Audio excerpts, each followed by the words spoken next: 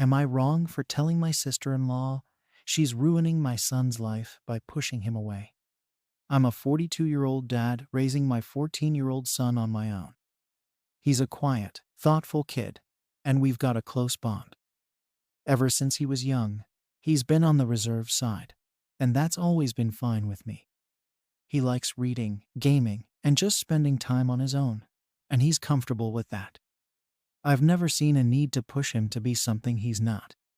My sister-in-law, Sarah, though, seems to think differently. Sarah is 33, a high-energy businesswoman who's very outgoing and has strong opinions about pretty much everything. She's the kind of person who believes everyone should live by her standards, and she doesn't really take no for an answer. To her, my son's quiet personality is something that needs fixing. From the start, she's been vocal about how reserved he is, which she clearly sees as a problem. Over time, she's tried getting more involved, saying she just wants to help him break out of his shell. At first, I tried to be polite. I'd thank her for her concern and explain that he's happy the way he is. I thought she'd eventually get the hint and back off, but instead, she doubled down. She started suggesting different activities he should do, things like joining sports teams or going to social events. My son, though, isn't into that stuff, and every time she pushed, he'd just get more uncomfortable. It got to a point where he'd tense up whenever we had family gatherings because he knew she'd be on him about something. One recent family gathering was the final straw for me. It was supposed to be a relaxed day with relatives, just hanging out and having some food. My son was doing his thing, keeping to himself, but still around everyone, quietly observing, like he usually does. Sarah, as usual, decided this was her chance to work her magic. She organized some games for the family to play together, and when my son didn't want to join, she decided to make an issue out of it. She called him over, and I could see from a distance that he looked uncomfortable.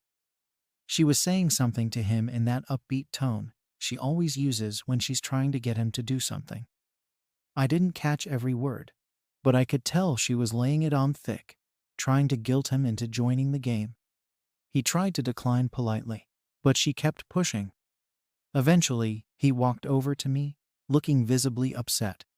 He didn't say much, just kind of hung close to me, but I could tell her comments had gotten to him. So, I went over to Sarah and told her she needed to back off. I said my son had a right to spend time how he wanted, and it wasn't her place to try and change him. That's when she hit me with a line that really got under my skin. She said, "You're failing him by letting him be like this. He's going to grow up to be an outsider if you don't do something about it." The way she said it, right in front of a few other family members who were within earshot, made it feel like a judgment, like she was questioning my parenting right there in public. I was stunned. I've been his main parent all these years, and I know him better than anyone. I know what he needs and what makes him happy.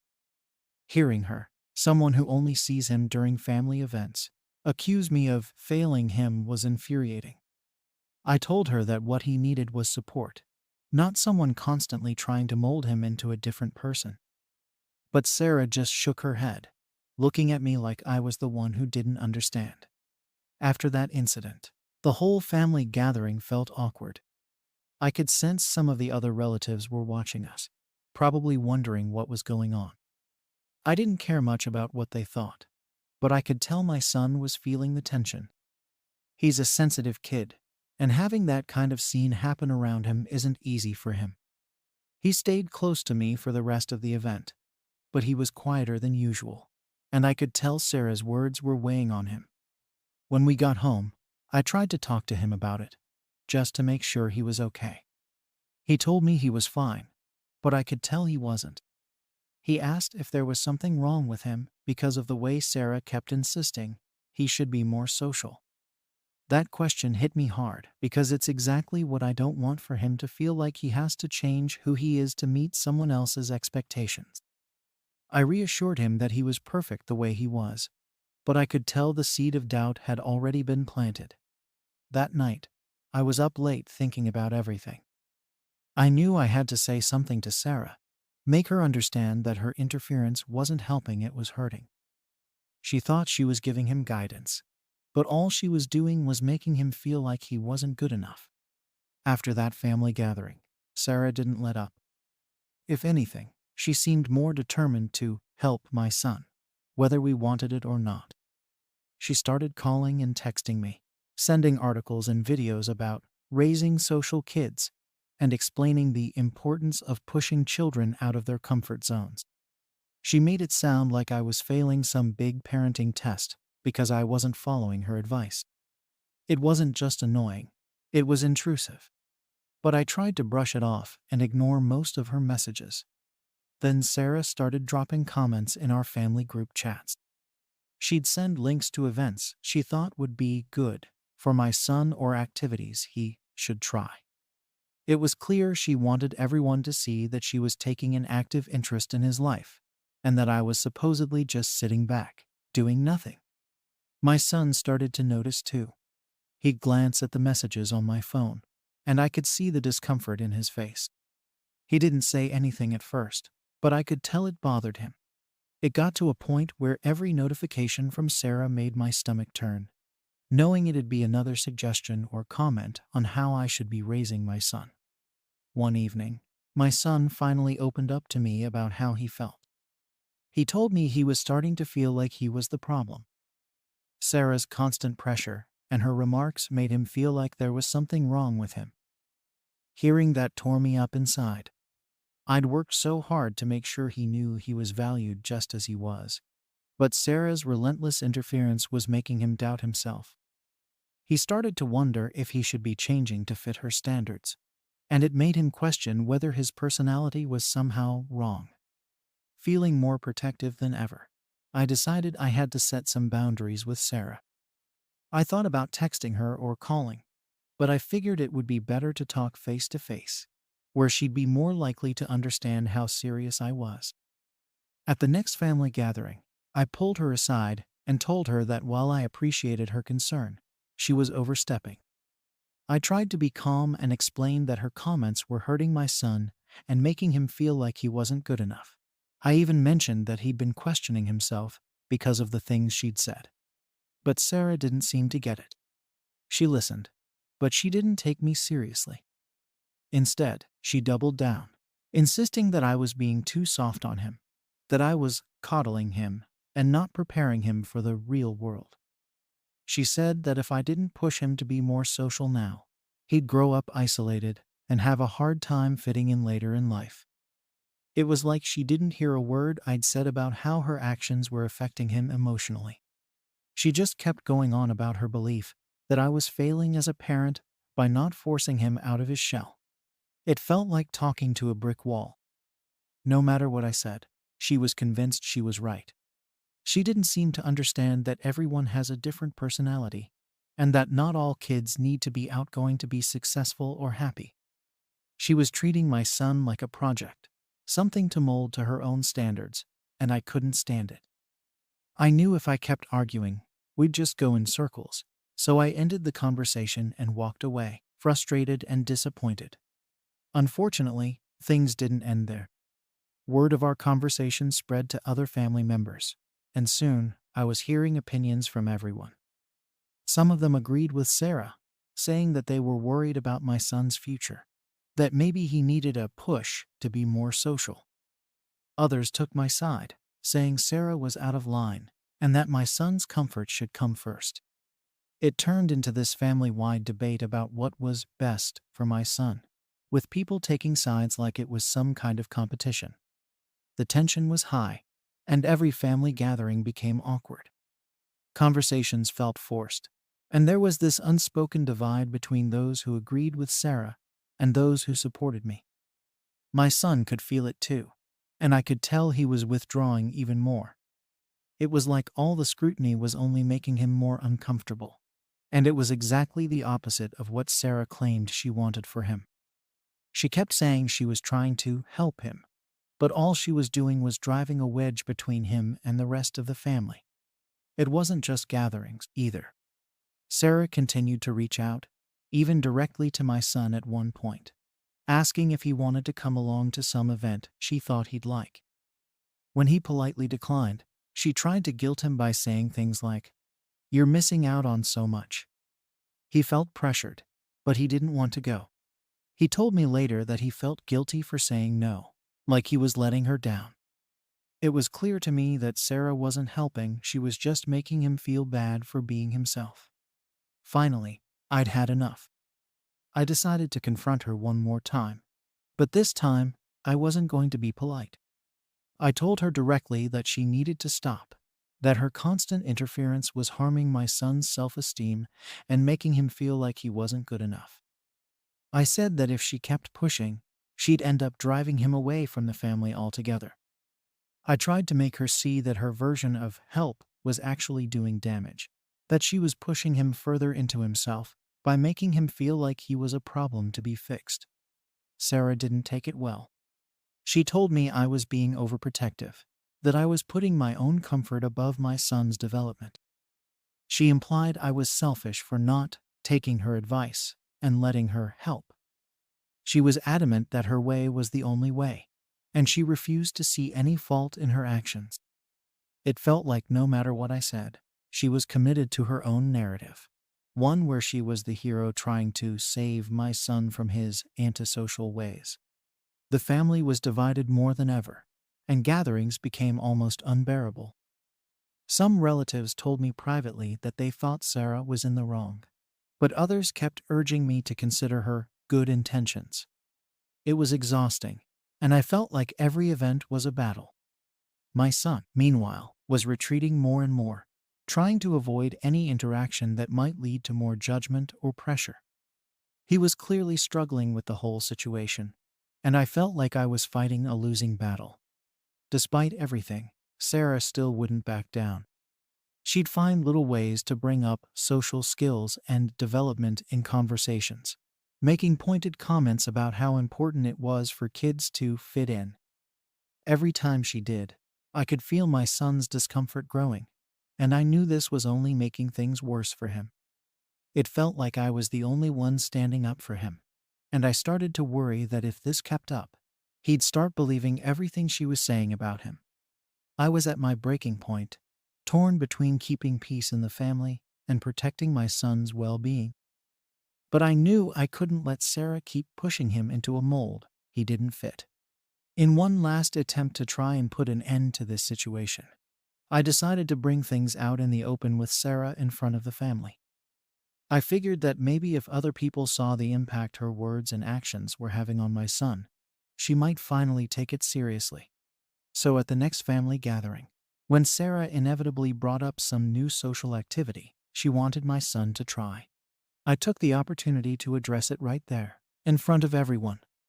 I calmly told Sarah that while I understood she wanted the best for my son, her constant comments about his personality were hurtful, not helpful. I explained, again, that he's comfortable being who he is, and that her attempts to change him were only making him feel worse. I said that he didn't need to be fixed, and that her interference was actually driving him further away from the family, not closer. She just shook her head, looking at me like I was missing the point. But at least some other family members started nodding along, finally seeming to understand. Sarah, of course, didn't back down. She turned to the family and went on about how I was being overly sensitive and overprotective. She said that kids need to be pushed out of their comfort zones to grow, and that my refusal to see that was what was hurting him. She accused me of giving up on my son, claiming I was setting him up to fail socially because I didn't have the courage to make him face the real world. By now, most of the family was awkwardly silent, clearly uncomfortable with the tension, but not wanting to step in. After that, family gatherings became a complete mess. Conversations were stilted, and everyone was walking on eggshells. Sarah kept finding ways to make comments about responsible parenting and developing social skills around me, thinly veiled digs at how I was handling things with my son. My son started asking if we had to go to these gatherings, saying he felt judged and unwelcome. He admitted that he felt like he was the reason everyone was so tense, like he was somehow the problem in the family. It broke my heart to hear that. And I felt this overwhelming guilt for not shielding him from all this sooner. I started skipping a few family events, thinking that maybe a bit of distance would help ease the tension. But then I'd get messages from family members, some asking why we weren't there and others hinting that Sarah was just trying to help and that maybe I was taking things too personally. Sarah, of course, didn't let up. She would text me, asking if I'd thought about her suggestions and reminding me that she was only concerned for my son's future. It felt like she was trying to guilt me into giving in, like I'd be a bad parent if I didn't listen to her. Eventually, I tried one more private conversation with Sarah, just her and me. I told her how much her comments were affecting my son and that her help was having the opposite effect. But, as usual, she brushed it off, saying that someday he'd thank her for it. She told me I was too soft, that I wasn't doing him any favors by letting him stay in his shell, and that if I didn't act soon, he'd be socially stunted for life. She was completely convinced she was in the right, and no amount of explaining seemed to make a difference. It was like talking to a wall. So I made the hard decision to pull back from family gatherings altogether. I knew it would cause even more drama, but I had to put my son's well-being first. I told a few family members that we needed some space, that the constant pressure wasn't good for him, and that he deserved to be in environments where he felt accepted. Some of them were understanding, but others kept pushing me to work things out with Sarah, saying that family was important and that it wasn't worth the division. They acted like this was just some little disagreement we could brush off, ignoring how much it was affecting my son. It wasn't long before Sarah got wind of our decision to stop attending family events, and she was furious. She called me, saying I was being selfish and that I was alienating my son from his family, all because I couldn't handle a little constructive criticism. She told me that I was coddling him, that by keeping him away, I was only reinforcing his antisocial behavior. I tried to stay calm, but hearing her blame me again just pushed me over the edge. I told her, once and for all, that my son didn't need fixing, that he deserved respect, and that her constant interference was not welcome. Since then, things have been tense, to say the least. Some family members understand, but others have made it clear they think I'm overreacting. Sarah has continued to reach out, insisting that she's right and that I'm making a mistake. My son is more at ease now that we're not going to family events, but there's still this lingering sense of guilt. He occasionally asks if we'll ever go back, and I can see the confusion in his eyes, wondering why his family couldn't just accept him as he is. So now I'm left wondering, did I overreact by cutting out these family gatherings to protect my son?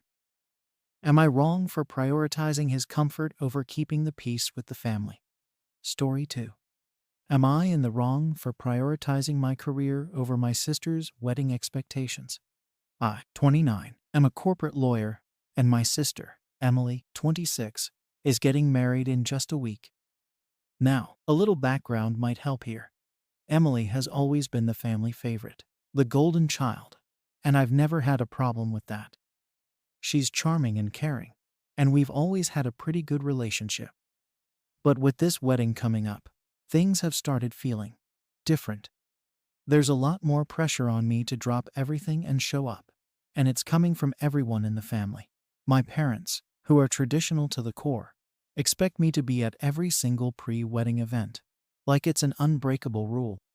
And it's not like I'm refusing to be there because I don't care, it's just that my work schedule is relentless. I'm a lawyer, which they all know isn't exactly a 9-to-5 job. Still, none of that seems to matter right now, not to them. Not with Emily's big day coming up. So, things took a turn last week.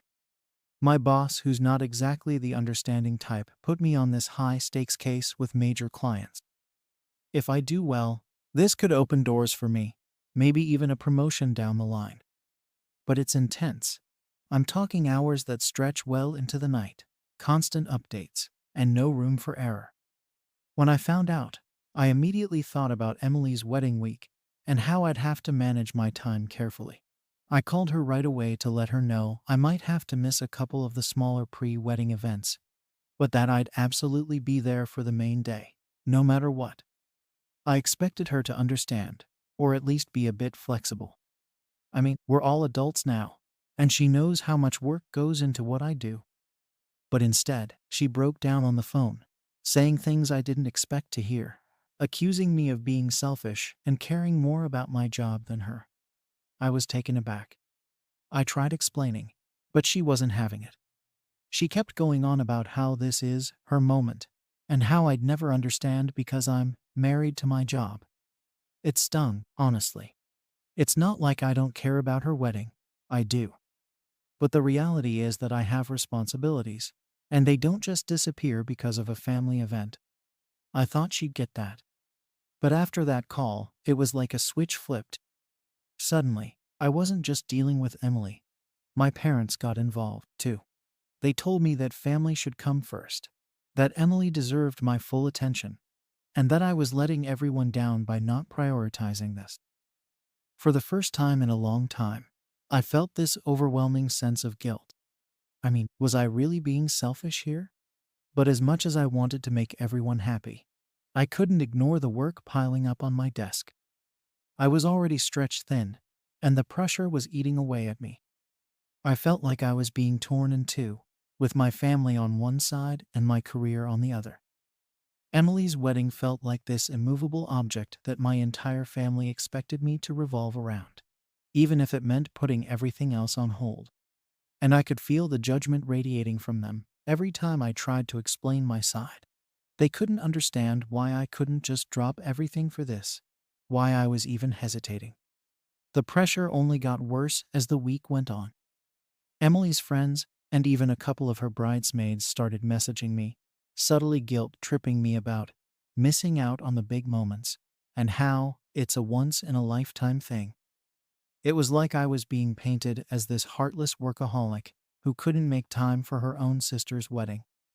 I was already running on fumes with everything at work, and now I had people piling on, making me question every choice I'd made. It started to mess with my head. I mean, maybe they were right. Maybe I was too focused on work. But at the same time, I'd worked hard to get to where I was. My career mattered, too. But no one seemed willing to see that. Every day felt like I was walking on eggshells. I'd come home from work exhausted, only to get these pointed comments from my parents about how some things are more important than money, or how a job can't be there for you like family can. It was exhausting, both physically and emotionally. And all I kept thinking was, did they really not see what I was trying to do? I wasn't ditching Emily's wedding. I was just trying to find a balance that would let me keep my job and still be there for her on the most important day. But to them, it was all or nothing. Then Emily dropped the bomb. She texted me saying that if I couldn't be there for the rest of the pre-wedding events, I might as well not come at all. I was stunned. My own sister, telling me to skip her wedding if I couldn't give her the time she wanted. I didn't know how to react. I tried calling her back, but she didn't answer. My parents, of course, told me to just let her cool off, but I could tell where they stood. In their eyes, I was being unreasonable. They kept saying things like, just take some time off, as if it were that easy. But anyone in a demanding job knows it's not. Asking for multiple days off a week before a big case. My boss would have my head. The rest of the week felt like a countdown to some inevitable showdown. I'd show up to work, put on my professional face, and power through the day, only to come home and deal with more tension. It was like living in two different worlds, neither of which understood or respected the other. And the closer we got to the wedding, the more isolated I felt. It was like I was the only one who saw things differently. To my family, this was a once-in-a-lifetime event that required full commitment, and anything less was a betrayal. Looking back, it's hard not to wonder if I could have done more to make things easier. Maybe I should have just sucked it up and tried to explain things to my boss sooner, taken the risk of asking for more time off. But at the same time, it didn't feel fair to me either. I'd worked my way up in this career, sacrificed so much to get here, and yet it felt like none of that mattered.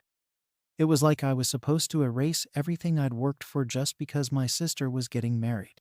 It felt like I was being asked to choose between my family and my own future. And here's the thing: I've always thought of myself as someone who values family. I've never been the kind of person to put my career above people I care about. And yet here I was, being told I was doing exactly that. It was like everything I believed about myself was being questioned. Emily, my parents, even her friends, they all seemed to think I was in the wrong. And the more they pushed, the more I started to doubt myself. I began to feel like maybe they were right. Maybe I was failing as a sister, as a daughter. But there was a part of me that couldn't shake the feeling that I was being put in an impossible position. So that's where things were. Me, juggling this massive workload, constantly being reminded that I was letting my family down, and my sister telling me she didn't even want me there if I couldn't be at everything. And with the wedding day approaching, I was running out of time to make things right, or at least figure out what right even looked like in this situation. It felt like no matter what choice I made, someone would be disappointed. Feeling like I was cornered and out of options, I decided that I'd have to make some kind of compromise if I wanted to salvage any sense of peace with my family. So I took a deep breath, went to my boss, and asked if there was any way I could take just one day off to attend a specific pre-wedding event. My boss wasn't exactly thrilled. They're not the type to offer flexibility, especially with something as big as this case on the line. But somehow, they agreed. It wasn't much, but it felt like a small victory. I figured showing up for even one event might show Emily and my family that I was making an effort, that I wasn't as distant or married to my job as they seemed to think. The event I managed to attend was Emily's bachelorette party. I rearranged my work schedule, pulled an all-nighter to finish everything in time, and showed up exhausted but determined to be there. I thought maybe Emily would appreciate the effort, or at least acknowledge that I was trying. But as soon as I got there, I could tell things were off. She barely acknowledged me, barely even looked in my direction. The entire night felt strained and uncomfortable, like I was some outsider who didn't belong. And it wasn't just her. Her friends were throwing me looks, whispering, and making it clear that they'd heard all about my lack of commitment. I couldn't believe it. Here I was, running on fumes just to be there, and it seemed like no one cared. I tried to make small talk, tried to connect with Emily, but she was cold and distant. It was like all the memories of us growing up together, all the good times, didn't matter anymore. In that moment, I felt like no matter what I did, it was never going to be enough for her or my family. I felt more alone than ever, sitting there with people who were supposed to be my family, but who were treating me like some outsider. After the party, I thought maybe things would improve. I figured maybe she'd see that I'd made an effort, and things would ease up a little. But that was wishful thinking. The next day, Emily didn't reach out, and my parents didn't say a word about me being there. Instead, they seemed more distant, like they were still disappointed in me for not being at every single event. It was frustrating. I'd gone out of my way to make it work, and it still wasn't enough. I began to realize that, in their eyes, anything less than complete devotion to this wedding was unacceptable. As the week went on, the tension only got worse. My parents kept making comments about how some things matter more than work, and how I was missing out on precious family moments. Every conversation felt like a lecture, like they were trying to guilt trip me into dropping everything. And the more they pushed, the more resentful I felt. It wasn't like I didn't care. I was doing my best to balance everything, to show up for my family without jeopardizing my career. But they couldn't see that. To them, I was just being selfish. At this point, I was completely worn out. My job was demanding, my family was constantly pressuring me, and I felt like I was being pulled in a million different directions. It was like I was expected to sacrifice everything I'd worked for just to prove that I cared. And it hurt, knowing that my family couldn't or wouldn't see the effort I was making. It felt like they'd all made up their minds that I was in the wrong, that I wasn't a good enough sister, and that anything I did to try and make things right was just dismissed as too little, too late. Then, Emily sent me another message. She said that if I couldn't be there for the rest of the pre-wedding events, she didn't want me at the wedding at all. I was floored. I tried calling her, tried reaching out to explain, but she ignored my calls. I couldn't believe it. My own sister was telling me that if I couldn't give her everything, she didn't want me there at all. It was a punch to the gut. I'd always thought that, no matter what, family would at least understand, even if they didn't agree. But now, it felt like I was losing not just my sister, but my entire family. My parents didn't help either. When I tried to talk to them about it, they just brushed me off, saying I needed to think about my priorities. They kept repeating the same things, telling me that family comes first, and that I was letting everyone down. I started to feel like maybe they were right, like maybe I was really failing as a sister and a daughter. But at the same time, I knew I couldn't just drop everything for this wedding. My career mattered to me, and I'd worked so hard to get to where I was. It felt like I was being asked to choose between my family and my own future. And no matter what choice I made, I'd end up hurting someone. As the wedding day approached, I kept trying to find some middle ground, some way to be there for my family without completely abandoning my work. But every time I reached out, every time I tried to explain, it was like talking to a wall. They didn't want to hear it. To them, I was in the wrong end of story. And the more they ignored me, the more isolated I felt. It was like they'd all decided that I didn't deserve to be part of this family anymore, just because I couldn't be there for every single event. I even thought about just showing up to the wedding unannounced, just to prove that I cared. But then I wondered if that would even matter. Would they see it as a gesture? Or would they just think I was trying to make myself look good? It felt like no matter what I did, they'd see it in the worst possible light. I was trapped, stuck between a family that wouldn't accept anything less than total devotion and a career that demanded everything from me. And now, with just days left until the wedding, I still didn't know what to do. In a last-ditch effort to make things right, I pulled yet another all-nighter to clear my schedule for the rehearsal dinner, which I knew would be one of the most important events leading up to the wedding. My thinking was that if I could just make it to that, maybe it would show Emily and my parents that I was serious, that I was willing to compromise for the sake of family. I was running on barely any sleep, and I could already feel the stress of leaving my work unfinished piling up.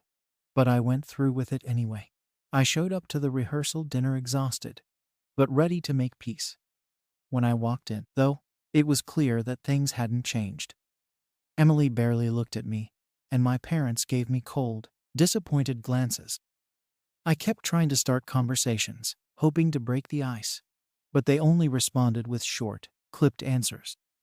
It felt like I was intruding on some event where I wasn't welcome, even though I was supposed to be part of it. The vibe was completely off. Everyone else was chatting, laughing, enjoying themselves, while I was sitting there, feeling like an outsider in my own family. Halfway through the dinner, my parents pulled me aside. I thought, finally, maybe they'd understand that I was trying. But instead, they gave me another lecture about my priorities. They kept saying how important this was to Emily, how family events like this only come once in a lifetime, and how disappointed they were that I couldn't be there for everything.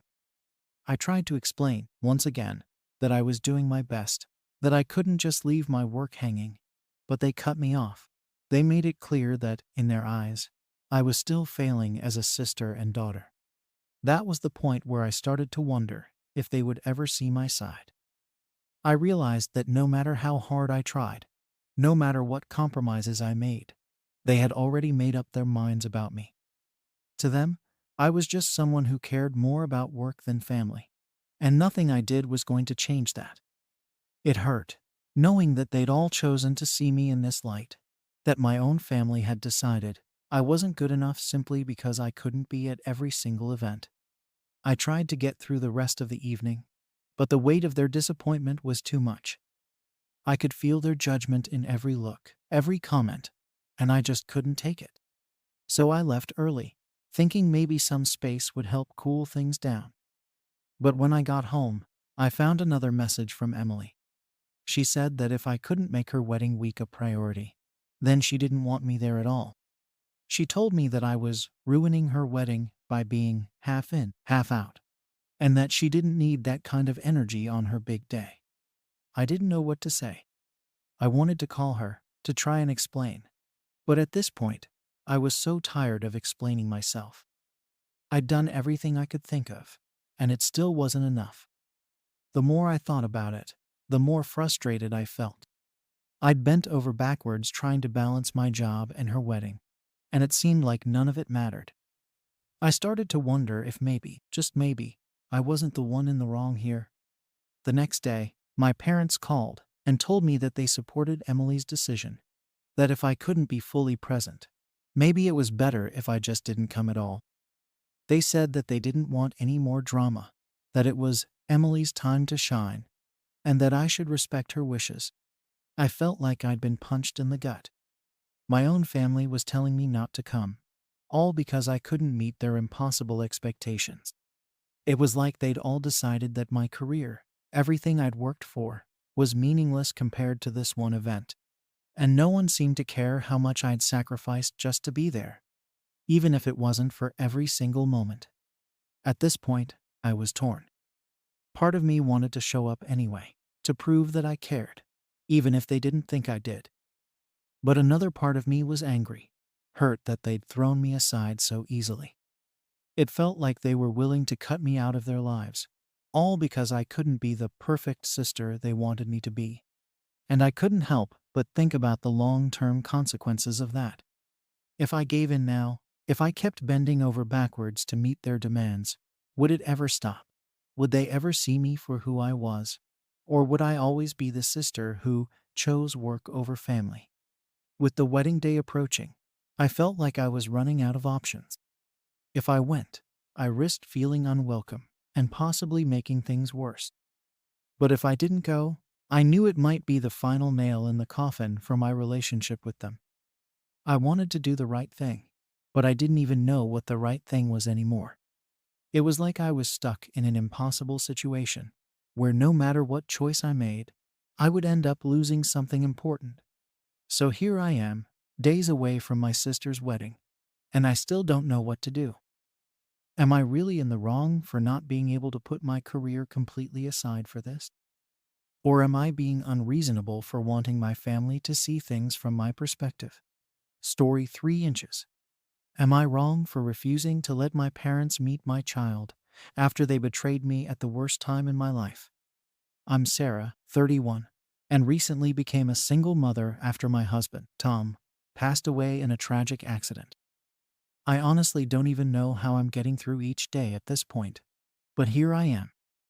My life was turned upside down, and on top of that, I had to navigate all this alone with my newborn son, Alex. I thought moving back to my hometown might help. I was hoping my parents could support me emotionally as I adjusted to life alone.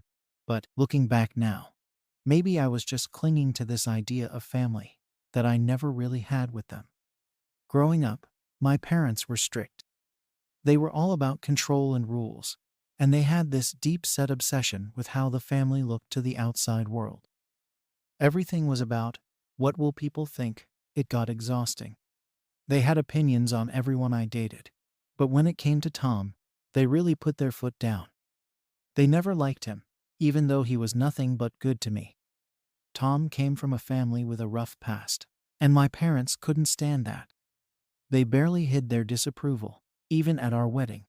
I thought things would get better once they saw how happy I was with him. But no, they just held on to their judgments. We eventually moved out of town, partly to have our own space, but honestly, also to get some distance from them. Tom himself had cut ties with his own family a long time ago. They were toxic, always pulling him down, and when he decided to leave them behind, he never looked back. It wasn't an easy decision, but he said he was done with their manipulation and endless drama. When we found out we were having Alex, He made it clear to me that he didn't want his family involved. He'd seen enough dysfunction growing up and wanted better for our child. I respected that.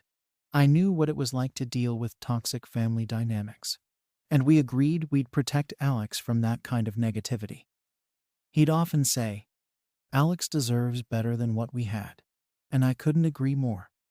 When Tom died, everything felt surreal.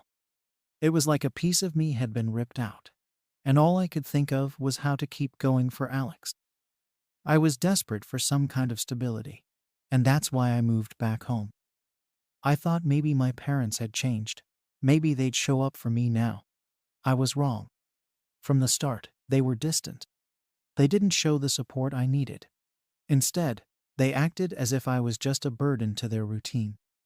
But I was still holding out hope. I wanted them to be part of Alex's life. So I tried to ignore their coldness. I'd visit them with Alex, hoping they'd eventually warm up. Then, a few months ago, I got a call from a mutual friend. She sounded hesitant. But eventually, she told me something I couldn't believe. My parents had reached out to Tom's family, the same people he'd worked so hard to distance us from. They'd invited them to town to meet Alex. I didn't even know how to process it. At first, I thought it was some kind of joke. I called my mom immediately, trying to understand what was going on. She didn't even deny it. She told me she was trying to keep family ties intact, as if it was the most natural thing in the world. I couldn't believe what I was hearing. I reminded her of everything Tom had gone through, everything we'd agreed upon. She just brushed it off, saying it was time to move on, and that I was too emotional. She said Alex had the right to know his family, even if Tom had disagreed. My dad chimed in, saying that family bonds should come before anything, even past grievances. They made it sound like Tom's wishes didn't matter, like they could decide what was best for my child without considering how I felt about it. I was stunned. Here I was, still grieving, and they thought they had the right to ignore everything Tom and I had planned for Alex. It felt like a betrayal on every level. They couldn't respect my boundaries or Tom's wishes. I started to realize that they never really cared about what I wanted. It was always about their idea of family and duty. For them, it was more important to maintain this image of family unity, even if it meant throwing me under the bus. I couldn't shake the feeling that they didn't respect me as a mother or as an adult. The worst part was that they acted like I was the one in the wrong. My mom told me I needed to get over it, and that holding on to Tom's wishes was unhealthy. She said I was letting my grief cloud my judgment, as if I didn't know what was best for my own child. My dad backed her up, saying I should be grateful they were helping me keep Alex connected to his roots. It was like they were ganging up on me, trying to make me feel guilty for wanting to protect my child from a toxic family. After that conversation, I didn't know what to do. I tried to explain my side, but they wouldn't listen. They just kept insisting they were in the right, that they were doing this for Alex's sake. It was like talking to a wall. I started to doubt myself, wondering if maybe they were right, if I was being too emotional. But then I remembered all the things Tom had told me about his family, all the reasons he'd cut them off. He'd trusted me to keep Alex away from that life, and I knew I couldn't let my parents trample all over his wishes. The whole situation escalated quickly. I started getting calls and texts from other family members, and even some old friends, telling me I was overreacting. It was clear that my parents had spread their side of the story, making it sound like I was the bad guy, keeping my son away from his family. They made me look like I was bitter and vengeful, like I was using Alex to punish them. People started saying I was depriving Alex of family, and that he'd grow up resenting me for it. I felt like I was being painted as the villain in my own life. I was torn. Part of me wanted to stand my ground, to protect Alex the way Tom would have wanted. But the other part of me started to feel guilty. What if they were right? What if I was being too harsh? Everyone around me seemed to think I was overreacting, and it made me question everything. It felt like I was being pushed into a corner, forced to choose between honoring Tom's wishes and keeping the peace with my parents. After days of this back and forth, I tried talking to my parents again, hoping they'd understand if I explained it one more time. But they wouldn't budge. They were convinced they were in the right, that I was just being unreasonable. My mom even said that Alex would thank her someday for keeping him connected to his heritage. I couldn't believe how arrogant they were being. It was like they didn't even see me as a person with my own choices. To them, I was just an obstacle in their way. By the end of that conversation, I knew I had to set some boundaries. I told them that if they couldn't respect my wishes, I couldn't let them be around Alex. I said I needed space, that I didn't want to see them until they could respect my decisions as his mother. My mom scoffed and called me ungrateful, saying I was punishing them for no reason. My dad just looked at me like I was some kind of disappointment, like I'd failed them somehow. It was one of the hardest things I've ever had to do. But I knew I couldn't keep letting them undermine me. Since then, the tension has only grown. My parents haven't backed down. If anything, they've doubled down. They've been telling everyone in town that I'm cutting them off, that I'm using Alex as a weapon. I feel like I'm being judged by everyone around me, all because I tried to stand up for myself and my son. It's exhausting, and I'm honestly not sure how much longer I can keep fighting this battle on my own. I felt like my life had turned into one big argument. After that last confrontation with my parents, I was left reeling. I thought they might eventually come around, or at least try to see things from my perspective. But it was clear they weren't going to back down.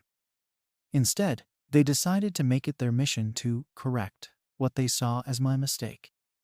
They seemed to think that they were the real victims in all of this, and that I was just being an emotional, difficult daughter who couldn't appreciate their help. The worst part was that it didn't stop with them. Soon, word of our family issues started spreading around town. I don't even know how many people they told, but it seemed like everyone I ran into had heard their side of the story. Some people would give me these looks, like I was some heartless daughter who'd cut off her parents for no good reason. Others outright asked me about it, trying to gently suggest that I should let go of the past and let my parents be part of Alex's life. It was incredibly frustrating. Here I was, just trying to do what I thought was best for my son. And suddenly everyone seemed to have an opinion on how I should handle my own family. It felt like every conversation was some version of the same lecture. Family is family, Sarah, they'd say, or, don't you think Alex deserves to know all his relatives? I was constantly defending myself, trying to explain that this wasn't just some petty grudge. Tom and I had made a decision together to keep his family at a distance, and I was just trying to honor that. But it didn't seem to matter to anyone. They all acted like I was being unreasonable, like I was hurting Alex by not giving him the chance to know every possible relative.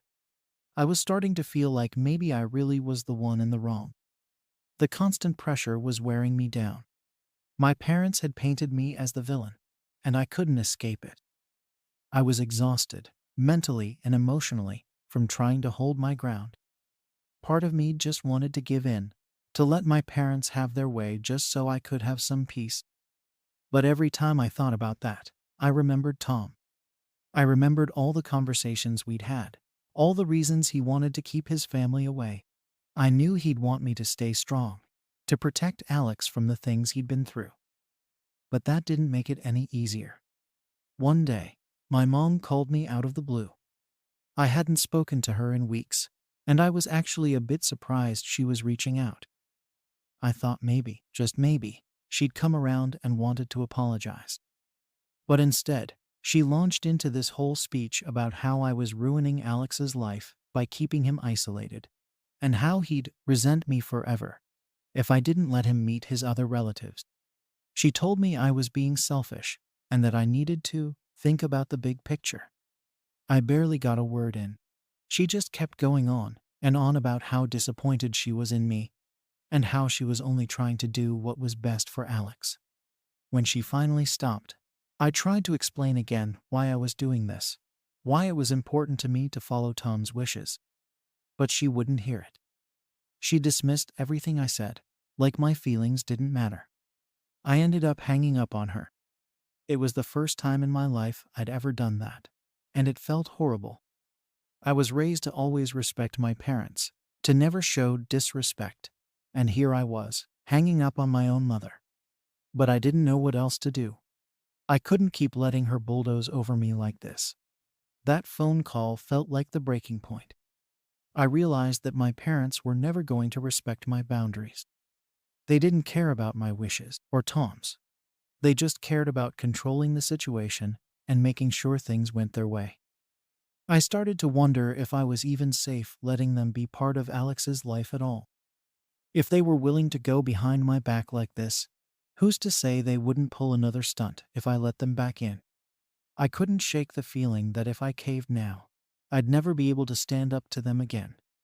But then, just when I thought things couldn't get any worse, my parents decided to take it a step further. A few days later, I found out they'd contacted Tom's family again. This time, they'd actually arranged a visit. I found out when one of Tom's cousins messaged me, saying they'd be in town soon and were looking forward to meeting the little one. I felt like the ground had been ripped out from under me. My parents hadn't just overstepped, they'd completely disregarded my boundaries, ignored everything I'd said, and actively tried to undermine me as a mother. I didn't even know how to react at first. I felt this mix of anger, betrayal, and utter disbelief. I couldn't believe they'd do something like this after everything I'd said. It was like they were determined to prove that my opinions didn't matter, that they could do whatever they wanted, and I'd just have to deal with it. I called them immediately, furious, demanding to know what they were thinking. My mom actually had the nerve to tell me that she was tired of waiting for me to come around, and that she'd decided to take matters into her own hands. That was it for me. I told her in no uncertain terms that I was done. I said that if she couldn't respect me as Alex's mother, then she didn't get to be part of his life. She tried to argue, but I was done listening. I told her I needed time, that I wasn't going to let her see Alex until she respected my decisions. She got angry, of course, and started throwing all kinds of accusations my way, calling me ungrateful, saying I was tearing the family apart. But I stood my ground.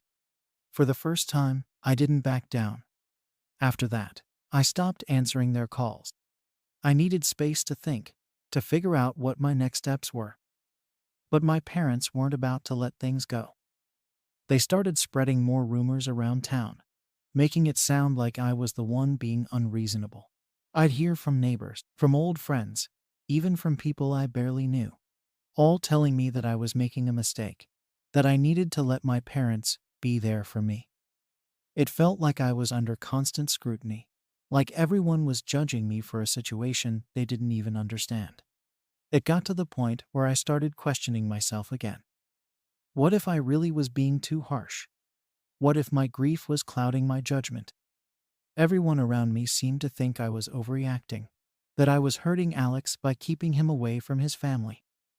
But then I'd think about everything my parents had done, all the ways they'd crossed the line, and I'd remember why I was doing this in the first place.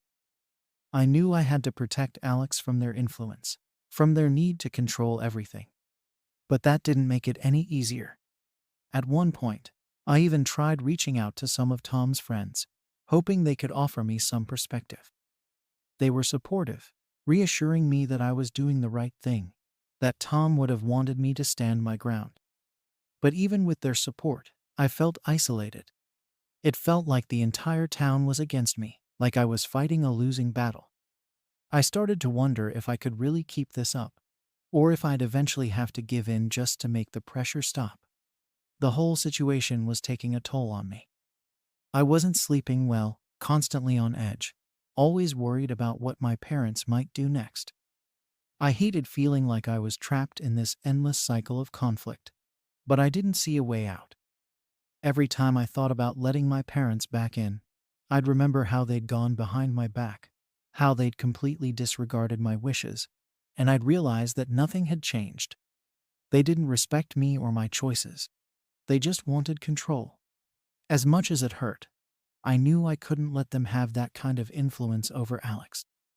I couldn't let them undermine everything Tom and I had worked for, everything we'd wanted for our son. But standing up to them felt like I was pushing a boulder uphill, with everyone around me trying to pull me back down. It was exhausting, and I didn't know how much longer I could keep fighting this battle alone. After weeks of this constant back and forth with my parents, I decided I couldn't keep going on like this. I was mentally drained, constantly worried, and felt like I was always looking over my shoulder, waiting for the next thing they'd do. I needed a break. I needed some space to figure out what was best for Alex and me without my parents' interference. So, I made the decision to go low contact with them. I stopped visiting, stopped taking their calls, and didn't bring Alex around anymore. It wasn't an easy choice, but it felt necessary. I figured that some distance would help us all cool down, and maybe they'd finally understand how serious I was about setting these boundaries. I didn't want to cut them out of our lives forever, but I needed them to understand that I wouldn't tolerate them going behind my back. For a while, it seemed like this approach might actually work. Things went quiet. My parents stopped calling, and I wasn't hearing any new rumors around town. I started to feel like maybe, just maybe, they'd accepted my decision. I began to relax a bit, thinking the worst of it was over. I even started considering the possibility of re-establishing contact eventually, once I felt ready. But, as I should have expected by now, it didn't last. One day, completely out of the blue, I received a message from my mom. She sounded almost apologetic, telling me she understood that I was grieving and that she just wanted us to move forward as a family. She asked if we could meet up to talk things over, and I'll admit, I was a little hopeful. Maybe she'd finally come to her senses. I was willing to give her one more chance, so I agreed to meet at a nearby coffee shop while my friend watched Alex. When I got there, my mom was waiting, looking uncharacteristically calm. She started off saying she was sorry for how things had escalated, but quickly shifted to saying that she was only acting out of love for Alex. She kept repeating that everything she did was to help me, that she just wanted Alex to know his family. I sat there, listening, feeling like I'd heard it all before. She kept trying to make it sound like she'd done me some big favor by going against my wishes, as if I should be grateful. Then she dropped another bomb. Apparently, she'd decided that since I wouldn't let her do things the easy way, she was planning to take legal action to secure grandparents' rights. I couldn't believe it. Here I was, trying to set reasonable boundaries, and now she was threatening to take me to court to force her way into Alex's life. I felt like I was living in some kind of nightmare. The audacity of it all left me speechless. My own mother was willing to drag me through a legal battle just to get her way. I told her, as calmly as I could manage, that she needed to stop. I explained that this was not just a grieving phase or some overreaction, but a decision I'd made for Alex's well-being. But she refused to listen.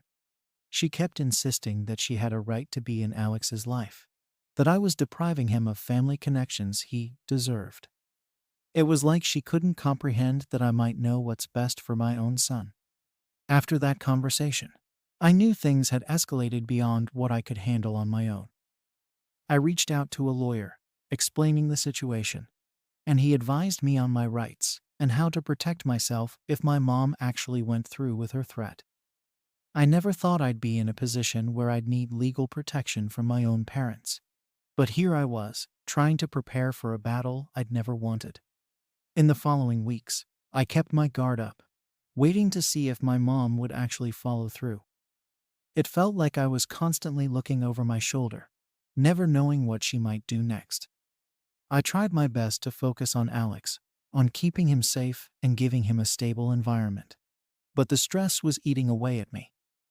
Every time I heard from someone in town, I'd brace myself, wondering if they'd bring up my mom's latest move or accuse me of ruining the family. Then, one evening, I got a call from my dad. He sounded different. There was no anger, no accusations. Instead, he sounded tired, almost resigned. He asked if we could talk, just the two of us, without my mom involved. Against my better judgment, I agreed. I wanted to believe that maybe he was ready to see things from my perspective. When we met, my dad admitted that he hadn't fully understood why I was so adamant about keeping Tom's family away from Alex. He said he'd never known much about the issues Tom had with his family, and he'd just assumed I was being overly emotional because of the grief. He actually apologized, saying he wished he'd listened to me sooner. I felt a small sense of relief, like maybe things could finally calm down. But then he told me something that threw me completely off guard. Apparently, my mom had already contacted a lawyer about filing for grandparents' rights, and she was determined to follow through if I didn't give in. My dad said he didn't agree with her approach, but that he didn't know how to stop her. He warned me that she was going to keep pushing, that she was dead set on getting her way, no matter what it took. Hearing that, any small hope I'd had that this might all blow over was gone. I realized that my mom wasn't just being stubborn. She was willing to tear our family apart over this. She didn't care about my feelings, about my boundaries, or even about what was best for Alex. She only cared about control, about forcing her way in no matter the cost. It broke something in me, knowing my own mother would go to such lengths to undermine me as a parent. I thanked my dad for being honest with me, but I made it clear that I couldn't let my mom dictate my life like this. I told him that if she wanted a fight, I was ready to protect my son and my boundaries, no matter what it took. He looked sad, but he didn't argue. I think he finally understood that I wasn't backing down. Now, I'm left wondering what's next. My mom hasn't made any official moves yet, but I can feel it looming over me.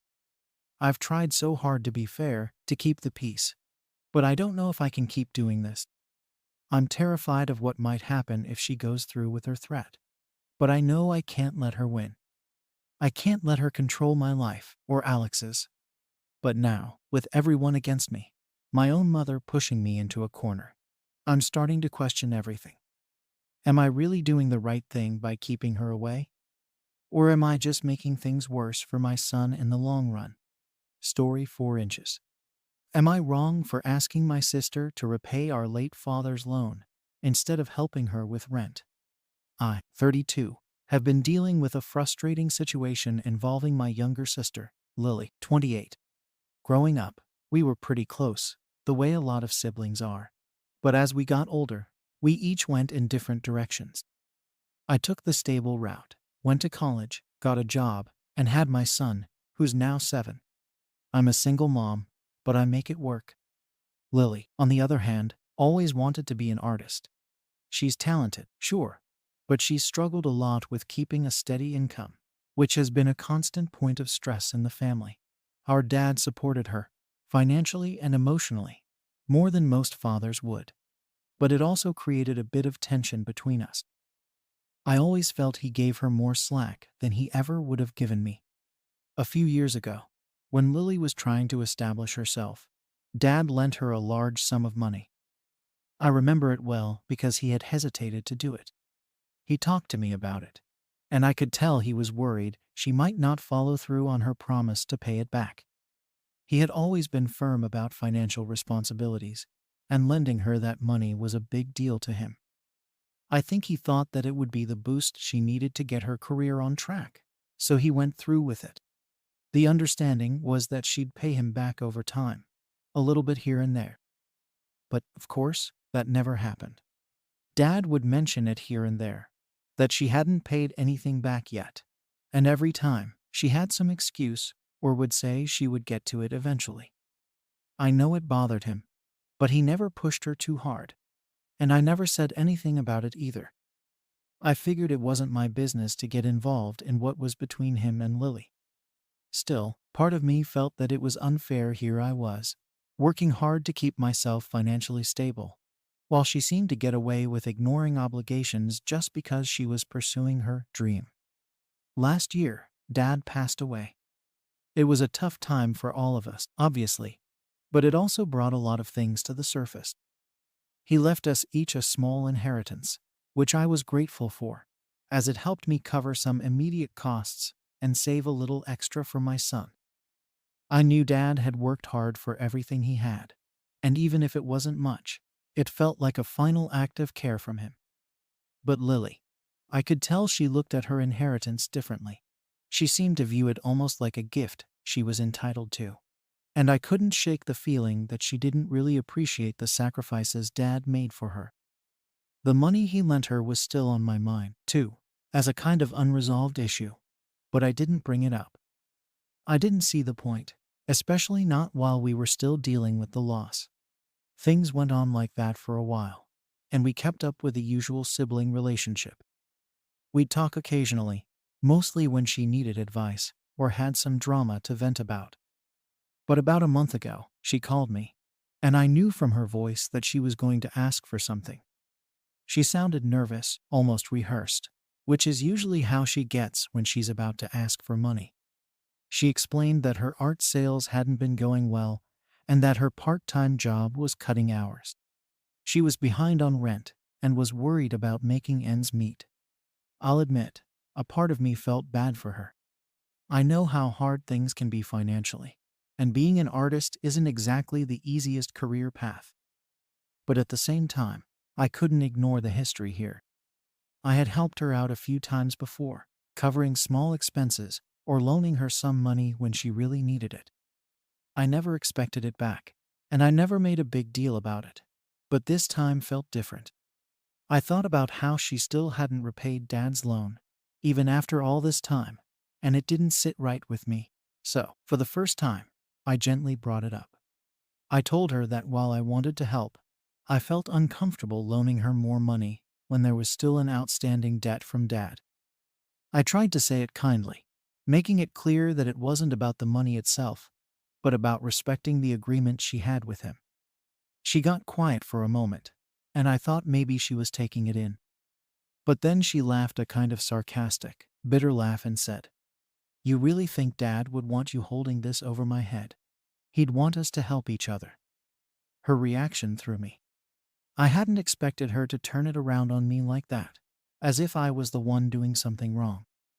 I tried to stay calm, explaining that it wasn't about punishment or holding anything over her head. It was about honoring Dad's wishes, but she wasn't having it. She said I was being stingy and selfish, and that family should support each other. It was frustrating because she made it sound like I was being unreasonable when, in reality, I felt she was the one ignoring a clear obligation. She hung up after that, leaving me feeling irritated and a bit guilty, which I hated because I felt I hadn't done anything wrong. A few days later, I started getting calls from our family members. Apparently, Lily had told them about our conversation, but of course, she left out the part about Dad's loan. She'd made it sound like I was refusing to help her in her time of need. And now, I was getting calls from our aunt and a few cousins, all saying I should let it go and help my sister. They kept telling me that family is more important than money, and that Dad would have wanted us to support each other.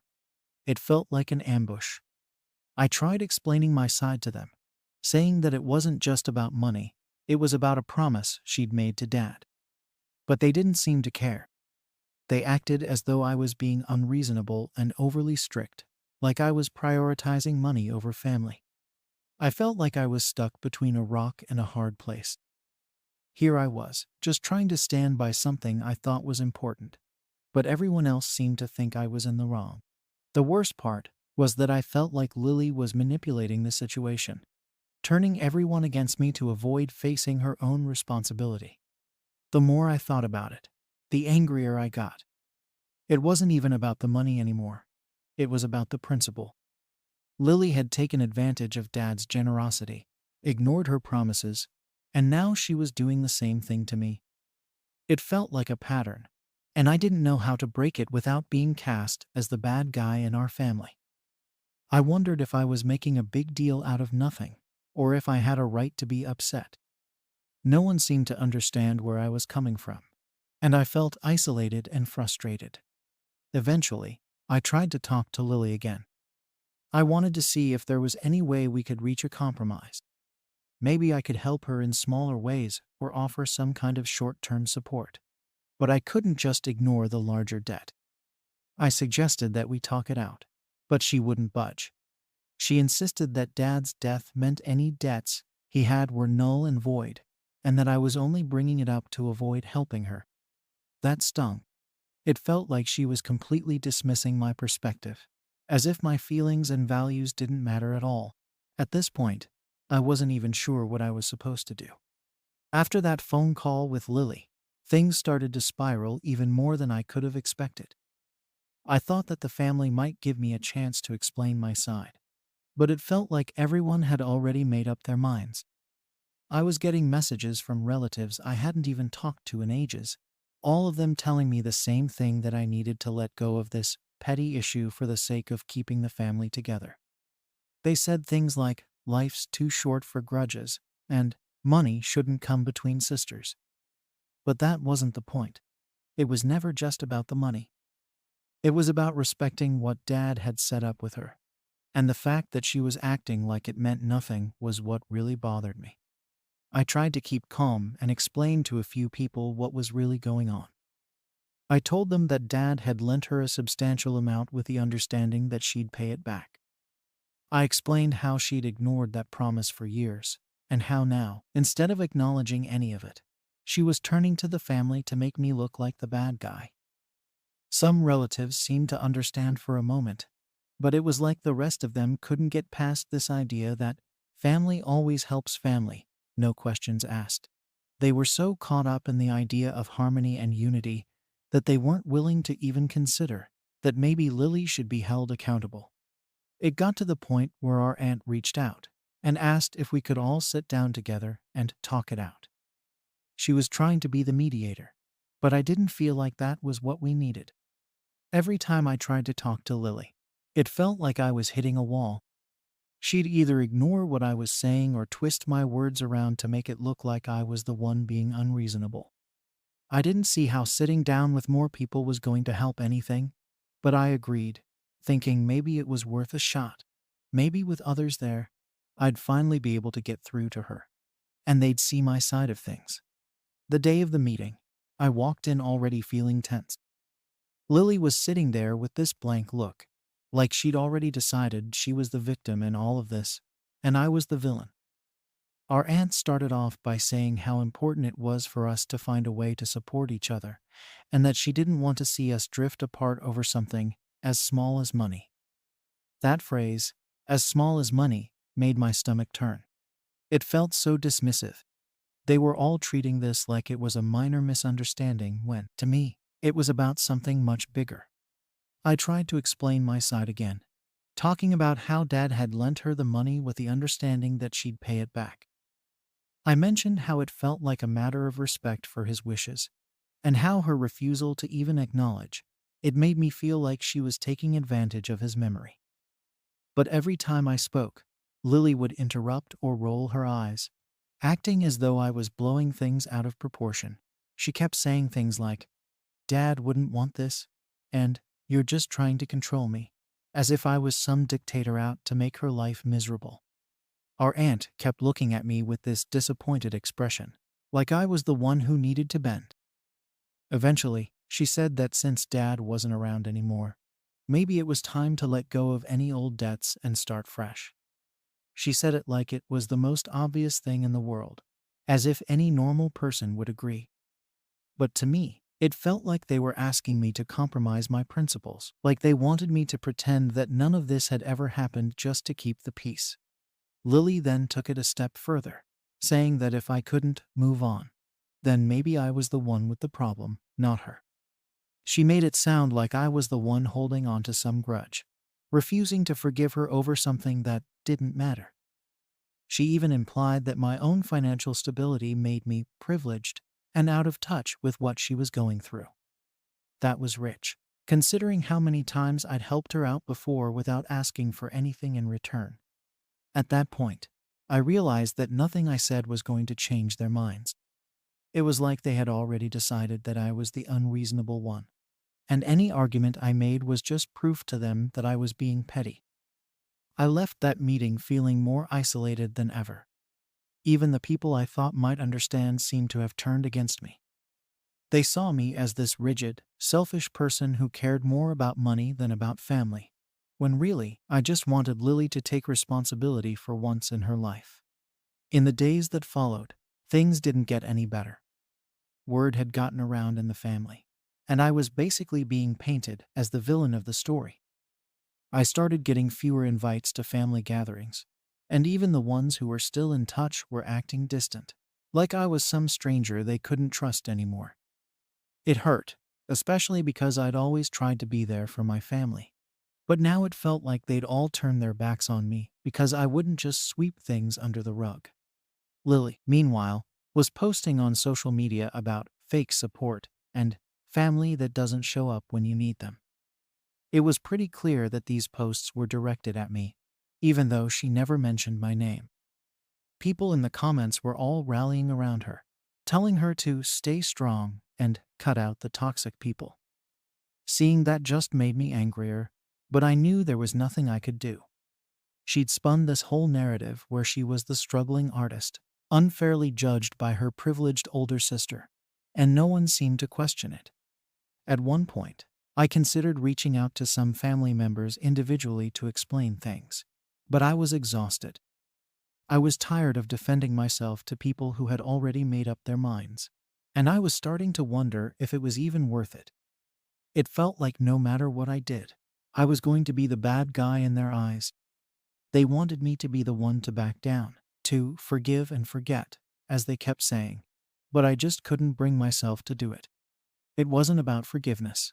It was about respect and accountability. Then, Lily reached out again, this time suggesting that we could move on as a family if I would just let go of the past. She acted like she was offering an olive branch, but to me, it felt manipulative. It was like she was saying that our relationship depended entirely on my willingness to overlook everything that had happened, as if her own actions didn't play any role in this at all. I told her that I wasn't trying to hold anything over her, but that I just wanted her to acknowledge her responsibility. She brushed it off, saying I was being stubborn and unable to forgive. So here I am, stuck in this impossible situation where I'm being painted as the villain simply because I won't ignore my own principles. I feel like I'm being forced to choose between my values and my family, and no matter what I choose, I'm the one who ends up looking like the bad guy. After everything with the family meeting and Lily's social media stunts, I tried to pull back from the situation. It was exhausting being constantly painted as the villain just because I wouldn't ignore Dad's wishes. The whole family seemed to be convinced that I was the one holding a grudge, and honestly, it was just draining to keep defending myself. I stopped answering most calls and texts from relatives, figuring maybe some distance would help cool things off. I thought that if I gave everyone time, they might eventually see that this wasn't as black and white as Lily was making it out to be. But, of course, Lily wasn't going to let it go that easily. A few days after I had stopped engaging, she sent me this long message saying how she felt betrayed by me and how she couldn't believe I was putting money over family. She said I was tearing the family apart and that I needed to let go of my pride and help her out. I could barely read the whole message without feeling this mix of frustration and sadness. She really believed that I was the one causing the rift, that somehow I was the one in the wrong for not giving in to her demands. It was like she didn't understand, or maybe just didn't care, that this was about more than just money. It was about honoring Dad's trust and the agreement they'd made. To make matters worse, Lily had apparently talked to some of her friends about it too. I started getting messages from people I didn't even know, lecturing me about supporting family and calling me selfish. It was like she'd recruited an army of people who didn't know the full story to try to guilt me into giving her what she wanted.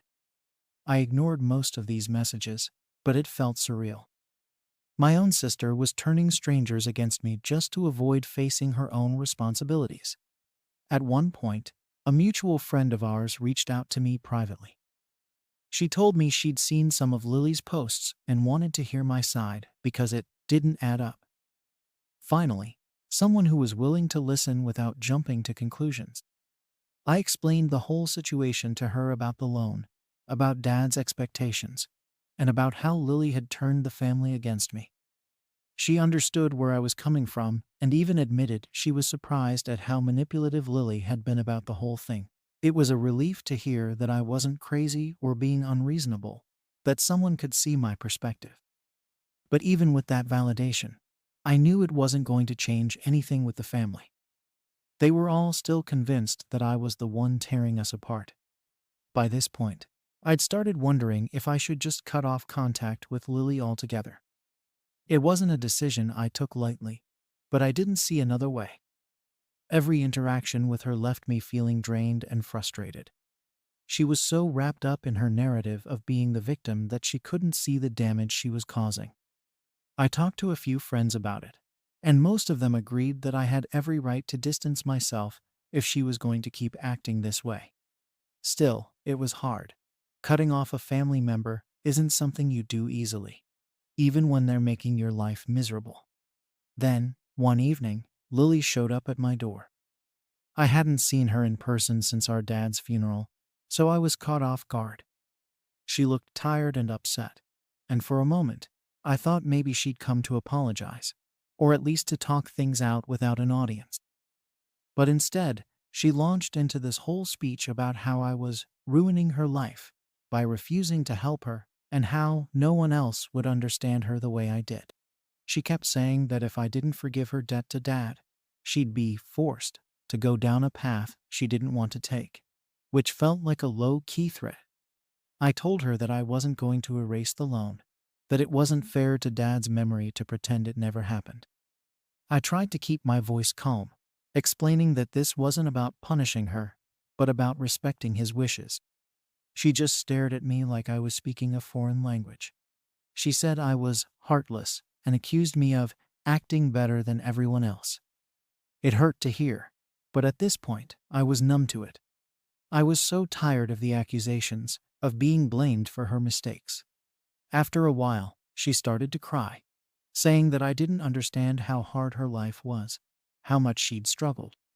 She kept bringing up things from our past, trying to guilt-trip me, but I could see right through it. I told her that I loved her and that I wanted the best for her, but that didn't mean enabling her behavior. She didn't take it well.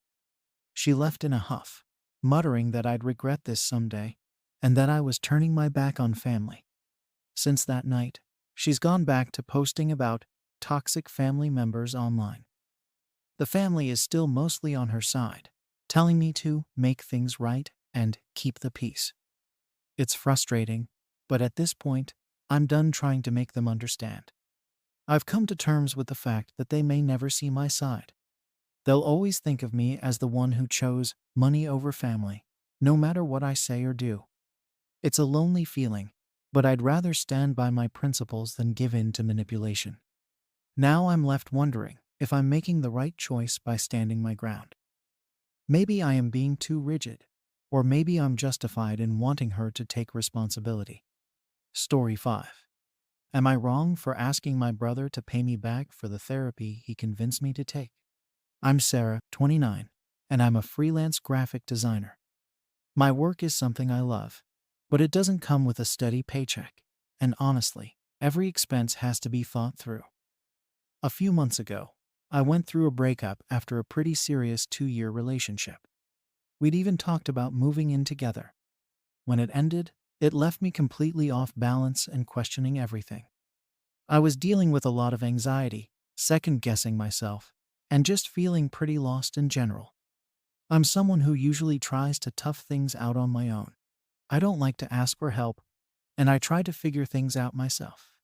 Enter my younger brother, Jake, who's 25 and works in marketing. Jake has a very solid income, always knows exactly what to say to make a point, and believes he knows best in almost any situation. He's confident, maybe even a little too confident, and doesn't have much patience for people who don't take his advice. He's also someone who's very vocal about mental health and self-care, which is great. But sometimes he pushes it to a level where it feels a bit invasive. I'd barely started processing the breakup when Jake started in on me, saying I needed therapy. Every time we talked, he'd bring it up, and it went from gentle encouragement to basically telling me I'd never get my life back on track unless I saw someone.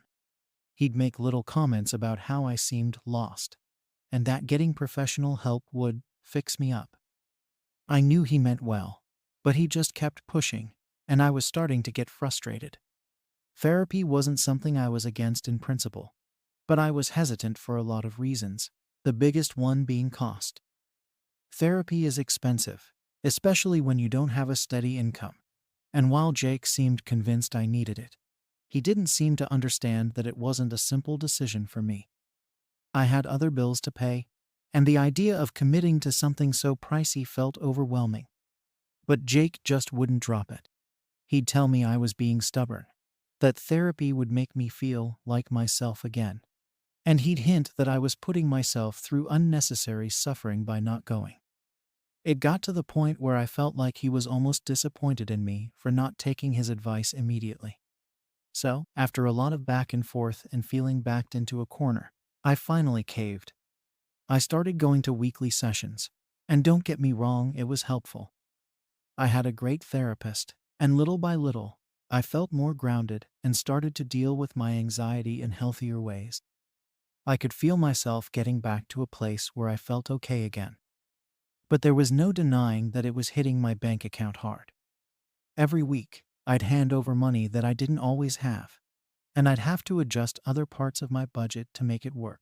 Sometimes, I'd have to pass on small things, like going out with friends or buying something new for my apartment, just so I could afford my therapy sessions.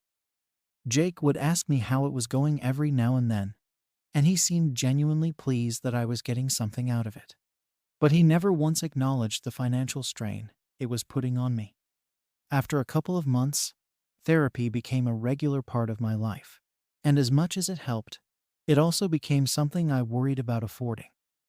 Every time I booked a session, I'd think about how much it was going to set me back financially, but I felt like I couldn't just stop.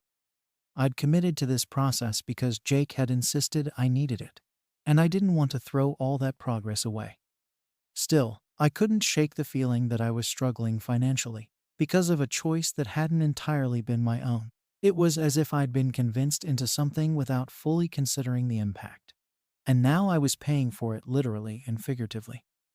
Jake didn't seem to have any clue that I was barely managing to keep up with my finances, and I didn't bring it up because, honestly, I felt a little embarrassed.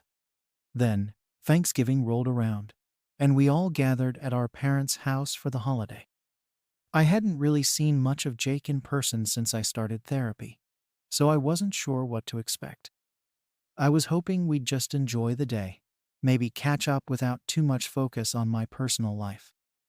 But as soon as everyone was sitting around the table, Jake started talking about how he'd helped me by convincing me to go to therapy.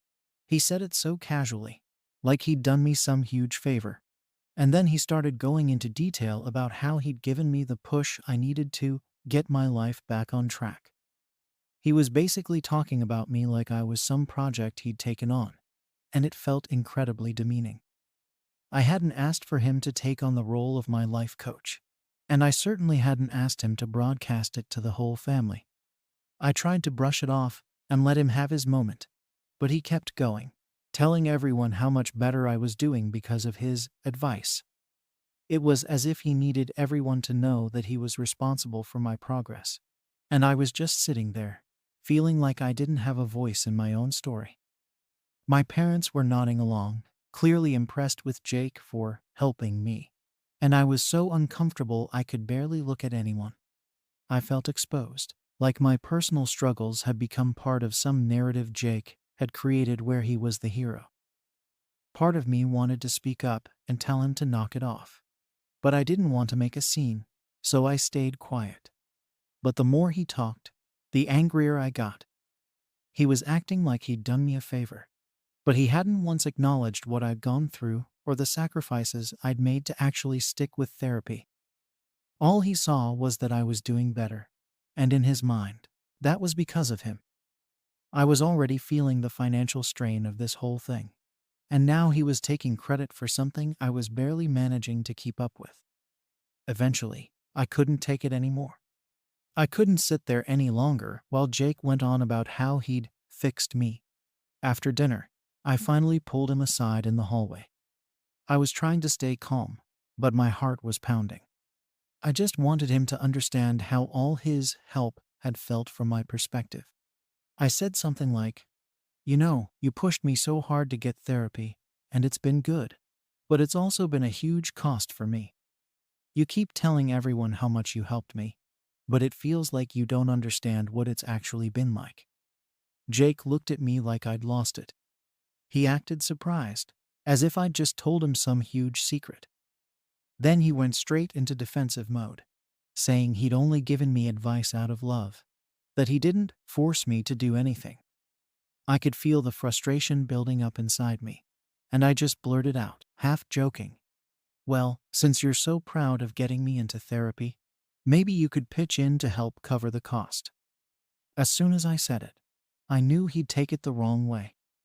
Jake has never been good with criticism, especially when it comes to something he feels he's done right. He looked at me like I was completely out of line, and he shot back that I was being ungrateful. He said he'd given me the push I needed to improve my life, and now I was trying to guilt trip him into paying for it. It felt like he was twisting everything I'd said to make himself look like the victim, and I honestly didn't know how to respond. I wanted him to see where I was coming from, but instead, it was like I'd insulted him by even bringing it up. After that, things got awkward, and I just walked away. I didn't want to get into a bigger argument, especially not at a family gathering. But the whole situation left a bad taste in my mouth. I'd been struggling financially, making sacrifices just to keep up with therapy, and all I wanted was for Jake to acknowledge that this hadn't been easy. Instead, he'd turned it around and made it seem like I was in the wrong for even suggesting he help. I felt like I was the one being punished for trying to take his advice. The rest of the evening was tense. My other siblings must have noticed something was off, because they kept giving me weird looks, but no one said anything. I did my best to act normal, but I felt this knot in my stomach that just wouldn't go away. I kept thinking about all the little things I'd given up to make therapy work, like skipping out on social plans or cutting back on things I enjoyed. And now here was Jake, taking all the credit as if he'd single-handedly transformed my life. It felt like he was completely ignoring the actual work and sacrifices I'd put in. Later on, my sister pulled me aside and asked what was going on. I told her what had happened, and she was surprisingly understanding. She said she'd noticed how Jake had been taking credit for my progress, too, and that it had rubbed her the wrong way. She even admitted she thought Jake sometimes overstepped with his advice, and that he could be a little too controlling. Hearing her say that made me feel a little better, like maybe I wasn't crazy for feeling the way I did. But it didn't change the fact that Jake and I were now on completely different pages, and I didn't know how to fix it. A couple of days later, Jake and I hadn't really spoken, and I felt like things were just left hanging. I kept replaying our argument in my head, wondering if I'd been too harsh, or if maybe I was wrong to expect anything from him. I knew he'd pushed me to do something that was ultimately good for me, but it didn't sit right with me that he'd taken no responsibility for the financial strain it had caused. It was like he saw himself as some kind of savior, and I was just supposed to be grateful without asking for anything in return. In the days that followed, my parents started picking up on the tension between us, and my mom finally asked me what was going on. I gave her a watered-down version of the story, just saying that Jake had pushed me to go to therapy and that I was struggling a bit with the cost. My mom nodded and said she understood, but she didn't seem to want to get involved. She told me that maybe Jake had a point, that therapy was important, and that it was probably worth the expense. I felt like I wasn't being heard at all. As the days went by, I started to doubt myself more and more. Maybe I was just being unreasonable. Maybe I was expecting too much by hoping Jake would acknowledge the financial burden he'd nudged me into. But another part of me felt that it wasn't fair to be put in this position, all because Jake had insisted I needed something I wasn't ready for financially. It felt like he'd convinced me to take on this responsibility. And now that I was struggling, he didn't want to hear about it. I kept mulling over the whole situation for weeks after that Thanksgiving dinner. Jake and I still hadn't really spoken about it again, and I felt like I was just left hanging, replaying our argument over and over. It wasn't just the fact that he hadn't offered to help financially, it was how he seemed so oblivious to the strain he'd put me under. He had pushed me toward therapy, practically demanded that I do it. And now he couldn't see why I might be struggling to keep up. Every time I tried to bring it up, he would just make it sound like I was attacking him for trying to help. I tried to focus on work, but even that wasn't the same. Freelancing is unpredictable, and I found myself picking up projects I wasn't thrilled about just to make sure I could keep paying for therapy. I knew therapy was helping, but I was starting to feel like the financial stress was undoing some of the good it was doing for my mental health. I was constantly tense, worried about money, and it just didn't feel fair that Jake had played such a big role in this decision, but had no interest in the consequences. One night, I ended up talking to a close friend about everything, hoping for some clarity. She was sympathetic and told me I wasn't wrong to feel the way I did, but she also pointed out that Jake probably had no idea how much therapy actually cost, or what it was like to have to worry about each session's expense. She thought maybe Jake really did think he was just giving advice and didn't realize the impact his words had. She suggested that maybe I should sit down with him again, explain the financial side, and see if that made any difference. So, after going back and forth on it, I decided to try one more conversation with him. I figured if I could just explain things clearly, maybe he'd finally understand where I was coming from. I called him and asked if we could meet up for coffee, and he agreed, although he sounded a little wary. When we met, I tried to keep things as calm as possible. I explained how tight my finances had been, and that, while I appreciated the push to get therapy, it had been a huge expense that I wasn't fully prepared for. I said I just wanted him to understand the full picture. At first, he seemed to listen, but then he cut me off and started saying he didn't understand why I was bringing all this up again. He said he'd given me advice, and it wasn't his fault if I decided to follow it. It felt like he wasn't hearing a single thing I was trying to say. I tried to explain that I wasn't blaming him for my choice, but that it would mean a lot if he could acknowledge how much of an impact his encouragement had had on my life, both good and bad. But Jake just brushed it off, saying he couldn't be responsible for every decision I made. At that point, I felt like I was talking to a wall. I could tell he was done with the conversation, and honestly, I didn't have the energy to push it any further. I left feeling worse than before, like I'd just put myself out there for nothing. It felt like Jake would never see things from my perspective. In his mind, he'd just given me advice, and anything else that came from it was my responsibility alone. Since that conversation, I've been trying to move on and make peace with the fact that Jake just won't understand. I'm still going to therapy, still scraping by, but now with this extra weight of knowing that my own brother doesn't seem to care about the consequences of the advice he'd forced on me. Part of me wonders if I should have just stuck to my own judgment in the first place, but it's too late for that now. So, I'm left wondering if I'm the one who's in the wrong here. Am I wrong for expecting my brother to take some responsibility for the impact his advice had on my finances? Or am I just being unreasonable? Story 6. Am I wrong for refusing to financially support my brother's wedding after he publicly called me selfish? I'm Sophia, 34, and I've always been the responsible one in the family. Ever since I started my boutique, I've been the one my family turns to for financial help. It started small, just little things, like covering a birthday gift or paying for a surprise bill when my brother Jake, 29, fell short. Then it gradually turned into bigger asks, especially from Jake, who has had his fair share of money troubles over the years. It's not like I haven't minded helping out, especially since I know how tight things can get. But recently, it started to feel more like an expectation than gratitude. So, my brother Jake, he's 5 years younger than me, And we've always had this sibling dynamic where he gets to play the young and carefree one, while I take on the role of the stable, older sister. He works in a job he's passionate about, but that doesn't pay well. Meanwhile, I've built my boutique from scratch and am finally starting to see some real financial security from it. I'm not rich by any means, but I'm comfortable. Comfortable enough that when family emergencies or needs come up, I've been able to chip in more often than not. Jake's engaged now to his girlfriend, and they're in full wedding planning mode.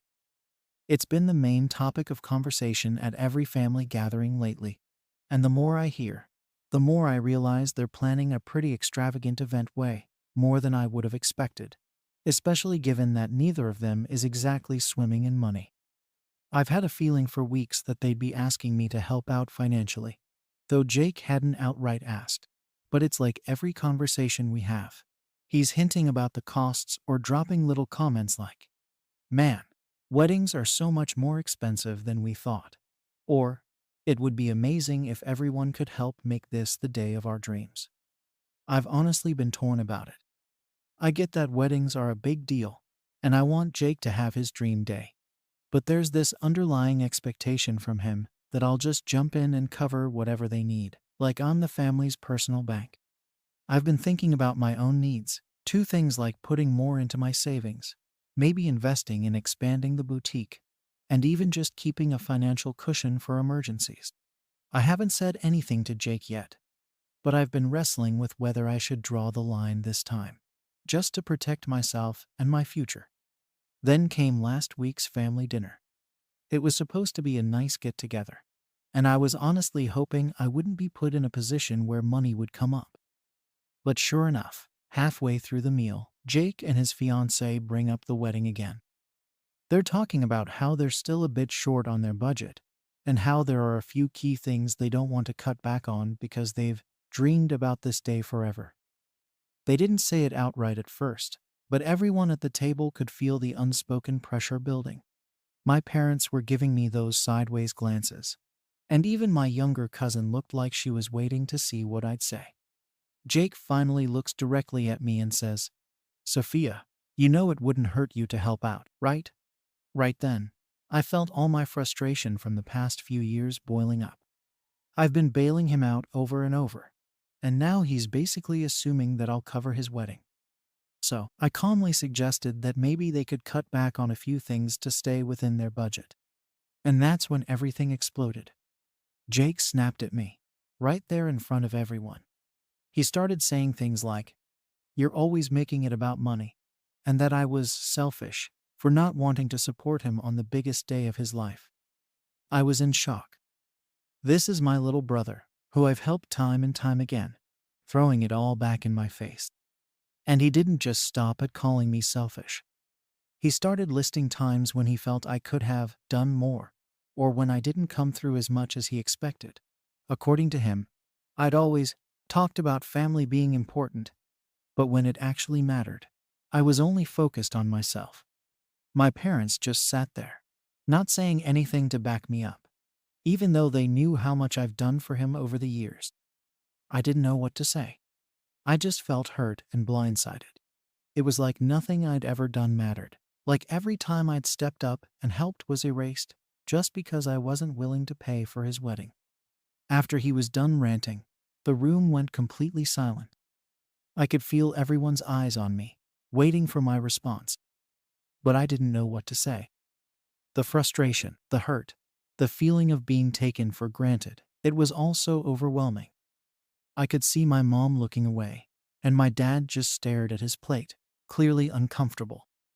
My brother's fiancée looked awkward, but she didn't say anything either, just sat there with this expression like she didn't want to get involved. It was humiliating and upsetting all at once. Eventually, I just told him that I'd think about it and tried to shift the conversation to something else. But the damage was already done. The rest of the dinner was tense, and as soon as I could, I made an excuse to leave. I needed some time to process everything that had just happened. It was like a switch had flipped, and suddenly I was this selfish person in Jake's eyes, just because I was finally starting to set a boundary.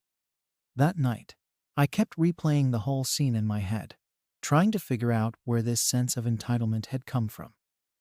I know weddings are stressful, and I get that everyone wants their day to be perfect. But it felt like Jake was willing to throw our whole relationship under the bus to get what he wanted. It's not like I haven't sacrificed for him before. I've covered his rent, his car payments, his bills, and now he's coming at me like I owe him this. The thing is, this isn't just about the wedding. It's about years of feeling like I'm the one everyone relies on and never getting any appreciation for it. My family has always leaned on me financially, but when I'm finally the one needing to take a step back, I'm treated like I'm breaking some unspoken rule. After that dinner, things were tense between Jake and me. He didn't reach out, and I didn't either. I was too hurt and confused, replaying everything he said over and over in my mind. I've been helping him financially for years, yet he acted like I was the one who had somehow let him down.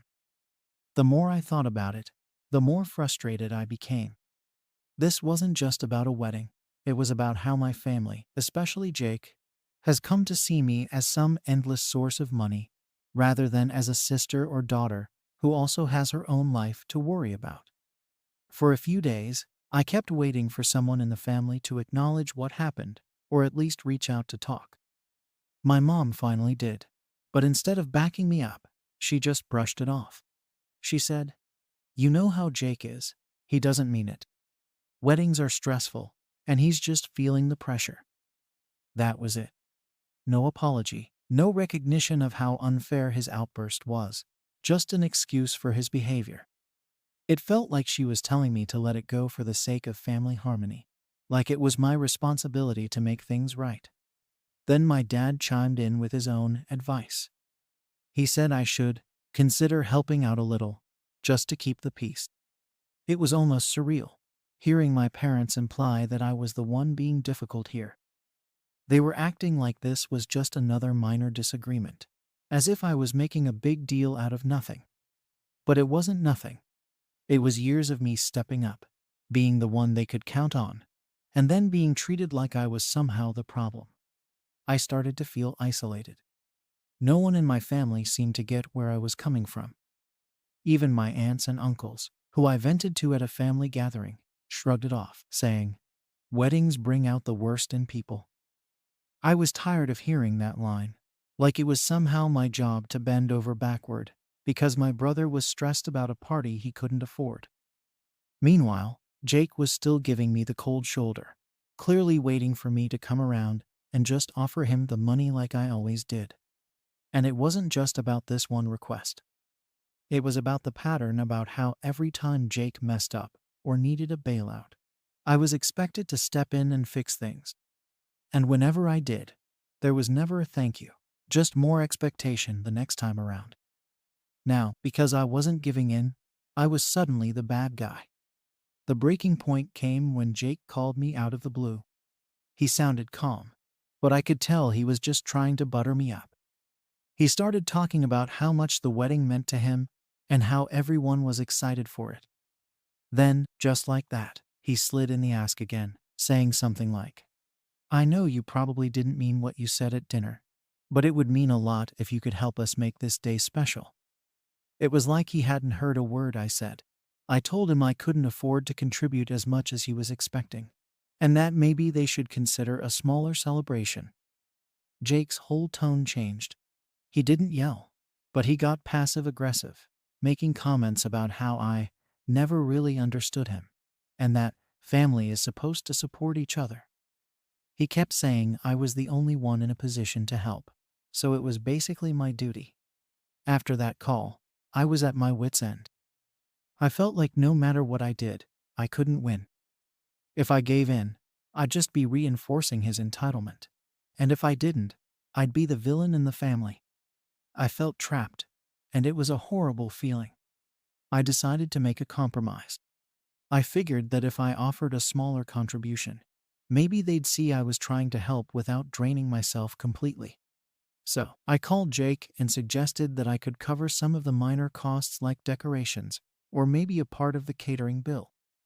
It wasn't the full amount he wanted, but it was something. and I hoped it would show that I wasn't just abandoning him. But Jake wasn't having it.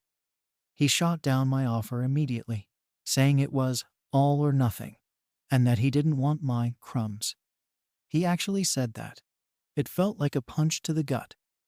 Here I was, trying to compromise, trying to still be supportive, and he was treating my help like it was worthless, unless it was exactly what he wanted. It was the most ungrateful, entitled response I could imagine.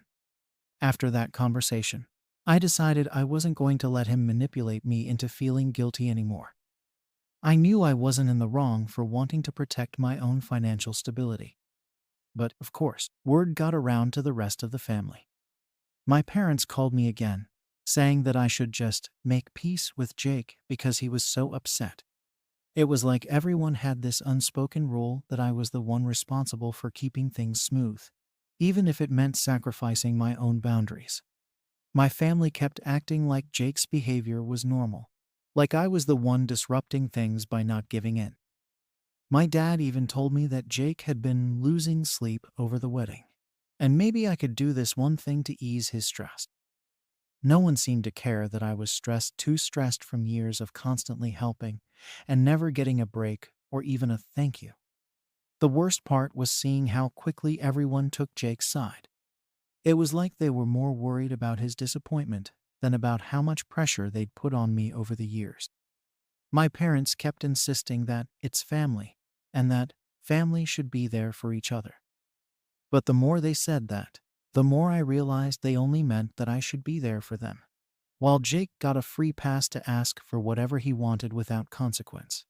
So, now we're barely speaking. Jake has made it clear that he won't accept anything less than the full amount he wants, and my family is quietly pressuring me to just give in to keep the peace. I've had cousins and even friends of the family calling me, subtly hinting that it would be such a shame if the wedding were affected by family drama. It's like they don't realize how hurtful all of this has been. Everyone keeps saying it's my responsibility to keep things calm, but no one seems to care about the toll it's taken on me. It feels like I'm just a wallet to them, someone who should put aside their own feelings and just do what's expected. And here I am, trying to figure out how to move forward, knowing that no matter what I do, someone's going to think I'm in the wrong. Since that last conversation, I decided to hold my ground. I wasn't going to give Jake the full amount he wanted, and I wasn't going to let my family guilt me into it either. I felt frustrated, exhausted, and honestly betrayed. I'd spent years helping my family out whenever they needed it, putting aside my own plans and needs just to make sure everyone else was okay. But now, because I wasn't willing to fund Jake's wedding, I was suddenly the selfish one, the one who was disrupting family harmony. For a while, I tried to ignore the constant, subtle pressure from everyone. My mom kept calling, dropping hints about how Jake was really struggling and how the family was counting on me. It felt like she was playing both sides, acknowledging that Jake had been harsh, but still expecting me to sweep it under the rug and make it right. My dad barely even spoke to me, and when he did, it was always the same line about how I needed to keep the peace. I felt like a broken record explaining that I was willing to help, just not in the way they wanted. At this point, Jake was refusing to talk to me directly.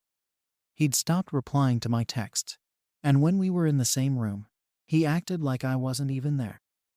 It was awkward and tense, and the rest of the family could feel it too. My parents kept saying, "He's hurt, Sophia. You know how much this wedding means to him." Like that was supposed to justify everything he'd said and done. But what about me? Did anyone care that I was hurt too? Eventually, I started getting messages from extended family members, people I rarely talked to, saying things like, "I heard about the situation with Jake. Weddings are a big deal, you know." It was infuriating. Clearly, Jake had been telling everyone his side of the story, painting me as the one who refused to help out of pure selfishness. No one seemed to understand or care that I was setting boundaries for the first time in years. One night, after yet another message from a distant cousin urging me to do the right thing, I finally lost it. I sent Jake a long message, explaining how much I'd done for him over the years and how hurtful it was that he was treating me this way. I reminded him of every time I'd bailed him out, every time I'd put my own needs aside to help him. I told him that I wasn't refusing to help out of spite, but because I needed to protect my own financial stability for once. I wanted him to understand that this was about more than just his wedding. It was about me finally standing up for myself. He didn't respond. Instead, my mom called the next day, saying that Jake had read the message and was really upset. She said that I'd gone too far, that I should have been more understanding of his situation. She even went so far as to say that maybe I was being ungrateful for the family I had, as if I hadn't spent years supporting them in every way I could. It was like nothing I said mattered, like my feelings and boundaries were just inconvenient obstacles in their plan to make Jake's wedding happen. I was so angry, I couldn't even respond. It felt like I was talking to a wall, like no matter what I said, they were going to see me as the problem. They wanted me to fall back in line, to keep doing what I'd always done without asking for anything in return. But I was tired of being taken for granted.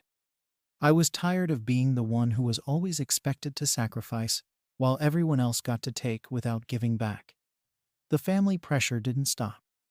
My parents kept hinting that the wedding would be ruined if I didn't help, that Jake was so stressed, and that I could make it all better if I just did my part. It was like they didn't even see me as a person anymore, just as a wallet with a responsibility to keep everyone else happy. I started to wonder if they'd ever actually appreciated what I'd done for them, or if they'd just come to expect it as a given, something they were entitled to without question. In the end, I stood my ground. I told my family that I'd made my offer, that I was willing to help in a smaller way, but I wasn't going to go beyond that. My mom cried, my dad sighed, and Jake went completely silent. It was like a standoff, with everyone waiting for me to cave, to change my mind. But I didn't. I knew that if I gave in now, it would never end. They'd keep coming to me every time they needed something, expecting me to fix everything without considering the toll it took on me. Now, the wedding is coming up soon, and things are still tense. I haven't talked to Jake in weeks, and my parents barely reach out, unless it's to drop another hint about the wedding. I feel like I'm caught between wanting to keep my family happy and wanting to stand up for myself. It's been exhausting, and I don't know if I made the right choice. Part of me wonders if I should have just gone along with it to keep the peace. But another part of me feels relieved that I finally set a boundary, even if it's cost me my family's approval. So now, here I am, wondering, am I wrong for refusing to fully fund my brother's wedding after he publicly accused me of being selfish? Story 7.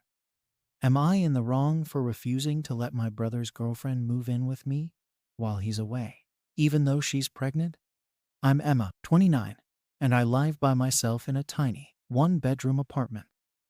It's in the middle of a busy city, but it's my own little sanctuary. I work as a graphic designer, which means I spend a lot of time at my desk, especially at home. My life is pretty routine, and I like it that way. I don't really have space for extra stuff, let alone for anyone else to move in. Honestly, I think I've gotten used to having my own space over the years, and even the thought of someone else being around too much can be overwhelming. My brother, Liam, is 25. We're close, but we have very different personalities. Where I crave routine and quiet, he's always been spontaneous and sociable, which probably explains why he joined the military last year. He just got deployed a couple of weeks ago, and right before he left, he asked if I'd keep an eye on his girlfriend, Sarah, while he was gone. Sarah and Liam have been together for about 8 months, so it's still kind of new, and things moved really quickly with them. In fact, Sarah's 4 months pregnant. When Liam asked me to keep an eye on her, I figured he meant to check in now and then, maybe go out for a coffee with her or something. I agreed, thinking it'd just be something casual and occasional. I didn't realize how quickly it would turn into something much bigger. About a week after Liam left, Sarah started texting me more often. I didn't think much of it at first because I figured she was just feeling a bit lonely. But then, one night, she asked if she could come over to talk. I said sure, and she came by, looking a little flustered. I offered her tea, we chatted a bit, and then, pretty casually, she brought up the idea of moving in. She said she'd feel a lot safer if she had family around while Liam was gone, especially with the baby on the way. She started talking about how overwhelming it is to be alone and how she doesn't have any family in the city. She even hinted that she was hoping I'd suggest it myself, given her situation. She said that moving in with me would help her feel more secure, that she wouldn't have to worry about things going wrong and being alone if something did. I was honestly stunned. I barely know Sarah. Before all this, I'd only met her a few times because their relationship has moved so fast. She seemed nice, sure, but we'd never really had a chance to get close. Plus, my apartment is small, and I'm so used to being on my own. The idea of suddenly sharing my space with someone, especially someone who's pregnant and dealing with a lot, made me feel uncomfortable. But I didn't know what to say in that moment. I didn't want to seem cold or uncaring, so I just sort of nodded and tried to stay neutral, while she kept talking about all the reasons she thought it would be best. When she realized I wasn't immediately agreeing, she got a little defensive. She said Liam would want her to be taken care of, that he wouldn't be okay with her being stressed and alone while she's carrying his child. She even started tearing up, saying she didn't have anyone else to turn to and didn't understand why I seemed hesitant. That was the first time I felt real pressure. It was like I was already being labeled as the selfish, unhelpful family member before I'd even had a chance to respond. I didn't want to make her feel worse, so I told her I'd think about it. She stayed a little longer, then left. But the whole conversation left me feeling uneasy. After she left, I sat there, thinking about it, trying to figure out why this felt so wrong to me. I mean, I get it. She's in a vulnerable spot, and she doesn't want to go through it alone. But was that really my responsibility? I have my own life, my own routines, and honestly, I didn't think it was fair of her to assume I'd be okay with such a big change. It's not like I'm the one who asked for this situation, you know. But even then, I thought maybe I was just overreacting. Maybe I was being too rigid. The next day, she texted me again, asking if I'd thought about it. I replied that I needed more time to figure things out. I didn't want to come across as flat out rejecting her, but I also wasn't ready to say yes. She seemed disappointed and started bringing up Liam again, how he would want her to feel safe and supported. She said she was already dealing with so much stress, and that the least I could do was help her feel a little less alone. Every message felt like another attempt to guilt me into agreeing. A few days later, she messaged me again, this time saying she was coming over to discuss things properly. I felt trapped, like I was being cornered into making a decision I didn't want to make. I thought about just texting her back to say no, but something stopped me. I didn't want to be that blunt, especially when she was clearly going through a rough time. So I let her come over again. When she arrived, she looked tired and a bit more agitated than before. She went over all the same points about why it would be good for her to stay with me, but she was more forceful this time. She kept talking about how important it was for her to feel secure, and how family is supposed to support each other in times of need. I tried to explain my side, that my place is small, that I work long hours, and that I'm not sure if I'm ready to share my space like that. But she brushed all of it off, saying I just have to get used to it, that these were the sacrifices family makes. I could feel myself getting more frustrated, but I didn't want to snap at her. So, instead, I told her I was sorry, but that I still wasn't sure if this was something I could agree to. She seemed hurt and left, barely saying goodbye. A few hours later, I got a call from my mom. Apparently, Sarah had told her about our conversation. And now my mom was all over me about how I should be helping out, how I was supposed to step up as a big sister. Mom was making it sound like it was my duty to make sure Sarah felt supported, especially since she's pregnant with my future niece or nephew. Mom kept going on about how I had an obligation, how family should come first, and how it was the least I could do given Sarah's situation. She even brought up how Liam was making a sacrifice by being in the military, like I owed him something by helping Sarah out in his absence. I tried explaining to her that it wasn't that simple, that it wasn't fair of them to expect me to rearrange my life like this, but she didn't seem to understand. Instead, she just kept pushing the whole family angle, how this was what family does in times of need. By the time I hung up with my mom, I felt like I was being boxed into a corner. It seemed like every time I tried to set a boundary, they would just push back harder. I felt guilty, but at the same time, I didn't feel like I was wrong for wanting to keep my space. After that call with my mom, I felt like I couldn't catch a break. My family was making it seem like I was turning my back on Sarah, and I was getting calls and messages from different relatives, all saying the same thing, that I should be more compassionate, that family looks after each other, especially in tough times like this. It was as if everyone decided that I was the designated support person just because I happened to live nearby, and every conversation seemed to end with them subtly, or not so subtly hinting that I was being selfish for not stepping up. I started feeling like I couldn't talk to anyone without them bringing up Sarah. Over the next few days, the pressure kept building. Sarah texted me regularly, and her messages had this underlying tone, like she was just expecting me to change my mind. I'd respond politely, trying to keep things light, but she'd always steer the conversation back to her staying with me. It was exhausting, like every time I opened my phone, there was another reminder that I wasn't doing enough. One afternoon, Sarah showed up at my door again, unannounced. She looked more frustrated this time, and the conversation was tense from the start. She told me she didn't understand why I was being so difficult about this, and said that I was the only person she felt comfortable with, especially with Liam being away. She even hinted that Liam would be disappointed in me for not helping her when she needed it the most. She started getting emotional, saying she was feeling more stressed and anxious by the day, and that having me there would make all the difference.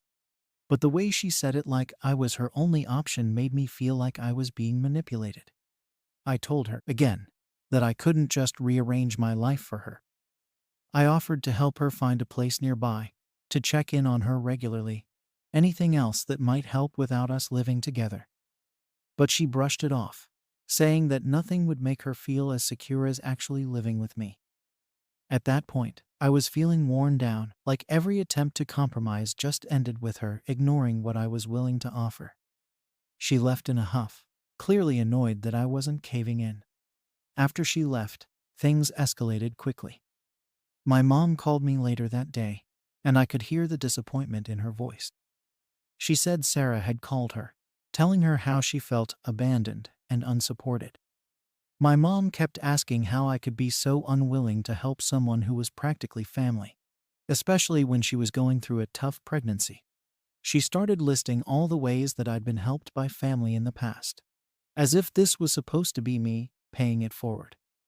I tried to stay calm, explaining again that I didn't feel like it was fair to be expected to give up my space like this. But my mom wasn't having it. She was convinced that I was the one being unreasonable, that it was my duty to help Sarah out, no questions asked. This wasn't just a one-time thing, either. Over the next few days, I kept getting texts and calls from family members, all echoing the same message. Some of them were gentler about it, but others were pretty blunt, basically accusing me of being selfish and cold-hearted. It was like Sarah had rallied everyone she could to convince me that I was in the wrong. And the more they pushed, the more I started questioning myself. Maybe I was being selfish. Maybe I was overreacting by not wanting her to stay with me. I tried talking to a couple of friends about it, hoping for a bit of perspective. Most of them agreed that I had the right to my own space. But even then, there was this nagging feeling that I was somehow letting everyone down. I felt like I was stuck in this impossible situation where no matter what I chose, someone would end up disappointed or upset with me. And Sarah wasn't making it any easier. Every couple of days, she'd send another message, either trying to guilt me into agreeing or acting like everything was fine, only to circle back to the same request. It was exhausting. Finally, I decided to talk to Sarah one last time to try and set things straight. I invited her over, hoping that maybe, face to face, I could explain where I was coming from without things getting so emotional. When she arrived, I laid it all out. I told her that it wasn't personal, that I just wasn't comfortable with someone moving into my space, and that I felt like my life was being turned upside down by a situation I never asked for. I even reminded her that I'd been more than willing to help her in other ways, just not by having her live with me. But she didn't take it well. She got defensive, telling me that I was overthinking everything, that this was just about helping family, and that I was making things harder than they needed to be. She brought up Liam again, saying he would never want her to go through this alone, and that it wasn't fair of me to put my personal preferences over his needs. She even accused me of being more concerned with my privacy than with her well-being. It was like she couldn't see my side at all, like she'd already decided that I was just being difficult for no reason. By the time she left, things felt worse than ever. I was frustrated and drained, and I could tell that Sarah wasn't about to give up. It was clear that she was determined to get what she wanted, no matter how I felt about it. And the family pressure only seemed to get worse. After that last conversation with Sarah, I thought maybe things would settle down if I just stood firm. I thought she'd eventually understand that I wasn't comfortable with her moving in, and that she'd accept the other ways I was willing to help. But I was wrong. If anything, she seemed more determined to get me to change my mind, and I started feeling like I was being pressured from all sides. It wasn't just the constant messages from Sarah anymore. It was my family, too. Every time I spoke to my mom, she'd bring up Sarah and remind me of how important family support was, especially now that Liam wasn't around to help. It was like I couldn't escape it. Sarah kept escalating things in subtle ways. She'd call my mom and let her know how isolated she was feeling. And then my mom would call me, telling me that I had to think of Sarah's mental health, that she was all alone in this pregnancy. My mom would say things like, "Imagine if it were you in her position," and guilt trip me into feeling like the worst person alive for just wanting to live in my own space. Even my aunt, who lives halfway across the country, reached out to say that she couldn't believe I was being so stubborn about this. It felt like the entire family had made up their minds that I was the one in the wrong, and I was the only one who thought this was a massive overreach. Eventually, I started to feel like maybe I was being too rigid. It seemed like everyone around me had this united front, that I was the unreasonable one. I kept asking myself if I was just being selfish, if I was making things more difficult than they needed to be. I thought about what it would actually look like to let Sarah stay with me. I knew it wouldn't be easy, but maybe I could get used to it. Maybe if I just gave it a chance, she'd be grateful, and my family would finally back off. I was tempted to give in, just to get everyone to stop hounding me about it. But then, right as I was seriously considering it, Sarah did something that made everything worse. She showed up at my door again, this time with a suitcase, acting like I'd already agreed to let her stay. She said she was tired of waiting and thought it would be easier for both of us if she just moved in and we figured things out as we went. I couldn't believe it. She was acting as if my hesitance, all my boundaries, didn't matter. It was like she decided that since I hadn't outright thrown her out, I'd automatically agreed. I told her that I hadn't agreed to anything, and that showing up with her stuff was crossing a line. She got defensive, saying she didn't know what else to do, that she was feeling desperate, and that no one else was willing to help her. She even started getting emotional, making it sound like I was leaving her with no choice. Part of me felt bad, but I was also angry that she thought she could just bulldoze over my boundaries like that. I told her, firmly, that she couldn't stay, that this was something she should have discussed with me first. She left, clearly upset, but I felt like I had no other choice. After that, things got even messier. She called my mom right after leaving, telling her I'd kicked her out when she had nowhere else to go. Within minutes, my mom was calling me, furious, telling me that I was being heartless, that I was abandoning Sarah and my future niece or nephew. She kept saying that family should be there for each other, that I was supposed to be helping Liam by helping Sarah. I tried explaining that Sarah had just shown up without warning, that she'd basically tried to force her way in, but my mom wouldn't listen. She was convinced I was overreacting and making everything harder than it needed to be. By this point, I was beyond frustrated. It was like nothing I said mattered. My whole family had decided that Sarah was the victim here, and I was the bad guy for not giving in. Every call ended in some form of guilt tripping, and it was wearing me down. Even friends who knew a bit about the situation started asking me why I wouldn't just let her stay for a few months. It felt like everyone around me was on her side, and no one was listening to my reasons for wanting to keep my own space. I started wondering if I was ever going to get any peace from this. I thought about reaching out to Liam, but he was overseas, and the last thing I wanted to do was add stress to his deployment. Plus, I wasn't even sure if he knew about all the pressure Sarah was putting on me. I couldn't shake the feeling that, if he did know, he might actually agree with her, might want me to just suck it up and let her stay. That thought made me feel even more isolated, like I was the only person who thought my boundaries mattered in this situation. Things took another turn when Sarah started posting vague things on social media. She'd make these passive-aggressive posts about feeling abandoned by people who were supposed to care and having to go through difficult times alone. Friends and family started commenting, saying they were there for her, offering support, and even subtly throwing shade at the people who weren't helping her. It was obvious to anyone close to the situation that she was talking about me, but she never mentioned my name. Still, it was enough to make me feel humiliated, like she'd managed to turn everyone in her social circle against me too. At this point, I felt like I was at my breaking point. I was exhausted, emotionally drained, and honestly starting to question my own judgment. It seemed like every time I stood up for myself, I ended up more alone and isolated. Meanwhile, Sarah was getting sympathy from everyone, making me look like the villain without ever directly saying anything about me. I wanted to reach out to her and try to clear the air, but I was also scared that anything I said would just be twisted around and used against me. It felt like there was no way to win, no way to explain myself that wouldn't somehow make me look even worse. Now, I don't know what to do.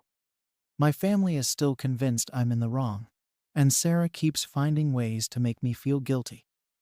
Part of me wants to just give in, let her stay, and hope that it all blows over eventually. But another part of me feels like I have to stand my ground, like letting her move in would just set a precedent that my boundaries don't matter. I'm stuck between wanting to keep my own life intact and feeling like I have to make this sacrifice for my family. So, am I in the wrong for refusing to let my brother's girlfriend move in with me while he's away, even though she's pregnant? Should I really be sacrificing my personal space and peace of mind just because she's family now? Story 8. Am I wrong for choosing my estranged father over my mother's happiness? I'm Sam, 27, and I'm going through a massive mess with my mom, Beth, because of my wedding. Just a little backstory here. When I was 5, my dad, Tom, left. I barely remember him back then, and it's like he just disappeared. My mom was suddenly raising me and my 2 siblings on her own, working her butt off to keep us all afloat. I know she sacrificed so much, and I always respected her for that. Growing up, it was drilled into us how she did everything alone, how she was the one who picked up the pieces and put her life on hold to make sure we were okay. My mom's feelings about my dad were pretty clear. She didn't want us to talk about him, and over time, he became more of a ghost in my mind than a real person. It wasn't like we weren't curious, but Mom made it clear he wasn't a topic up for discussion. She'd make little comments here and there about how he abandoned us, how he was unreliable, and how we didn't need someone like him in our lives. I can't blame her. she was hurting. And she never moved on from that pain. He wasn't just a bad ex to her. He was a reminder of everything that went wrong. The reason she struggled. The source of all the resentment she carried around. Now, fast forward to me planning my wedding. My fiancé, Luke, has always been super supportive and thoughtful. One day, he asked me if I ever thought about reconnecting with my dad, especially with the wedding coming up. He felt like it could be a good opportunity to find some closure, maybe even to have my dad there as a part of my life for once. I'll admit, the idea intrigued me. I'd thought about my dad over the years, but I just assumed he wasn't interested in knowing me or being part of my life. The thought that he might actually care enough to come to my wedding was something I hadn't even considered. So, after a lot of back and forth in my head, I finally decided to reach out to him. I had to dig a little to even find his contact info, which tells you how distant things had become. When I got in touch, I honestly didn't know what to expect. But to my surprise, he was thrilled to hear from me.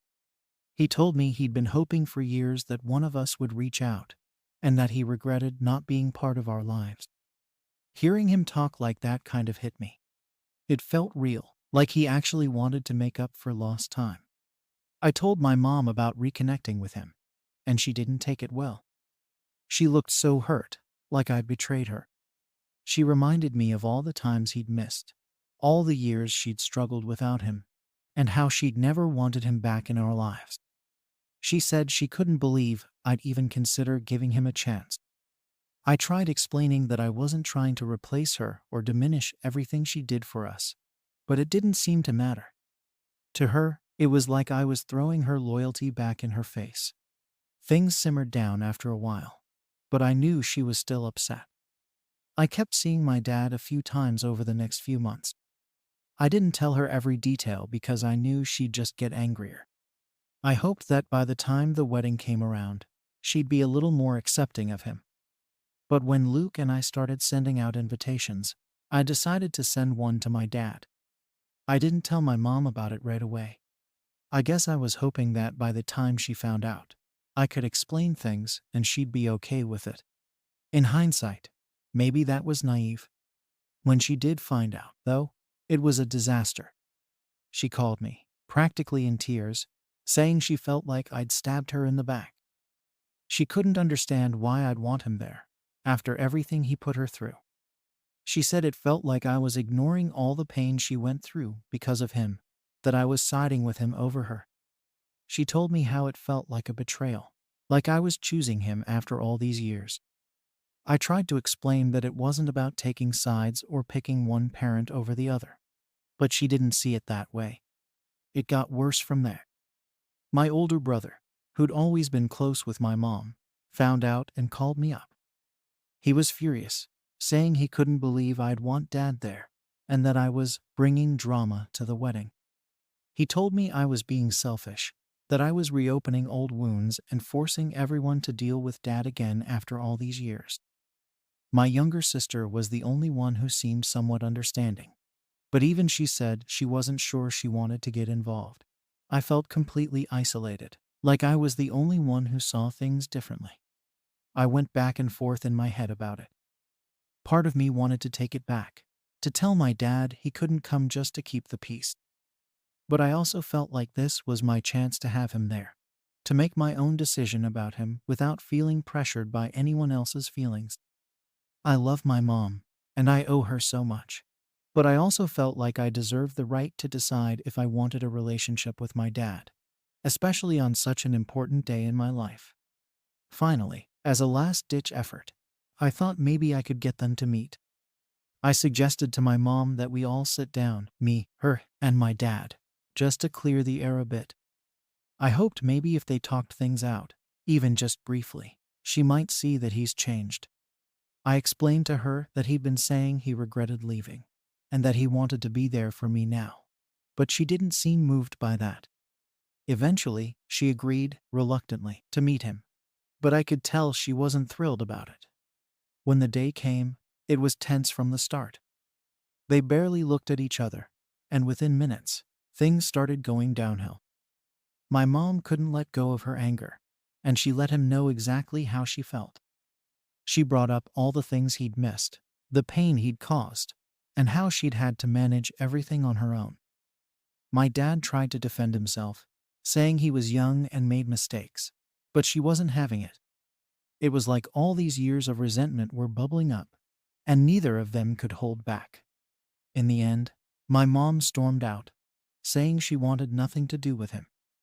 She looked at me and said that if I go through with inviting him, she won't come to the wedding. I was left sitting there, stunned, not sure what to say. It was like every attempt I made to fix things just made everything worse. After my mom walked out of that meeting, I felt completely torn. I'd gone into it hoping they could at least reach some kind of truce or understanding, even if they didn't exactly become friends or anything. But it was clear that wasn't going to happen. My mom was too hurt and too angry to see any possibility of change in my dad, and my dad seemed equally frustrated, like he just couldn't get her to see his side of things. They both seemed set in their views, and I was left standing in the middle, unsure of where to go from there. Once my mom stormed out, she didn't speak to me for a few days, which was unusual. Normally, we'd talk every couple of days, so it felt weird not hearing from her. I didn't want to push her, so I waited, hoping she'd reach out once she cooled off. But when she finally called, the conversation didn't go the way I'd hoped. She didn't seem calmer or more understanding. If anything, she was even more upset. She told me she couldn't understand why I was trying so hard to include someone who'd walked out on us, and that it felt like I was disregarding everything she'd been through. I tried to explain that it wasn't about choosing him over her. I wanted both my parents there, even if they couldn't get along. But she didn't see it that way. To her, having him there was like an insult to everything she'd done. She kept bringing up how hard it had been, how she'd had to raise 3 kids on her own, while he just got to walk away. She reminded me of all the missed birthdays, school events, and milestones, and said she didn't understand why I was willing to overlook all of that just because he decided to show up now.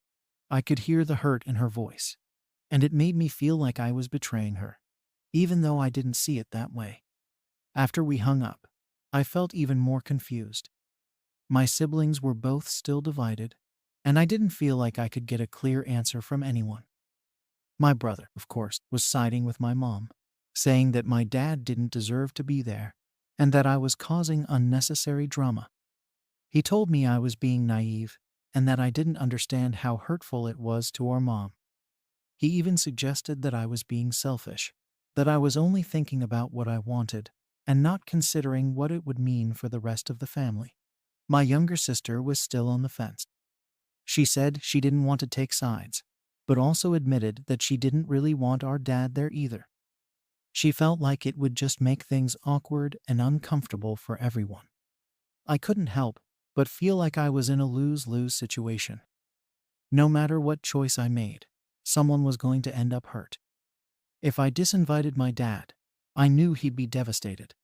He'd told me how much it meant to him to be there, and I could tell he was genuinely excited about reconnecting with me. I felt like, after all these years, I had a chance to build something with him, and turning him away would just close that door again.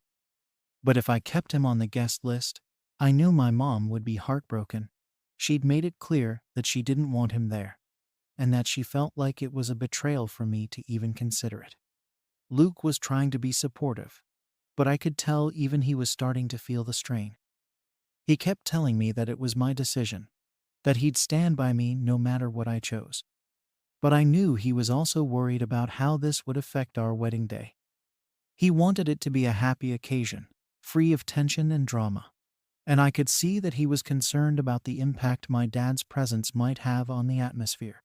We'd spent so much time planning everything, making sure every detail was perfect, and now it felt like all of that was being overshadowed by this family conflict. In a moment of desperation, I even considered having a private conversation with my dad, asking him to skip the wedding for the sake of keeping the peace. But I couldn't bring myself to do it. I kept thinking about how excited he was, how he'd been looking forward to this as a chance to reconnect. He'd told me how proud he was of me, how much he wanted to be there to see me start this new chapter. I didn't want to take that away from him, especially after he'd missed so much already. Eventually, my mom called again and dropped the ultimatum. If my dad was at the wedding, she wouldn't be. She told me she couldn't bear to be in the same room as him, that it would ruin the day for her, and that she'd rather not come at all than have to deal with his presence. I was stunned. I hadn't expected her to take it that far, and it felt like she was forcing me to choose between them. I told her I didn't want to make that choice, that I wanted both of them there, but she wouldn't budge. She said it was up to me, and that she'd respect my decision. But her tone made it clear that if I chose to include him, she'd feel completely betrayed. After that conversation, I felt more torn than ever. I went over and over the situation in my head, trying to figure out the right thing to do. Part of me felt like maybe I should give in to my mom's wishes, just to avoid more conflict. But another part of me kept thinking about how it was my wedding, my day, and that I should have the right to decide who gets to be there. It felt unfair to have to make a choice like this, to feel like I was stuck between two people who couldn't put their issues aside, even for one day. I tried talking to some friends about it, hoping for a fresh perspective, but even they seemed unsure.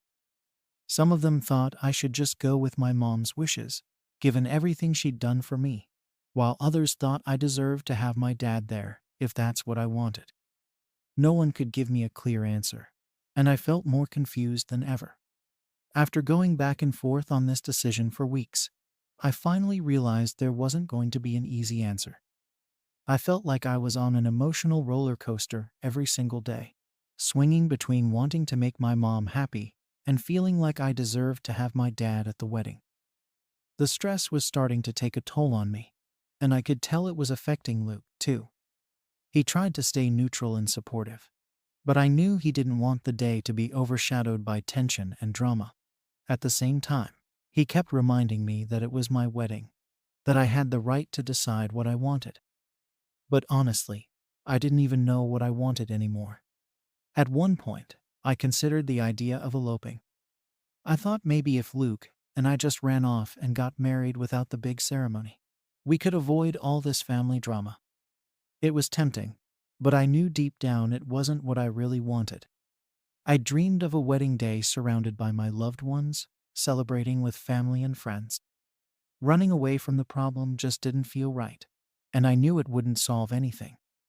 My mom would still be hurt, my dad would still feel shut out, and I'd still be left feeling guilty and torn. After another sleepless night, I decided to call my dad. I needed to talk things through with him and see if there was any way he'd understand where I was coming from.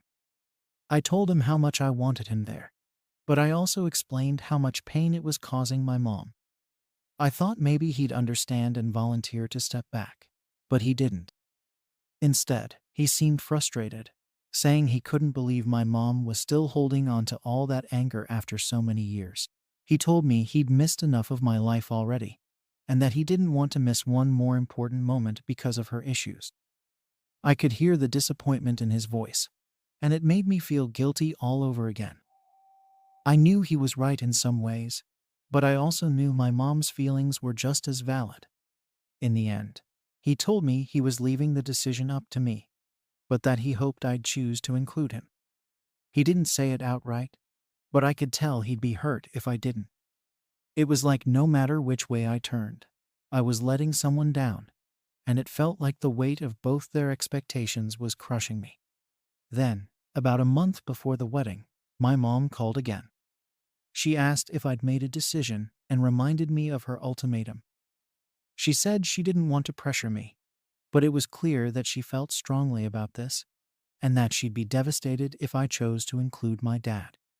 She went over all the things she'd done for me again, all the sacrifices she'd made, and I could hear the pain in her voice. It was like she felt I was erasing everything she'd been through if I let him be a part of this day. I could tell she'd been rehearsing this conversation, trying to say the right things to make me see her side. And honestly, it was working. I felt more conflicted than ever.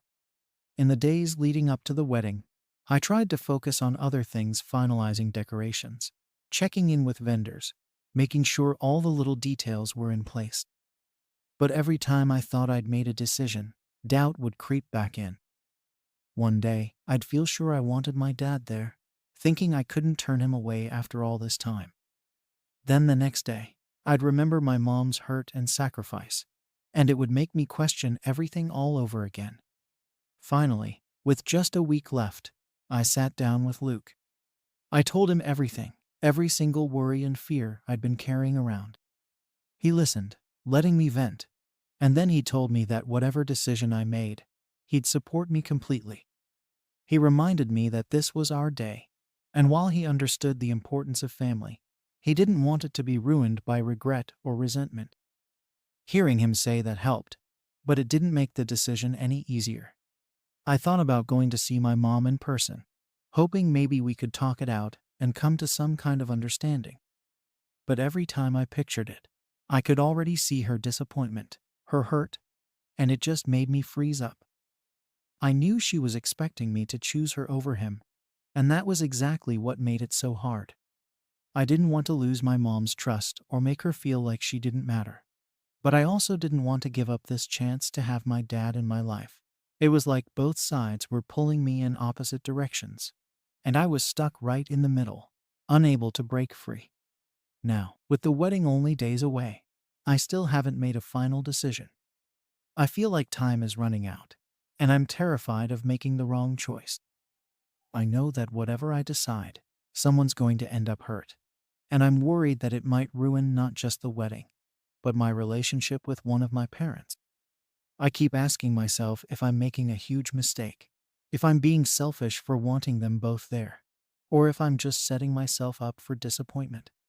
So, am I wrong for wanting my estranged father at my wedding, even if it means hurting my mom? Story 9. Am I wrong for refusing to let my estranged father back into my life after he shows up at my wedding? I'm Alex, 29, and today I'm getting married to the person I want to spend my life with. This is supposed to be one of the happiest days I've ever had, but there's something weighing on me, a piece of my past that, up until now, I thought I'd left behind for good. It's all about my dad, Tom. He hasn't been in my life for over a decade, and honestly, I thought I'd done a pretty good job keeping it that way. I had to. He's the reason my home life was unbearable growing up. He spent years trying to control everything, and he never treated my mom right. Watching the way he talked to her, belittled her, and made our lives revolve around his moods and outbursts, it's not something I can just forgive or forget. When my mom passed away, that was it for me. Whatever guilt I might have felt about leaving my dad behind just disappeared.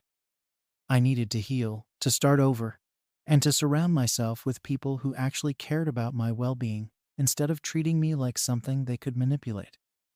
I moved cities, made new friends, and found a job I love as a software developer. Slowly, I built a life I could be proud of, one that felt like it was mine and not some extension of my dad's issues. Now, my sister Erin, 27, is a different story. Erin never really cut ties with him the way I did. She kept a relationship with our dad, which I respected. I never told her what she should do or tried to make her feel bad about it. She was always more forgiving than I was, maybe because she experienced things differently, or just found a way to look past all of his faults. But over the years, she kept pushing this idea that Dad had changed, that he'd gotten softer, that he missed me and regretted the way things had gone. I get that Erin wants the family to feel whole again, but to me, that family is gone. In the past few months, Erin brought up my dad more than usual, probably because of the wedding. She kept hinting that Dad would want to be there if I'd let him. Every time, I'd tell her the same thing. It wasn't going to happen. She tried all sorts of arguments, saying he'd regret not being there, that he was ready to make things right, that I was the one holding on to the past. To her, it probably sounds like a reasonable idea families should be together on big days, right? But to me, my wedding day is a fresh start. A celebration of the life I've built with the people who stood by me, not the people who dragged me down. I figured Erin had accepted my decision, or at least understood that it wasn't her place to keep pushing. She even offered to help out with wedding planning and logistics, which made sense since she was one of my bridesmaids. I didn't think much of it. I mean, she's my sister, and I assumed she respected my boundaries. But maybe I should have picked up on the way she dropped little comments, saying things like, family should be together, or sometimes it's good to forgive for your own peace. I'd brush it off because I didn't want to get into an argument about my dad every time we talked. I wanted this day to be as drama-free as possible, so I didn't let myself worry about it. When the wedding day finally arrived, everything seemed perfect. We were at a small venue with just our closest friends and family. The ceremony was beautiful, exactly how we'd planned it. My partner and I had spent months making sure every detail felt right, making it a true celebration of our relationship and our future together. As I was going around after the ceremony, greeting guests and just soaking in the joy of the day, I spotted Erin coming toward me. But she wasn't alone. Walking next to her, looking completely out of place, but somehow expectant, was my dad. I see Erin walking toward me with my dad by her side, and I feel my stomach drop.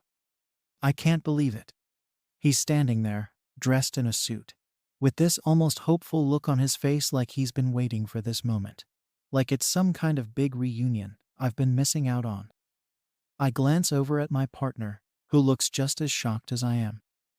Erin, though, she has this little smile on her face, like she thinks she's done something good, something meaningful. She looks at me, and I can tell she expects me to be happy, grateful. I'm not sure. But all I feel is a mix of anger and betrayal. This wasn't just a suggestion she threw out there. She planned this. She knew exactly what she was doing.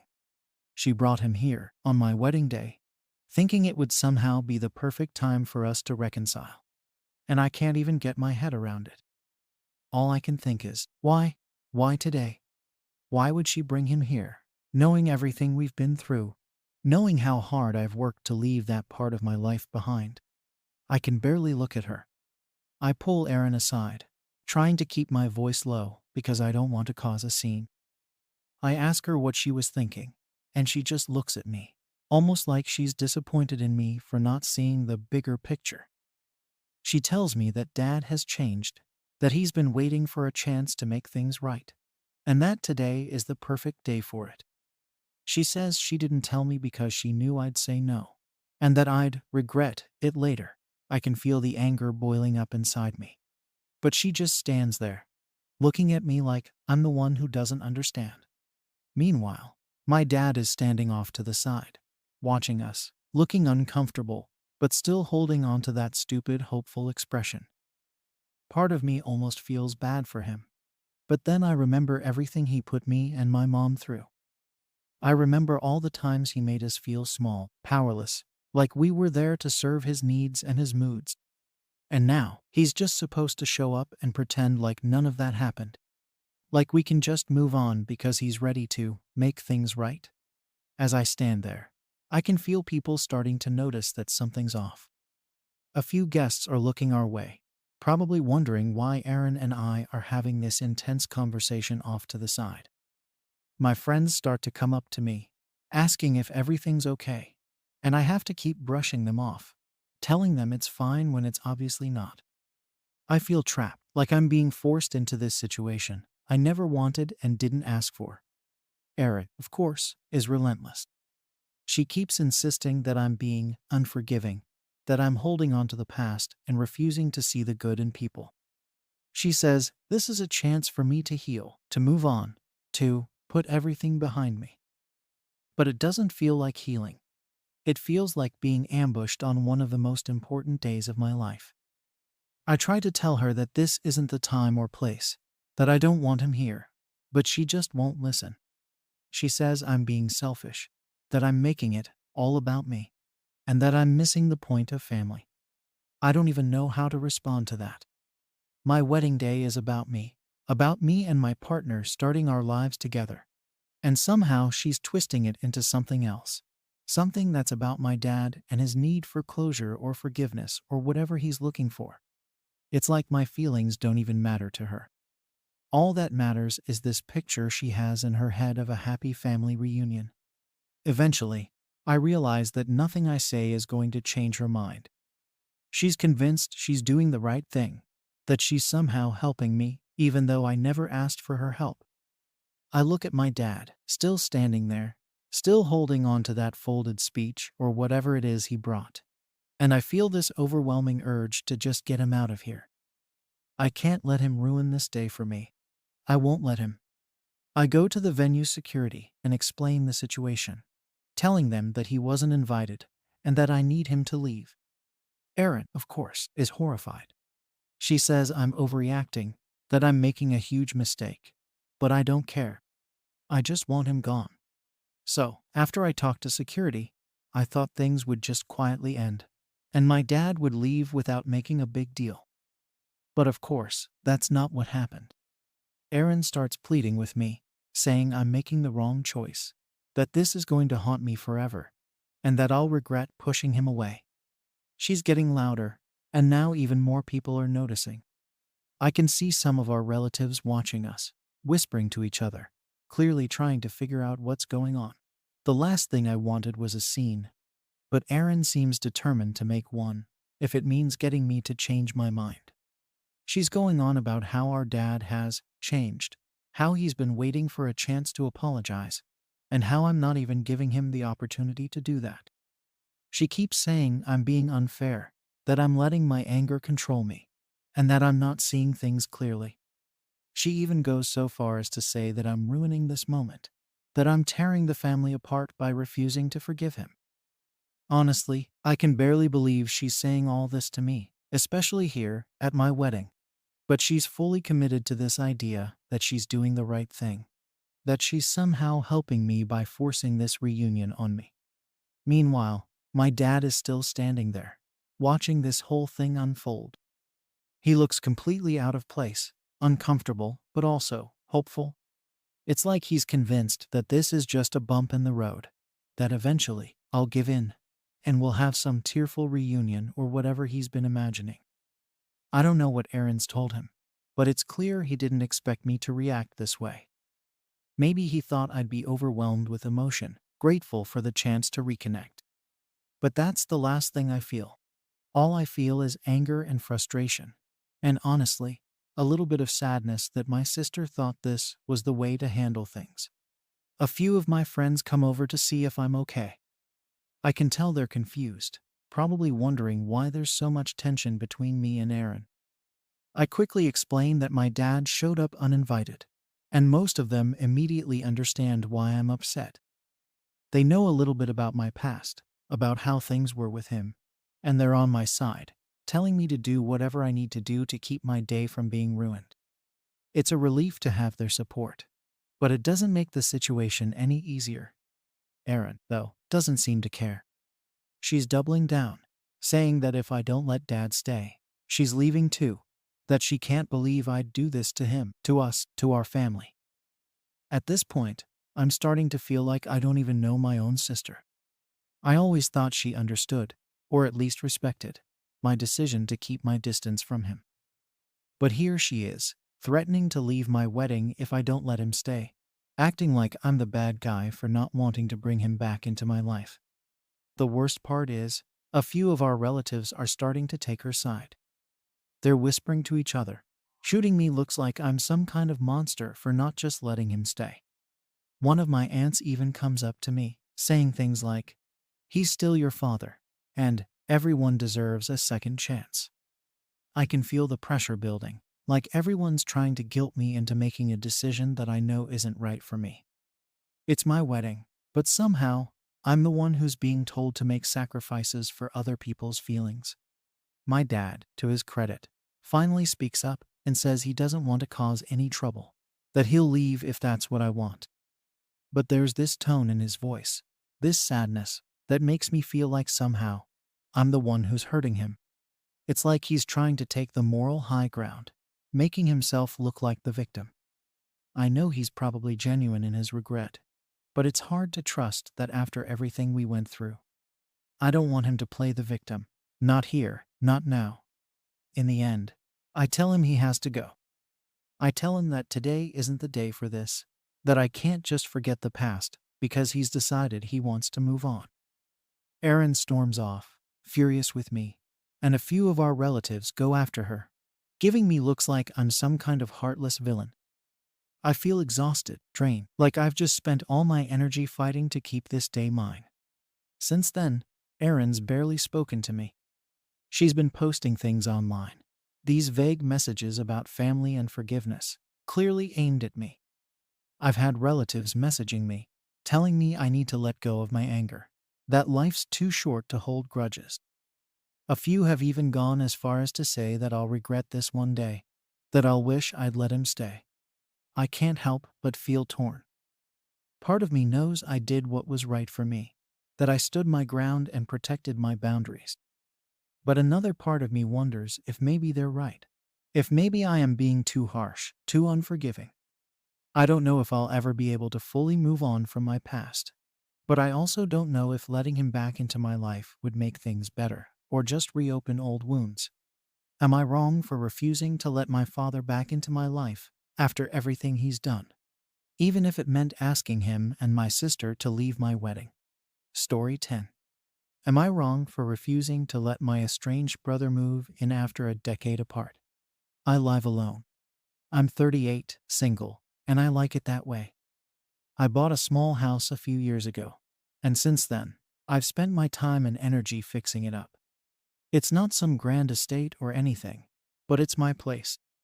I work as a financial consultant, so I don't have a lot of free time, and what little time I do have, I like to spend on my own, unwinding. I've got a couple of close friends, but family, that's a bit of a complicated story. My parents divorced when I was in my early 20s. It was messy affairs, screaming matches, the whole thing. My brother, Jake, took our dad's side in the split and left with him, moving halfway across the country. He was a few years older than me, 41 now, and we'd been close as kids, but that all disappeared when he left. After the move, he kept in touch with a couple of emails every now and then, but they were mostly superficial, like something you'd send to an old classmate or a distant relative. No real effort to stay connected. It was hard on me. I was young, and I didn't have anyone to turn to. I guess I kind of buried the hurt over the years, and eventually, I just got used to the idea that Jake wasn't a part of my life anymore. We became strangers, really. I focused on work, on building a life that didn't involve him or our dad. They weren't around when I needed support, and I stopped looking for it from them. And honestly, I was okay with that. I built my own life and didn't expect them to ever come back into it. Then, a few weeks ago, I got a message from Jake. I hadn't heard from him in over a year, and even then, it was just one of those generic emails saying he hoped I was doing well. So when I opened it, I figured it'd be more of the same. But no, this time, it was different. He said he was going through a tough time. His wife had left him, he'd lost his job, and he didn't have anywhere to go. He asked if he could come and stay with me for a bit while he got back on his feet. I felt like I'd been slapped in the face. Here was this guy, who had essentially abandoned me when I was younger, now asking me to help him. I honestly didn't know what to think. Part of me was furious. Another part of me felt like I owed him nothing, that he made his choice years ago, and it wasn't my responsibility to pick up the pieces now that he'd screwed up his own life. At first, I didn't even respond. I just sat with it, trying to process the idea that he'd want to come back into my life after so long and under these circumstances. I started talking to a few friends about it, trying to get some perspective. Most of them said I should let him come stay, that it was the right thing to do because he's family. But what does family mean when someone left you behind? When they had the chance to be there and chose not to? I've been fine on my own.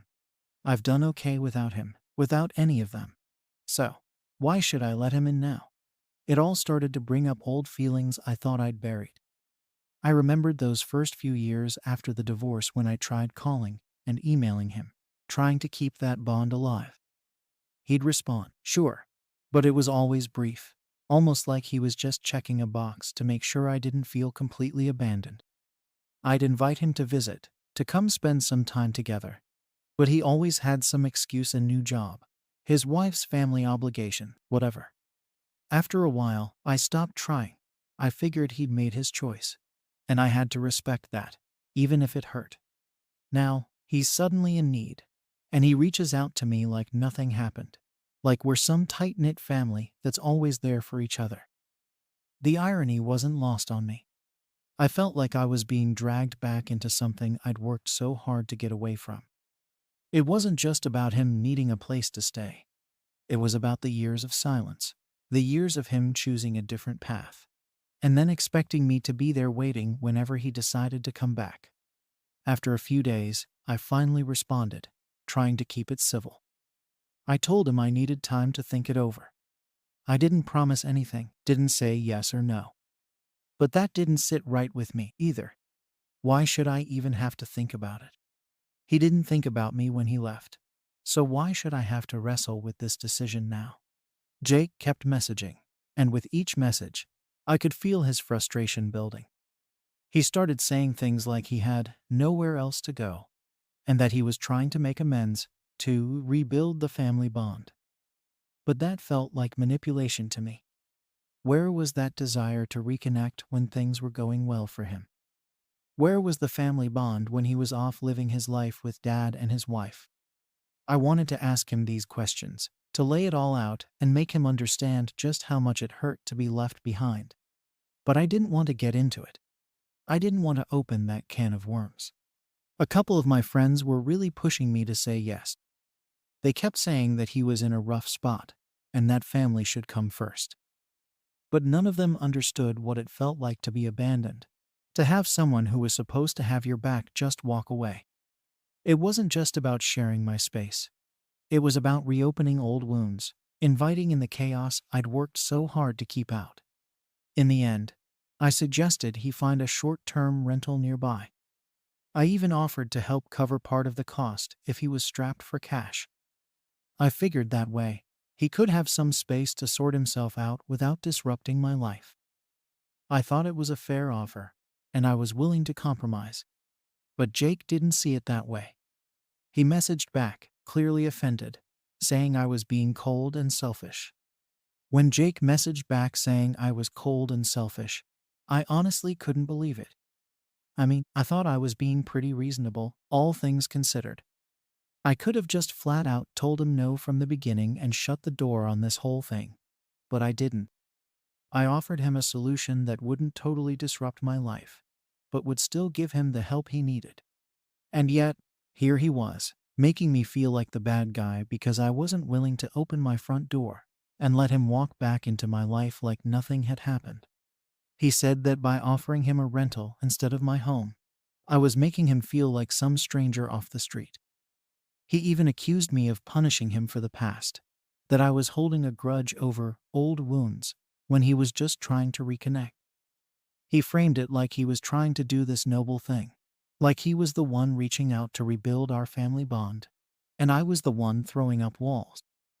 But to me, it didn't feel like he wanted to rebuild anything. It felt like he was just desperate, and I was his last option. I sat with that for a while, wondering if maybe I was wrong. Maybe I was being too harsh, letting the past cloud my judgment. But the thing is, it's not just the past. It's not just about what he did 10 or 15 years ago. It's about the years since, the lack of effort, the way he barely tried to keep in touch. And now suddenly, I'm supposed to forget all of that. And yet, even with all those feelings, I still found myself feeling guilty. Like maybe, deep down, he was right. And I was letting my hurt over the past blind me to the chance to rebuild a relationship. It was confusing, and I didn't know what to do. One of my friends, Sarah, really went to bat for him. She told me that everyone makes mistakes, that family is complicated, and sometimes people need a second chance to do better. She kept saying, maybe he really has changed. Maybe he's reaching out because he wants to make things right. I get where she's coming from. She's close to her family, so it's hard for her to see my side of things. But even if he's changed, what about me? I've built a life without him, without any of them, and I've been okay. I'm not the same person I was back then, either. I don't know if I even want a relationship with Jake at this point. But Sarah kept pushing, saying things like, "You're stronger now, you have boundaries. You can let him in without letting him hurt you." It all sounded nice, but it didn't match what I was feeling. Letting him in felt like opening a door to the past, to all the abandonment and hurt I'd worked so hard to put behind me. I told her that, and she just looked at me, kind of sad, and said, "Sometimes the only way to heal is to let people back in." I wanted to believe her, but something in me just couldn't shake the feeling that this was different. It wasn't about healing, it was about survival. I'd survived the loss of my family, and now I was supposed to just invite that pain back into my life. Jake kept sending messages over the next few days, and each one felt heavier than the last. He didn't apologize for leaving, or for any of the choices he made. He just kept repeating how tough things were for him now, how he'd changed, how he was finally ready to be a brother again. The thing is, he never asked how things were for me, never even acknowledged what it might be like for me to have him back in my life. It was all about him, his struggles, his regrets, his need for a fresh start, and the more he talked, the more I started to realize that maybe this wasn't about reconnecting at all. Maybe he just wanted a safety net, and I was the last one left. Finally, I reached a breaking point. I called him, figuring that maybe talking would help clear things up, maybe give me a chance to explain my side. When he picked up, I could hear the relief in his voice, like he thought this was it, that I was about to say yes and invite him in. I tried to explain how I felt, that this wasn't easy for me, that I still had a lot of hurt from the past. I even told him that I'd spent years trying to get over being left behind, that I didn't know if I could handle him coming back now, under these circumstances. But Jake didn't want to hear it.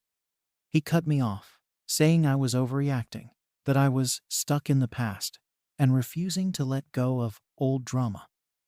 He said I was selfish, that family was supposed to help each other out, and I was just looking for reasons to turn him away.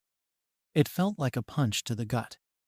Here I was, trying to open up, trying to be honest, and he threw it all back in my face like I was the problem, like I was the one who'd abandoned him. I hung up feeling more confused than ever. Part of me wanted to just block his number and be done with it. But then there was that nagging feeling, that guilt that I couldn't shake. I kept asking myself if maybe I was being too rigid, too unwilling to forgive. But then I'd think about the years of silence, the times I needed him, and he wasn't there, and that anger would bubble back up, reminding me why I felt the way I did. After that call, Jake stopped messaging for a while, and I thought maybe he'd finally gotten the message, that maybe he'd respect my decision. But then, out of nowhere, he sent another long message, basically saying he thought I was being cruel. He said he was just trying to make things right, that he'd hit rock bottom, and I was his last chance to pull himself out of it. He made it sound like I was holding his entire future in my hands, like if I didn't help him, he was doomed. It felt like manipulation, but it also felt like desperation, and I couldn't tell which was worse. I thought about my options. I could give in, let him stay, and hope that somehow this wouldn't blow up in my face. Or I could stick to my boundaries and tell him, once and for all, that he wasn't welcome. Either way, I felt like I was risking something important: my peace, my self-respect, maybe even whatever was left of our relationship. I kept going back and forth, replaying everything in my head, and every time I thought I'd made a decision, that guilt would creep back in, making me question everything all over again. After all the back and forth, the phone calls, the guilt, and the frustration, I finally told Jake no. I couldn't do it. I told him that after everything, I just wasn't comfortable letting him stay with me. I explained, again, that I'd offered to help with part of a rental nearby, and that he could stay close if he really wanted to rebuild a relationship. I thought that was a reasonable compromise, but he didn't see it that way. He went silent for a moment, and I thought maybe he was going to accept it, that he finally understood my side. But then he started saying things I didn't expect to hear. He told me I was selfish, that I was abandoning him in his time of need, that I was acting like he was a burden instead of family. He made it sound like this was all my fault, like I was the one who'd turned my back. He said he'd tried to make things right, that he was reaching out with an open heart, and that I was too closed off to even give him a chance. Hearing that hurt, probably more than it should have, because it felt like he was trying to twist things to make me the villain. I'd always thought I'd be strong enough to stand up for myself if he ever came back, but hearing those words messed with me. I don't know what I expected, but the things he said stayed with me for days. I started questioning everything, wondering if maybe I was the one who was messed up. I've spent so long without family that it's almost like I don't know how to be one. I thought about his words over and over, about what he said about family helping each other and giving second chances.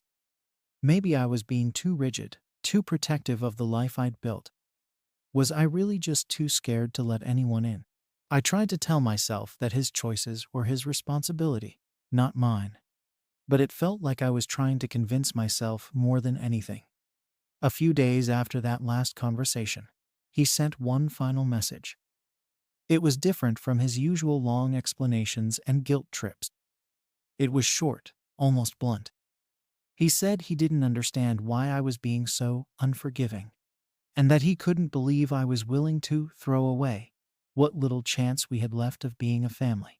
He ended it by saying he didn't need my help or my pity, and that he'd figure things out on his own, but he wouldn't forget this. It sounded almost like a threat, or at least like something he'd hold against me forever. I could feel the anger in his words, and it left me feeling uneasy. Now that some time has passed, I'm left here wondering if I did the right thing. Part of me feels like I had every right to say no, that my boundaries are important, and that just because he's family doesn't mean I owe him anything. But there's another part of me that can't stop thinking about what he said about family and second chances. I keep asking myself if maybe I let my anger and hurt take over. If maybe I shut him out because it was easier than facing those old wounds. I don't know if I'll ever know for sure. So, am I wrong for refusing to let my estranged brother move in after he chose to leave me behind all those years ago? Story 11. Am I wrong for reconnecting with my estranged brother against my parents' wishes? I'm Emily, 29, and if there's one thing people know about me, it's that I'm a family person. My family has always been a huge part of my life, or at least, it was until 4 years ago when my younger brother, Ryan, left and cut off all contact with us. It was like a bomb going off in our family. One day, he was there, and the next, he wasn't, and we never really recovered from it. The memory of it still haunts me, and I think it haunts my parents too, though they'd never admit it. Ryan was always the rebel of the family. Growing up, we had a strict father who didn't leave much room for bending rules. He wanted us to excel, to make something of ourselves, and to follow the straight and narrow path he set out for us. In his mind, that was love pushing us to be the best. For me, it worked. I adapted to his expectations, mostly because I wanted his approval. But Ryan was different. He struggled under the pressure, felt suffocated, and never felt like he measured up to what Dad wanted. He hated being compared to me, and told me often that he felt like the black sheep of the family. And I don't blame him. My dad was always so hard on him, constantly pointing out what he did wrong, how he could be more like me in one way or another. This built up over time, and by the time he was a teenager, he was ready to rebel against anything and everything. He'd come home late, pick fights, and throw our parents' rules back in their faces. It was painful to watch because I knew he was hurting. But every time I tried to get involved or calm things down, it just made it worse. My dad would get angrier, and Ryan would become even more defiant. It was like walking on eggshells in our house. My mom was caught in the middle, trying to keep the peace, but she wasn't strong enough to stand up to my dad or Ryan. The tension just kept building, year after year. Then, when Ryan turned 22, it all came to a head. He'd been drifting in and out of community college, working odd jobs, and our dad was livid. He wanted Ryan to find a stable path, to buckle down, and make something of himself. Ryan, on the other hand, was feeling more lost than ever. I tried to stay out of it because, at that point, anything I said seemed to get twisted or taken the wrong way. I knew my dad thought I was on his side, and Ryan thought I was just another authority figure judging him. I was stuck in the middle, and it was exhausting. The final straw came during a family dinner. It was supposed to be a quiet evening, just us. But one little comment from my dad set Ryan off. I can't even remember exactly what it was, something about how Ryan's job at the time wasn't real or stable enough. Ryan snapped, yelling about how he'd never be good enough, how our dad had never believed in him. They fought, and it was ugly. My mom was crying, I was just sitting there frozen, and the tension felt like it could break the walls down. Finally, Ryan stood up, looked my dad straight in the eye, and said he was done. He left, slammed the door, and that was it. He didn't come back, and he didn't call. I waited, thinking he'd come around, that he'd come back when things cooled down. But days turned into weeks, and then months, and there was no sign of him. I tried reaching out, texting, calling, even stopping by his old place, but he'd moved. It was like he'd vanished, and I didn't know what to do. My dad refused to talk about it, and even told me to stop looking for Ryan.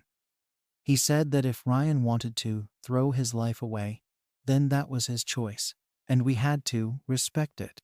My mom was too heartbroken to argue with him, so we all just fell into this silent agreement that Ryan was no longer part of the family. We didn't talk about him. We didn't ask about him, and it was like he'd never been there at all.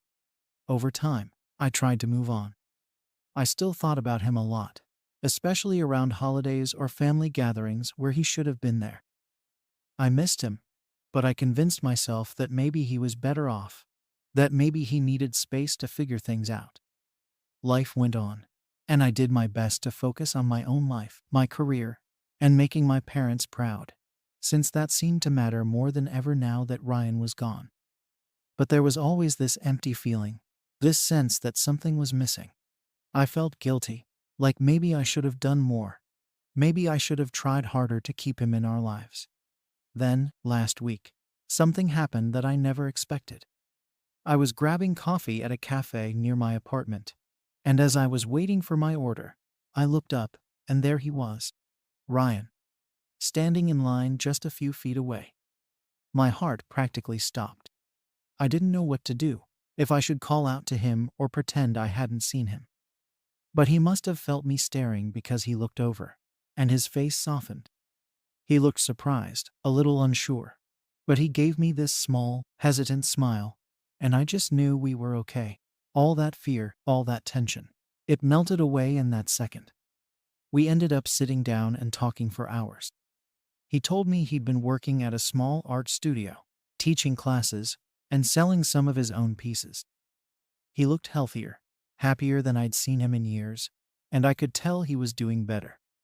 He even apologized for the way things had gone down, saying he regretted cutting us off so completely, but he'd felt like he had no other choice at the time. He'd felt trapped, like he was drowning, and leaving was the only way he knew how to breathe again. Hearing him talk like that broke my heart, but I was just so relieved to see him, to know he was okay. Ryan asked about our parents, if they ever talked about him, if they'd forgiven him. I could see he was nervous, hopeful even, that maybe things had changed, that he might be able to come back into our lives. I didn't know what to tell him. Part of me wanted to reassure him, to tell him that everything would be okay, but I knew that wasn't true. I knew my dad wouldn't just let this go, not after how things had ended. But I also couldn't bring myself to tell Ryan that he was still dead to them, that they'd erased him from our lives completely. So I told him I'd try. I'd try to talk to them, to see if they'd be willing to give him another chance. That night, I went home with this strange mix of hope and dread. I wanted to believe that my parents would come around, that they'd be happy to know Ryan was safe and doing well. But deep down, I knew it wouldn't be that simple. Still, I felt like I owed it to Ryan to try. The next night, I decided to bring up Ryan to my parents. I knew it wasn't going to go smoothly, but I had to try. We were at our regular family dinner, just the three of us. I waited until the end of the meal, thinking maybe that would make it easier. I tried to ease into it, mentioning that I'd run into him by chance, and that he seemed to be in a much better place now. I thought maybe if they heard that he was doing well and was genuinely sorry, it might soften their stance. But the second I said his name, I knew I'd miscalculated. My dad went completely quiet, his face hardening, and my mom wouldn't even look at me. I felt this sinking feeling in my stomach, but I pushed on, telling them that Ryan had expressed regret and that he wanted to fix things if they'd be open to it. My dad just cut me off mid-sentence, saying he wasn't interested in hearing about Ryan. He said Ryan had made his choice when he walked out that night, and that he wasn't welcome back in the family. He went on about loyalty and respect, saying that Ryan had thrown all of that away when he left, and that was the end of it. My mom nodded, quietly agreeing, saying that too much damage had been done.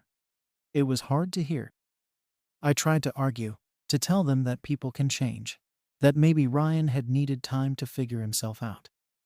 But they weren't having it. My dad even went as far as to say that I was being naive, that I didn't understand what Ryan had put the family through. He accused me of disrespecting the family by even talking to Ryan. I was shocked. I hadn't expected them to be thrilled, but I thought they'd at least be open to the idea of hearing him out. Instead, it turned into a fight, with my dad getting angrier and angrier, and my mom looking away like she couldn't even stand to listen. By the time I left, the atmosphere was so tense that I couldn't even look them in the eye. I was frustrated, hurt, and honestly, kind of angry at them for being so stubborn. All I wanted was a little compassion, a little openness to the idea that maybe things could be different now. But to them, Ryan was still the same person who'd left 4 years ago, and they weren't willing to forgive that. It felt like they were punishing him forever, refusing to let him make things right. After that, things got awkward between me and my parents. Every family dinner was tense, with them giving me the cold shoulder or making passive-aggressive comments about loyalty and family values. They'd bring up old memories, stories about when we were younger, but they'd always conveniently leave out Ryan, like he'd never existed. It hurt, and it was exhausting trying to keep up with this act where we pretended like he was gone forever. I kept in touch with him secretly, texting or calling every so often. I didn't tell him the full details of how the conversation had gone, just that it would take some time, hoping that maybe they'd come around eventually. Ryan was surprisingly understanding. He told me he didn't want to cause any trouble between me and our parents, and that he'd step back if it made things easier. But I could tell he was hurt, even if he didn't say it outright. He was trying so hard to make up for the past, and it killed me that my parents couldn't see that. He even told me he'd be willing to apologize in person, to do whatever it took to prove he was different now. But I knew that wouldn't matter to my parents. They'd already made up their minds, and there was no changing that. The worst part was the guilt. Every time I saw my parents, I felt like I was lying to them. I'd sit through dinners, nodding along to their conversations, all the while hiding the fact that I was still talking to Ryan. It felt wrong, but I couldn't bring myself to cut him off again. I'd already lost him once, and I wasn't willing to let that happen again, even if it meant keeping secrets from my parents. But the tension kept building, and I knew it was only a matter of time before something had to give. A few weeks went by, and I tried to keep things as normal as possible. I'd see my parents, keep the conversation light, and avoid any mention of Ryan. It was like this unspoken rule that we didn't talk about him, and for a while, it seemed like that was enough to keep the peace. But I could feel the strain, this pressure that was growing each time I saw them. I knew my dad hadn't really let go of our last argument, and it was only a matter of time before he brought it up again. Then one night, it all came crashing down. I was over at my parents' house for dinner, and everything seemed fine at first. We were talking about my job. My mom was telling me about some family friends, and it almost felt like things were back to normal. But then my dad made this offhand comment about loyalty and how some people didn't know the meaning of it. I tried to ignore it, but he kept going, saying how some people think they can just walk back into your life after they've burned every bridge. I knew he was talking about Ryan, and I felt my face heat up. I couldn't just sit there and take it anymore, so I finally spoke up.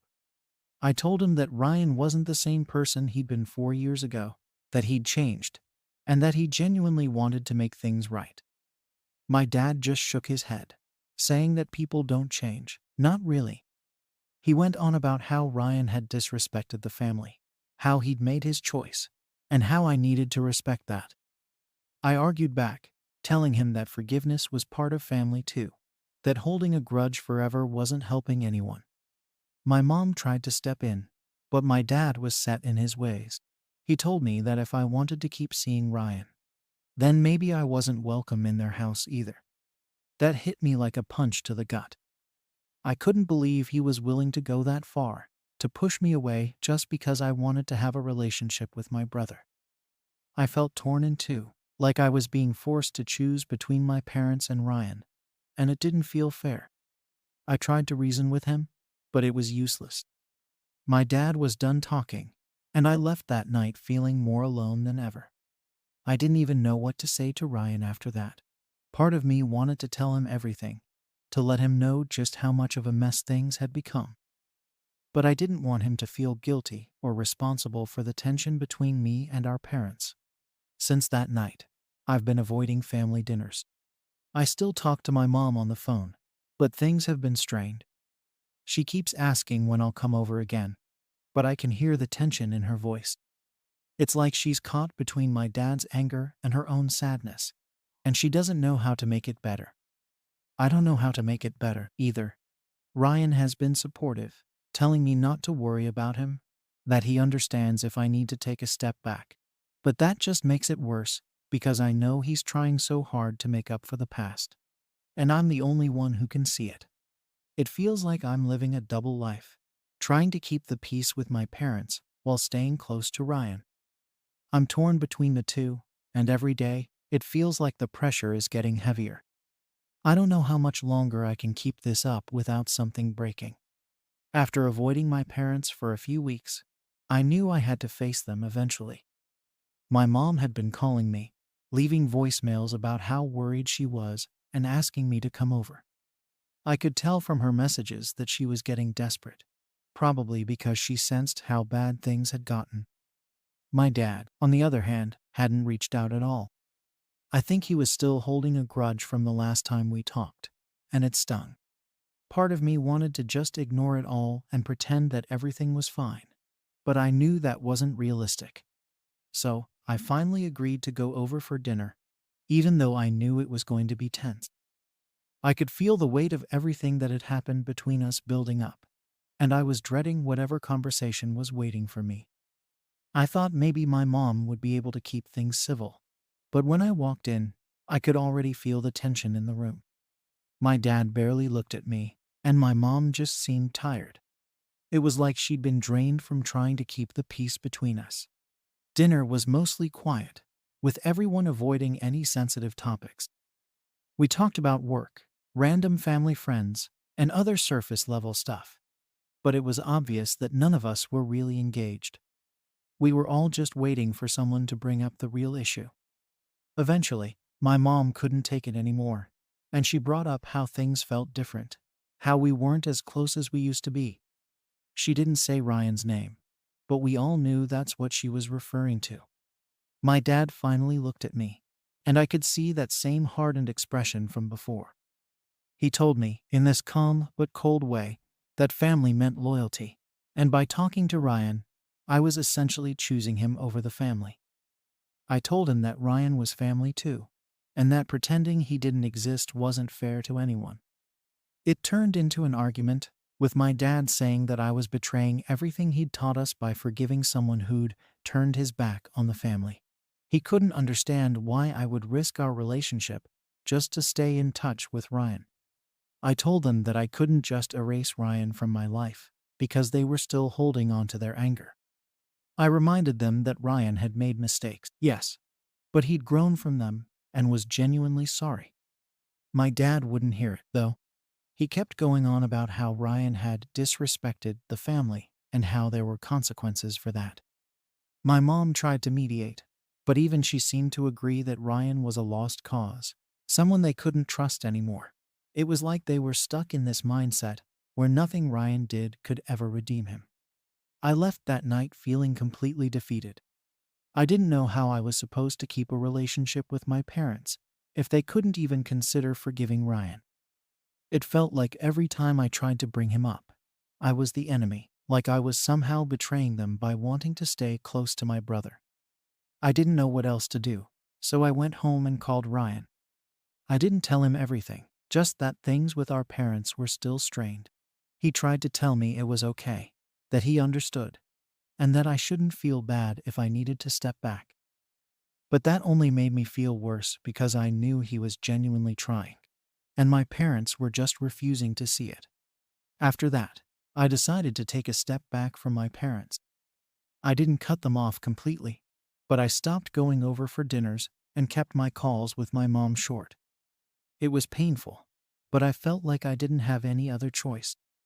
I needed space to figure out how I felt, to decide if I was willing to keep hiding my relationship with Ryan just to keep my parents happy. During that time, Ryan and I grew closer.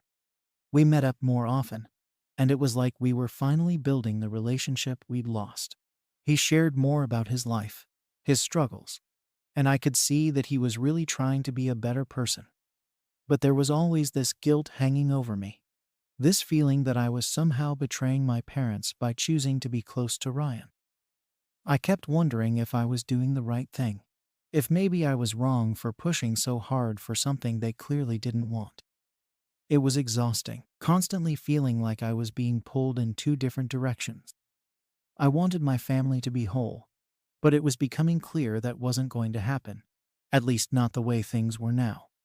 Eventually, my mom called me and asked if we could all sit down and talk.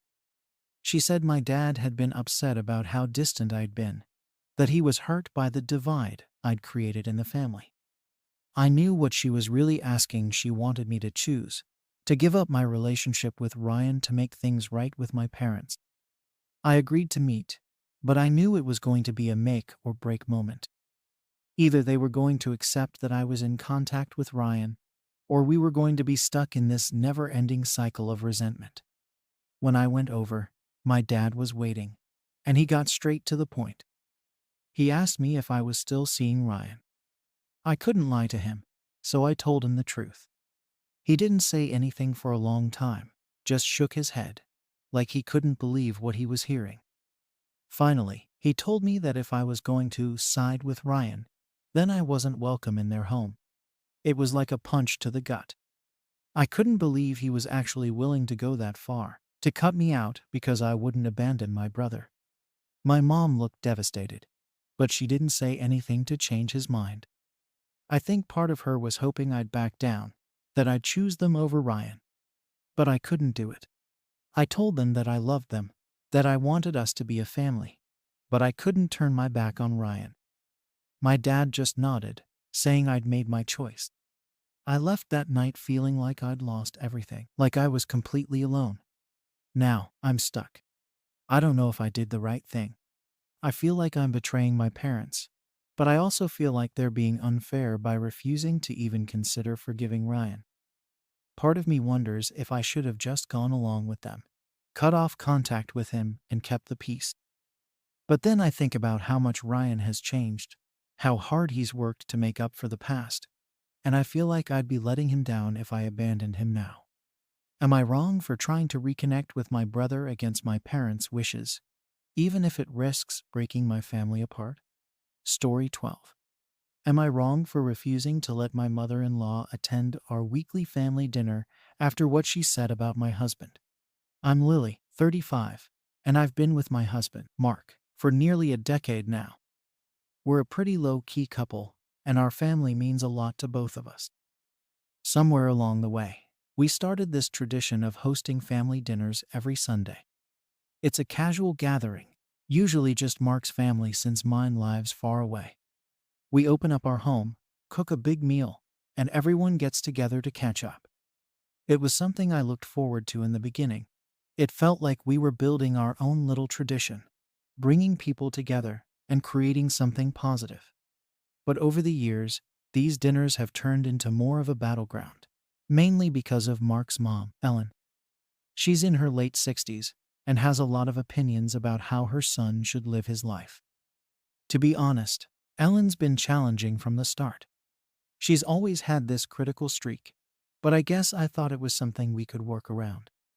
I figured it was just how she was, that maybe she didn't mean half of the things she said. Plus, it's her son, so I wanted to respect that she had a right to feel invested in his life.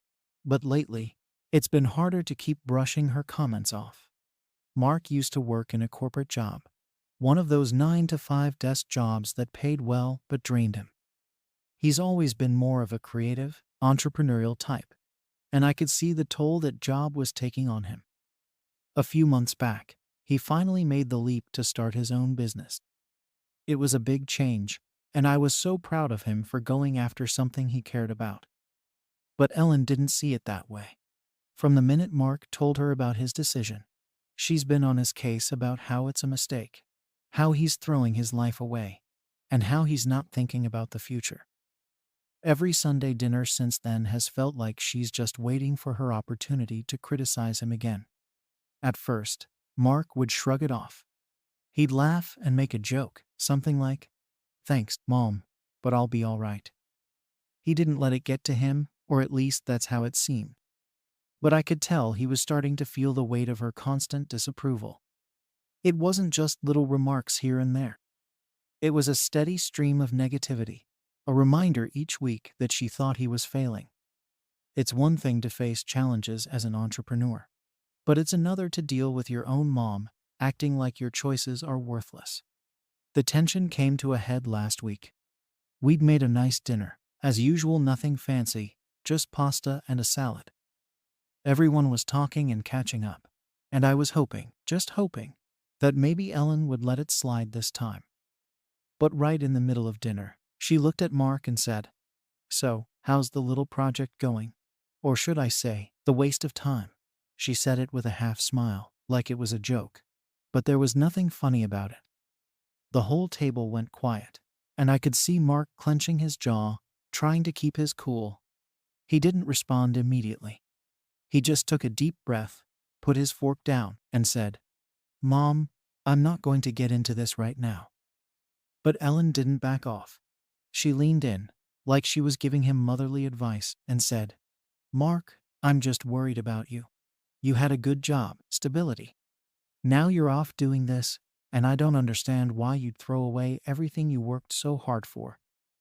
Her tone was casual, like she was just stating facts, but the impact was anything but casual. Mark stood up and said he needed some air, and he walked out of the room. I don't think anyone was expecting that, least of all Ellen. She looked a little surprised, maybe even embarrassed. The rest of the family just sat there, not saying a word. I wanted to go after him, but I stayed behind for a minute, hoping someone would say something, anything, to acknowledge how out of line Ellen had been. But everyone just went back to eating, acting like nothing happened. After dinner, once Ellen and the others had left, I found Mark in the kitchen, leaning against the counter with his arms crossed. He looked defeated in a way I hadn't seen before. He told me he didn't know how much more of this he could take. It wasn't just the one comment tonight.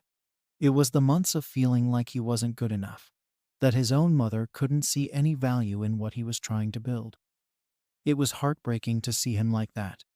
He's usually so strong and confident, but her words were breaking him down little by little. I felt this surge of anger, not just at Ellen, but at myself for letting it go on this long.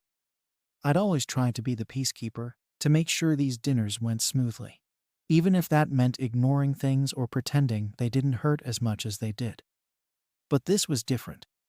Seeing the effect her words were having on Mark made me realize that staying silent wasn't helping anyone. The next day, I decided to talk to Ellen. I wanted to keep it respectful, to just let her know that her comments were hurting Mark, and that maybe she could be a little more supportive, or at the very least, not so critical. When I called her, I tried to explain how Mark was feeling, how he needed encouragement, not constant reminders of what she thought he was doing wrong. But Ellen wasn't having it. She told me I was overreacting, that I didn't understand because I wasn't his mother. She said she was only trying to protect him from making a mistake, and that someone had to give him a reality check. I couldn't believe what I was hearing. She didn't see anything wrong with what she was doing. To her, this was all about being a good parent, even if it meant tearing her son down in the process. She even suggested that I was the problem, that I was too soft on Mark, and letting him think this little business of his was going to lead anywhere. At that point, I knew this wasn't going to be a simple conversation. After that conversation with Ellen, I felt like I'd hit a wall. She wasn't going to listen, or even consider that her words might be causing real harm. To her, she was just doing her duty as a mother, even if that meant tearing her son down in the process. I was left feeling frustrated, but I knew that I couldn't let things keep going the way they were. Seeing how hurt Mark was, how much his confidence was being eroded by these constant comments, made me realize that something had to change. Mark and I talked about it later that evening. He admitted that it wasn't just the one comment at dinner that had upset him. It was this ongoing feeling that he couldn't escape his mom's disapproval, no matter what he did. He told me how every time she'd make one of those remarks, it felt like she was invalidating everything he'd worked for, all the progress he was trying to make with his new business. He said he was starting to doubt himself, wondering if maybe she was right, and that he was making a huge mistake. Hearing him say that broke my heart. Mark is incredibly talented and capable, and I've seen firsthand the hard work he's put into this new chapter of his life. But his own mother couldn't or wouldn't see that. We spent a long time going back and forth about what to do. Mark wasn't sure if confronting her again would make any difference, and honestly, I wasn't sure either. We both knew Ellen well enough to realize that she wasn't likely to change her mind or her approach. But at the same time, I couldn't just sit by and watch her keep tearing him down. I told him that maybe we needed to set some boundaries, at least for a little while. If she couldn't be supportive, maybe she didn't need to be at the family dinners every week, especially if it was just going to keep causing him pain. Mark was hesitant about it. He's always been someone who values family, and I think he felt guilty about the idea of excluding his mom from something that had become such a regular part of our lives. But I could see he was also relieved at the thought of not having to sit through another dinner where he felt like he was on trial. After a lot of discussion, he finally agreed that it might be for the best. He said he'd support whatever decision I made, and I promised him that I'd handle it as tactfully as I could. The next day, I reached out to Ellen again. I tried to be as calm and respectful as possible. I told her that while we appreciated her concern for Mark's future, her comments were causing him a lot of stress, and that it wasn't helping him to hear constant criticism. I explained that until she could respect his choices, we thought it might be best for her to take a break from the family dinners. I expected some pushback, but I wasn't prepared for the reaction I got. Ellen was furious. She told me that I had no right to keep her away from her own family, that I was trying to come between her and her son. She accused me of manipulating him, saying that I was the one filling his head with silly ideas and encouraging him to waste his potential. It was clear that she saw this as a personal attack, like I was trying to control who could be part of the family and who couldn't. She made it sound like I was the bad guy for even suggesting that she might need to change her approach. The fallout didn't stop there. Not long after our conversation, Mark's siblings started reaching out, clearly aware of what was going on. They were polite, but it was obvious that they weren't happy with the decision. They kept saying things like, "Mom's just worried about Mark," and you know how she is. She doesn't mean any harm." They tried to frame it as though Ellen's comments were harmless, just her way of expressing concern. But I knew better, and so did Mark. It wasn't harmless, not when it was making him question himself to this degree. One of Mark's sisters even suggested that we were blowing things out of proportion, that it wasn't worth causing a family rift over something as small as a few comments. She hinted that maybe I was being too sensitive on Mark's behalf, that he should just let it roll off his back. I found that so frustrating, like they weren't even trying to understand how much this was affecting him. It felt like everyone was downplaying the impact of Ellen's words, acting like we were the ones creating drama by standing up for ourselves. Mark tried to stay out of it as much as he could, but I could see that the whole thing was weighing on him. He'd wanted to set a boundary, but now he was second-guessing himself, wondering if maybe it would just be easier to let his mom keep coming to dinner, even if it meant putting up with her comments. He didn't want to be the cause of family tension, and I could tell he was starting to feel guilty about the whole situation.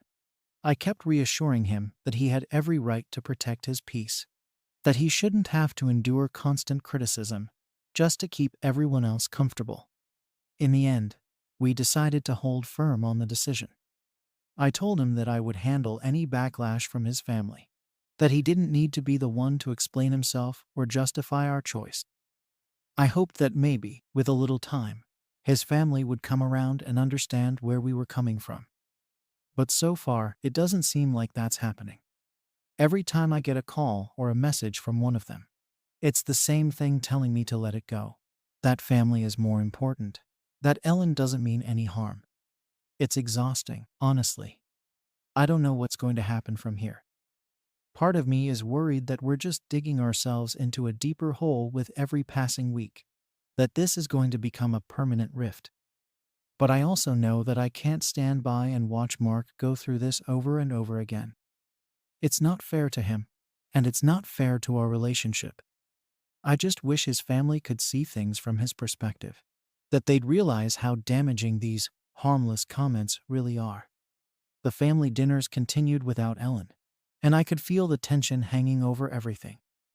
Each Sunday, Mark's siblings would come, but there was an unspoken strain. They'd make small comments here and there, like, "It's weird not having Mom here," or "It doesn't feel the same without everyone."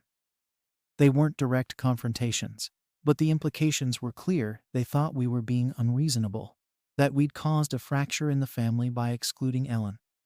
I tried to brush it off, but I knew it was bothering Mark. Every time one of them made a comment, I could see him questioning whether we'd made the right decision. It didn't help that Ellen was still reaching out to him, making it clear that she wasn't happy. She'd text or call him throughout the week, dropping subtle, and sometimes not so subtle hints about how she was being punished for trying to look out for him. She'd say things like, "I just want what's best for you, Mark," or "It hurts me that I'm not welcome in my own son's home." She never apologized or acknowledged the hurt her comments had caused. She only focused on how she was the victim, as if this was all some scheme to push her out of his life. At one point, she even went as far as showing up at our door on a Saturday afternoon, unannounced. Mark was home alone because I was out running errands. He told me later that she'd tried to guilt trip him, saying that family should stick together, that he was letting other people, meaning me, come between them. Mark said he didn't know how to respond. He felt blindsided and ended up just standing there, listening while she went on and on. He finally managed to tell her that he needed space, that he didn't want to keep rehashing the same conversation. She left, but not before making it clear that she thought he was making a huge mistake. When he told me about it, I could see how much it was weighing on him. He said he felt torn, like he was being forced to choose between me and his family.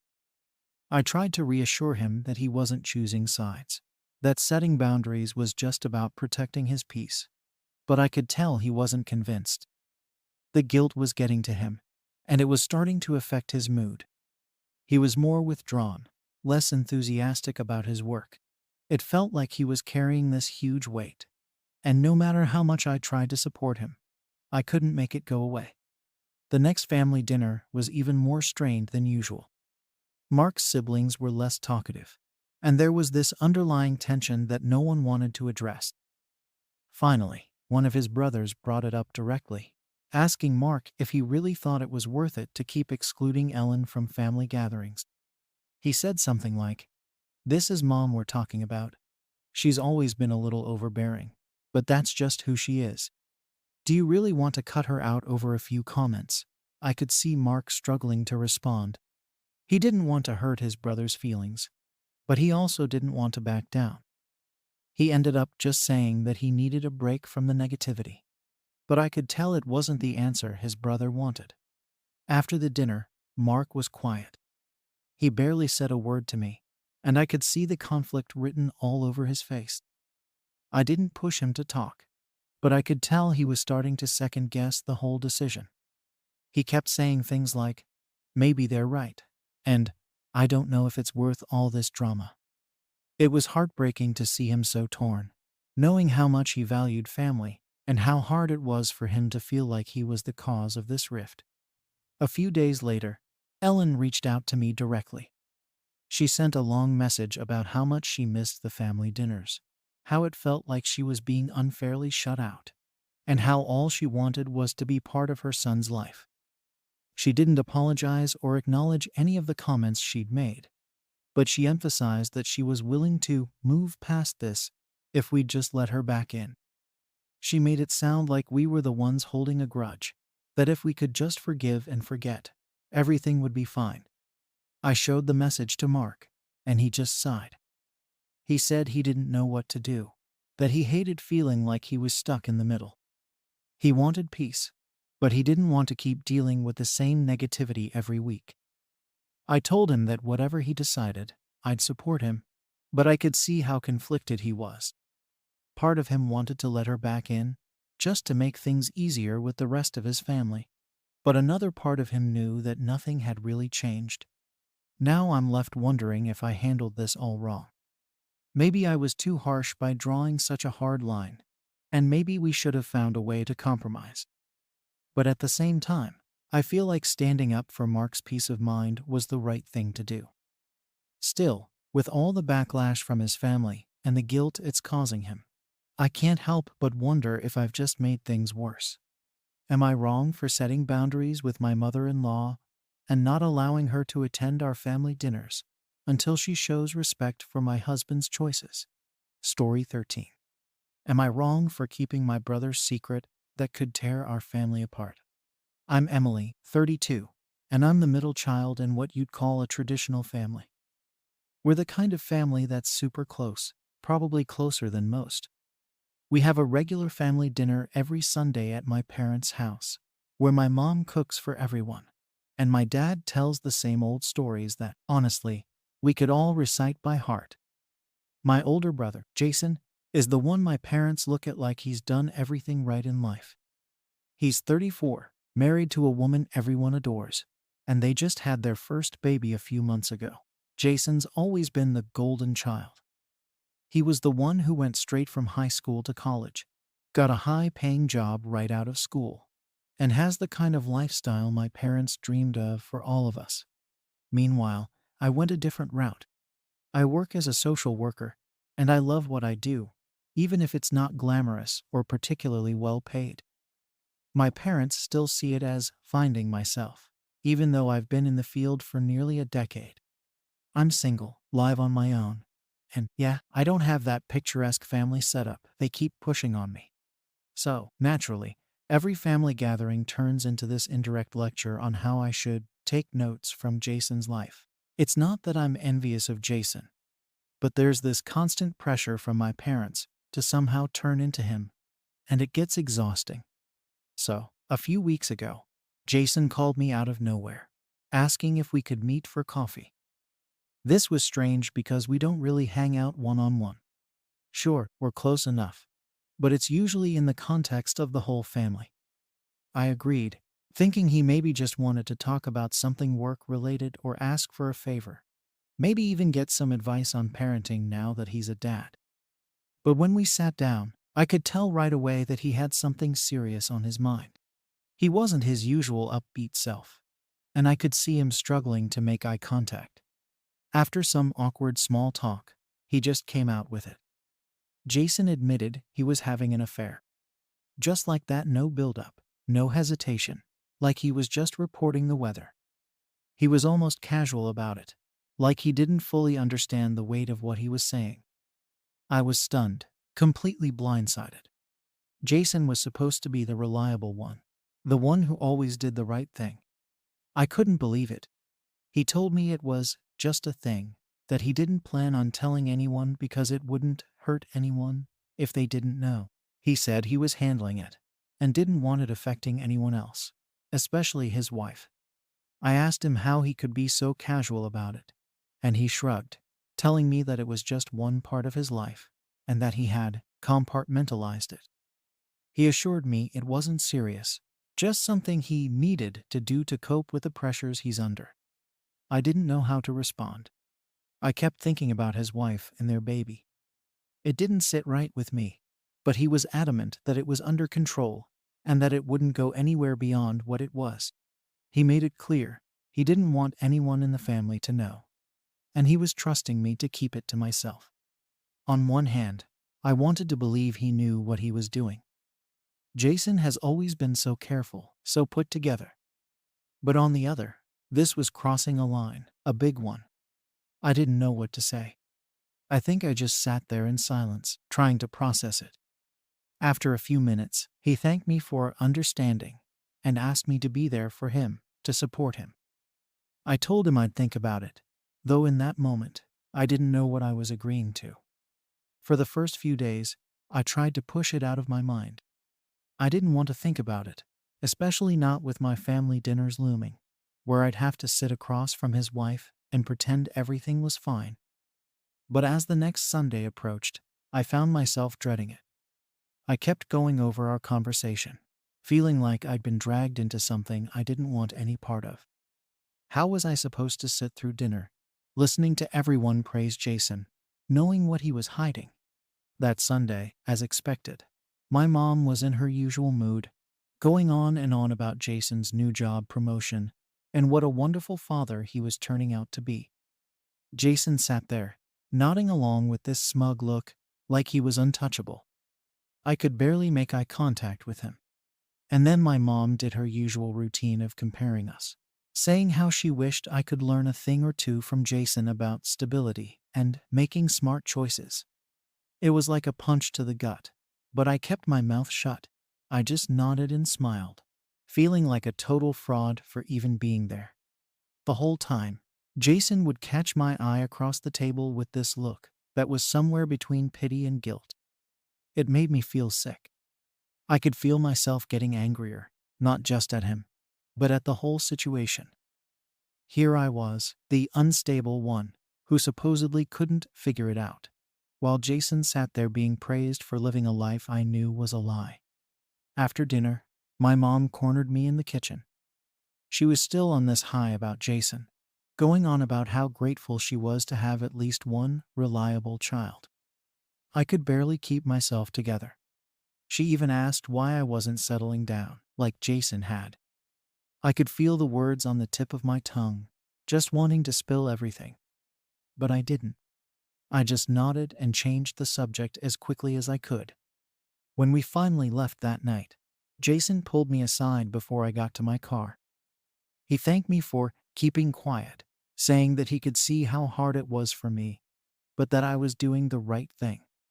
He told me to look at it like protecting the family, sparing everyone unnecessary pain. I couldn't even look at him. I just told him I needed time to think and drove home feeling like the worst person alive. Since then, every family dinner has felt like torture. Jason's wife keeps talking about how happy they are, how wonderful Jason is as a father and a husband. Every time, I feel this horrible guilt, like I'm somehow responsible for her not knowing.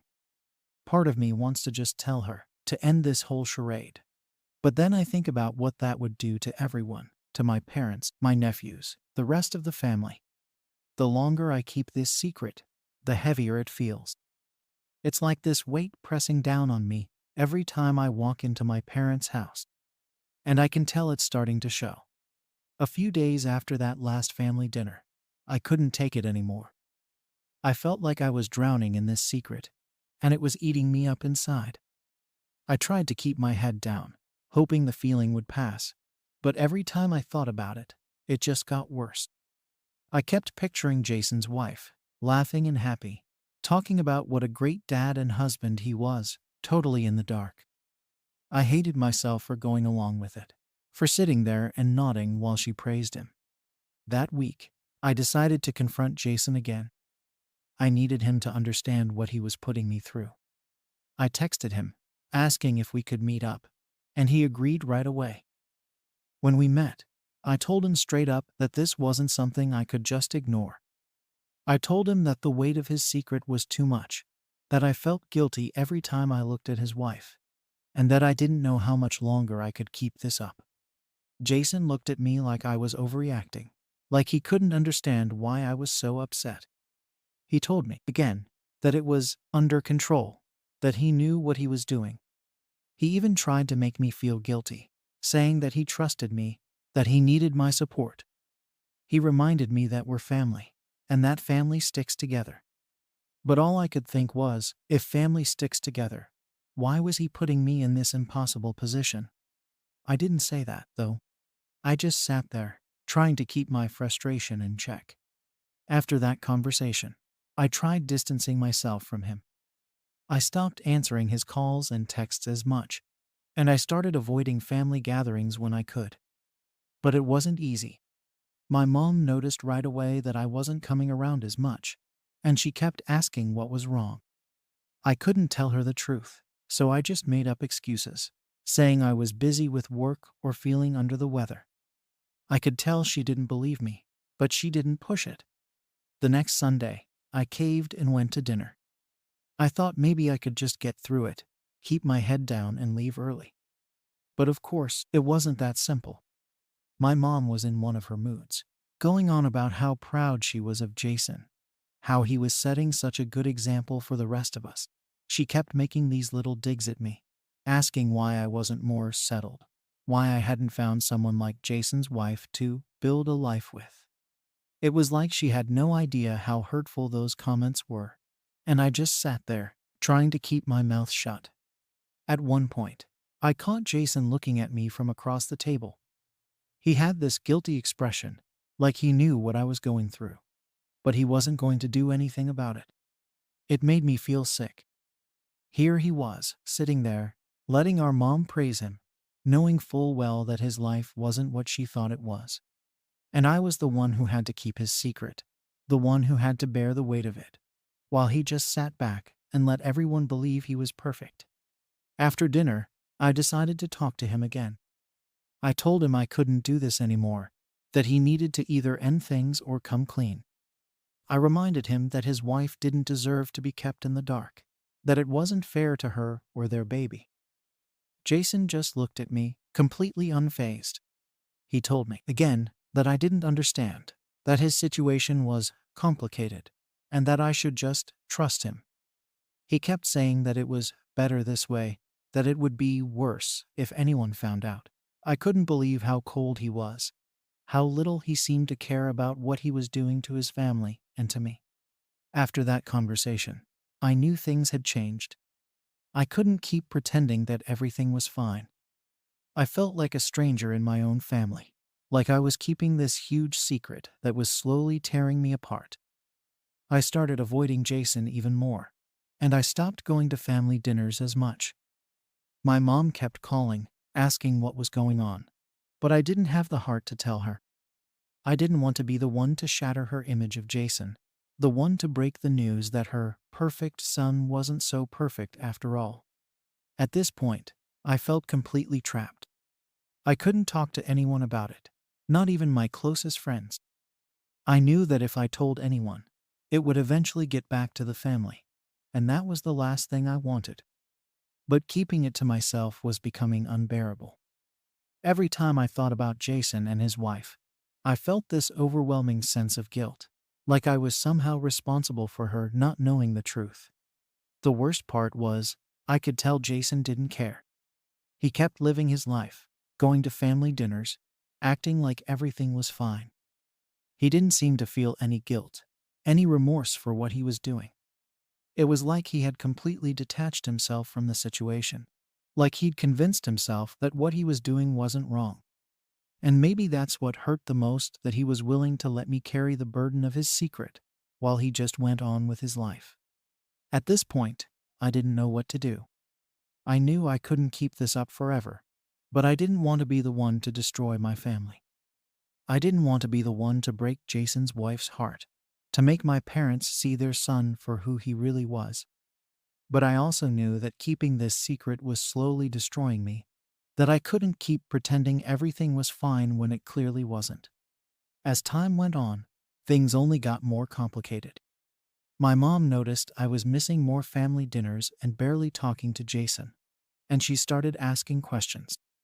She'd call me, sounding worried, saying she didn't understand why I was avoiding everyone. She hinted that maybe I was going through something, and that I should lean on the family for support. The irony of that was almost too much.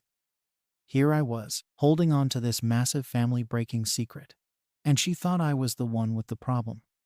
After one of these calls, I decided to go to dinner the following Sunday just to keep her off my back. But of course, it was one of the worst nights yet. My mom was in full-on proud parent mode, going on and on about how Jason and his wife were the perfect couple and the kind of parents she had always hoped for her children. She made another remark about how she wished I'd settle down with someone dependable, like Jason did.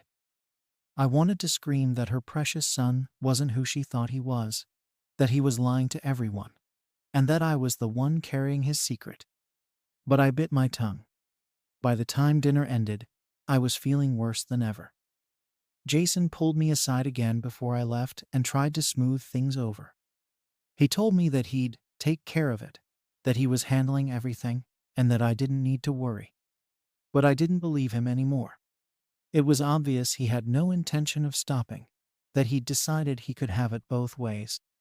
He'd keep his family, his reputation, and still see this other person on the side. And somehow, he was okay with letting me be the one to deal with the guilt, to pretend everything was fine. I knew I had to do something, but I didn't know what. Part of me wanted to tell his wife, to just come clean and let the chips fall where they may. But the other part of me kept thinking about the fallout, about what this would do to everyone else.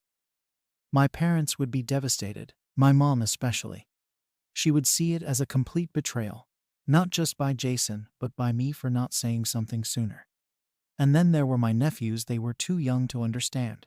But I couldn't stop thinking about how their lives would change if this came out. I tried talking to Jason one last time, hoping he'd finally understand how serious this was. I told him that he was putting me in an impossible position, that I couldn't keep lying for him. I begged him to end things, to be honest with his wife, to do the right thing. But he brushed me off again, saying he'd take care of it, and that I didn't need to get involved. He kept saying it was better this way, that he was sparing everyone from unnecessary pain. I couldn't believe how selfish he was being, how completely unwilling he was to take responsibility for his actions.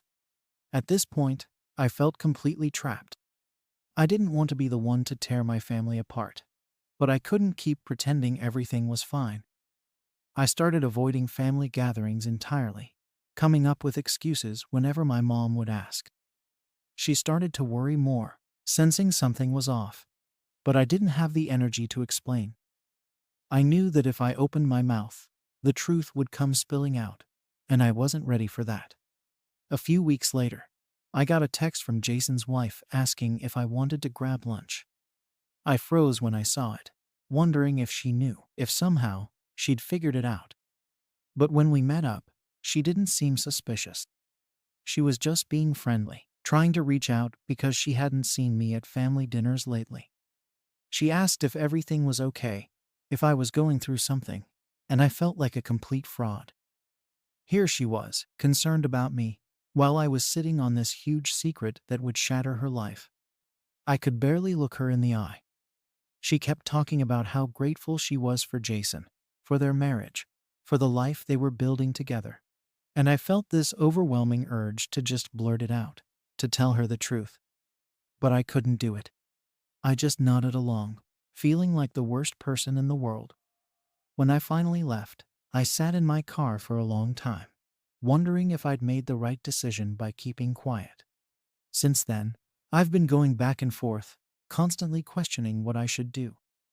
I've tried telling myself it's not my responsibility, that Jason is the one who should come clean, but the guilt is unbearable.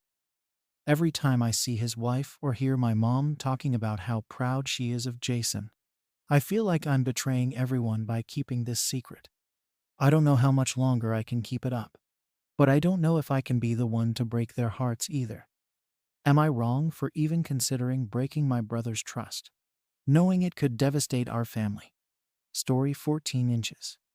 Am I wrong for refusing to let my brother's new wife move into my childhood home?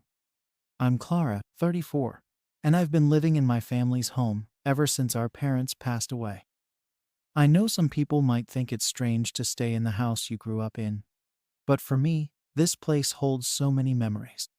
I've done a lot to keep it up, inside and out, because it's not just a house to me, it's the only place that really feels like home. Growing up, we didn't have a lot, but we had this place, and my parents did everything they could to make it comfortable and secure. I feel close to them here. It's more than walls and a roof. It's their legacy. I can't imagine giving it up. Then there's my brother, Matt.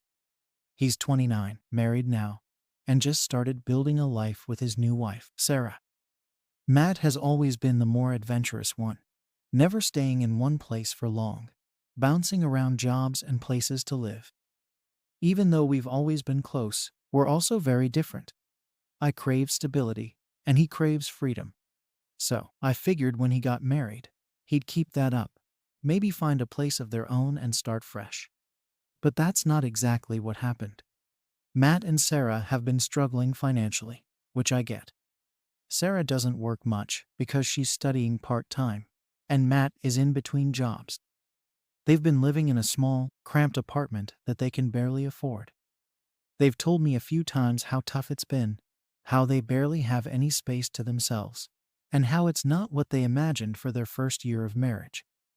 I listened, tried to sympathize, but honestly, I didn't think it was my problem. They're adults, and while I'd help if they were truly desperate, I didn't think it meant they should expect to move into my home. Everything came to a head a few weeks ago at a family dinner. It was meant to be a casual get-together, a rare evening where all three siblings, me, Matt, and our younger sister, Amy, who's 27, could catch up. Our aunt was there too, and it was just supposed to be a nice meal. But right in the middle of dinner, without any warning, Matt drops this bombshell that he and Sarah are going to move in with me. He didn't ask, didn't suggest, just announced it like it was a done deal. I couldn't believe what I was hearing. Here I am, living in this house alone, keeping it up and paying all the bills, and my brother's just deciding that he and his wife will move in without even asking me. I didn't say anything right away because I was trying to process it. But my shock must have shown because Matt looked at me like I was the one being unreasonable. He went on, saying they'd been talking about it, and felt that since I'm single and have all that space, it just made sense for them to move in. He even threw in that it's the family home, and that it's only fair we all get to benefit from it. He said all of this with a tone that implied he was doing me a favor, like I should be grateful for the company. But to me, it felt like he was completely disregarding my feelings or even my rights as the person who's been taking care of this place for years. What really got to me was how entitled he sounded, as if he thought he had some automatic claim to my life and my space just because we're family. It's not that I don't care about him, or that I don't understand how hard things have been for them, but I've worked so hard to keep this house up, to make it my own, and now he's acting like it's his decision to make. He didn't even ask me. He just assumed I'd go along with it. Sarah was there too, and the whole time, she had this look on her face that really rubbed me the wrong way. She didn't say much, but there was this smug expression, like she was just waiting for me to agree. It felt like she thought this was already in the bag, and I was just an obstacle to be dealt with. It's not that I have anything against her, but we don't know each other that well. And now she's moving into what's basically my sanctuary. I finally managed to speak up, and I told Matt, as calmly as I could, that I didn't think it was a good idea. I said that I wasn't comfortable with anyone moving in, especially when I hadn't even been consulted. The room got tense. Everyone stopped eating, and there was this awkward silence. Matt's face went from surprise to anger, and he started saying that I was being selfish, that I should be willing to share since this was our family house. At this point, I was holding back everything I really wanted to say because I didn't want a full-blown argument in front of everyone. I just told him that I didn't see it that way, that this house meant a lot to me personally, and that I wasn't ready to give up my space. I could tell he was getting frustrated, but he kept pushing, saying that it's not just my house and that I don't need all that space. It felt like he was trying to guilt me into it, making me feel like a bad sister for wanting to keep what's mine. Then my aunt decided to jump in. She started saying that Matt and Sarah were just trying to get on their feet, and that it was only fair to help them out. She made it sound like I was being unreasonable for not wanting to share the family home, as if I was hoarding it out of greed or selfishness. I tried to explain that I've been the one keeping this place up, paying for everything, and that it wasn't about not wanting to help, it was about needing my own space and privacy. Amy, my younger sister, was there too, and she just sat there, not saying a word.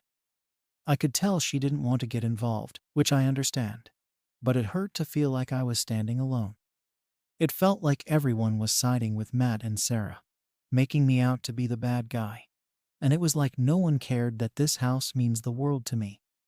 I left that dinner feeling completely alienated, like I was being cast as the villain for wanting to protect the only place that still felt like home to me.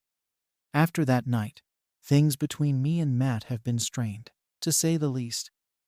He barely speaks to me now, and when he does, it's tense.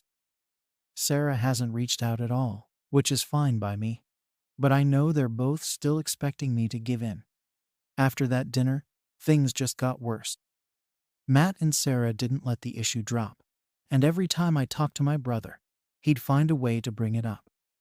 He'd make these comments about how tough things were for them, or how they were struggling to save money. It was like he was trying to guilt me into changing my mind. I get that they're having a hard time, but I didn't feel like it was fair to put that pressure on me. I was starting to feel like I couldn't even have a normal conversation with him without it turning into some kind of subtle dig or complaint about their situation. A week after the dinner, Matt messaged me, saying he wanted to clear the air. He suggested that we meet up at a coffee shop near his place, and I agreed, hoping we could have a calm conversation and actually talk things through. But from the start, it didn't feel like a discussion. It was more like Matt had already decided what he wanted and was just waiting for me to get on board. He said that I was overreacting and that it didn't make sense for me to live alone in such a big house. He went on about how they'd help with the upkeep, maybe even pay a little rent, and that it would be a temporary arrangement until they could get on their feet. I told him again that it wasn't about the money or needing help with the house. I said that I needed my own space, and that, honestly, I wasn't comfortable with the idea of sharing the house with anyone else. He acted like I was being ridiculous, like my reasons didn't make any sense. He even said that if our parents were still alive, they'd want him to stay there, and that really hit a nerve. I don't think he understands how much this house means to me. Or maybe he just doesn't care. It felt like he was just pushing and pushing, trying to wear me down. When I didn't agree to let them move in, he started getting more frustrated. He said I was being selfish, that I had this family home all to myself, while he and Sarah were barely scraping by. I tried to stay calm, but it was getting harder. He kept throwing these guilt trips at me, acting like I was the reason they were struggling. I finally told him that I wasn't going to change my mind, and that I didn't think this conversation was going anywhere. He just shook his head and left, and after that, things between us were really strained. Not long after, I started getting messages from other family members. My aunt, who had been at that dinner, called me up and said she was disappointed in me for not helping Matt and Sarah out. She went on about how family is supposed to be there for each other, and that it was only fair to share the house since it was our family's legacy. It felt like she was totally ignoring the fact that I've been the one living there and maintaining it all these years. I tried explaining my side, but she didn't want to hear it. She just kept saying that I was being selfish and that I needed to think about what was best for the family. Then, Sarah's family got involved. I don't know how they even heard about it, but suddenly, I was getting texts from her mom and sister saying things like, "It would mean the world to Sarah if you'd let them stay," and "It's just temporary. Don't be so cold-hearted." It was like I was being ganged up on from all sides, and I didn't know what to do. I barely even know Sarah's family, and now they're trying to make me feel guilty for not letting her move into my house. Through all of this, my sister Amy has stayed completely silent. I've tried reaching out to her, hoping she might understand where I'm coming from, but she keeps saying she doesn't want to get involved. It's frustrating because I feel like I'm all alone in this, and she's just sitting on the sidelines. I get that she doesn't want to pick sides, but it would have been nice to have some support from at least one person in the family. Eventually, I decided to try to find a compromise. I figured that maybe if I offered to help them financially, it would take some of the pressure off and show that I'm not just being selfish. I told Matt that I was willing to help cover some of their rent until they could find a place they could afford, thinking this would be a fair solution. But he just shot it down immediately. He said that wasn't what they needed, and that it was insulting to offer money instead of letting them stay in the house. It was like nothing I did was going to be enough for him, unless I completely gave in and let them move in. That's when Sarah herself decided to confront me. She came over one evening, supposedly to talk things out, but it was clear she was just there to push her agenda. She said she couldn't understand why I was making things so difficult, that it was just a house, and that I was being overly attached to it. She even made a comment about how it was no wonder I was still single if I was so unwilling to share my life with anyone. It was a low blow, and it took everything in me not to lose my temper right then and there. Sarah went on, saying that Matt had always looked up to me and that it was hurtful for him to see his own sister refusing to help when he needed it most. She made it sound like I was betraying the family, like I was turning my back on them.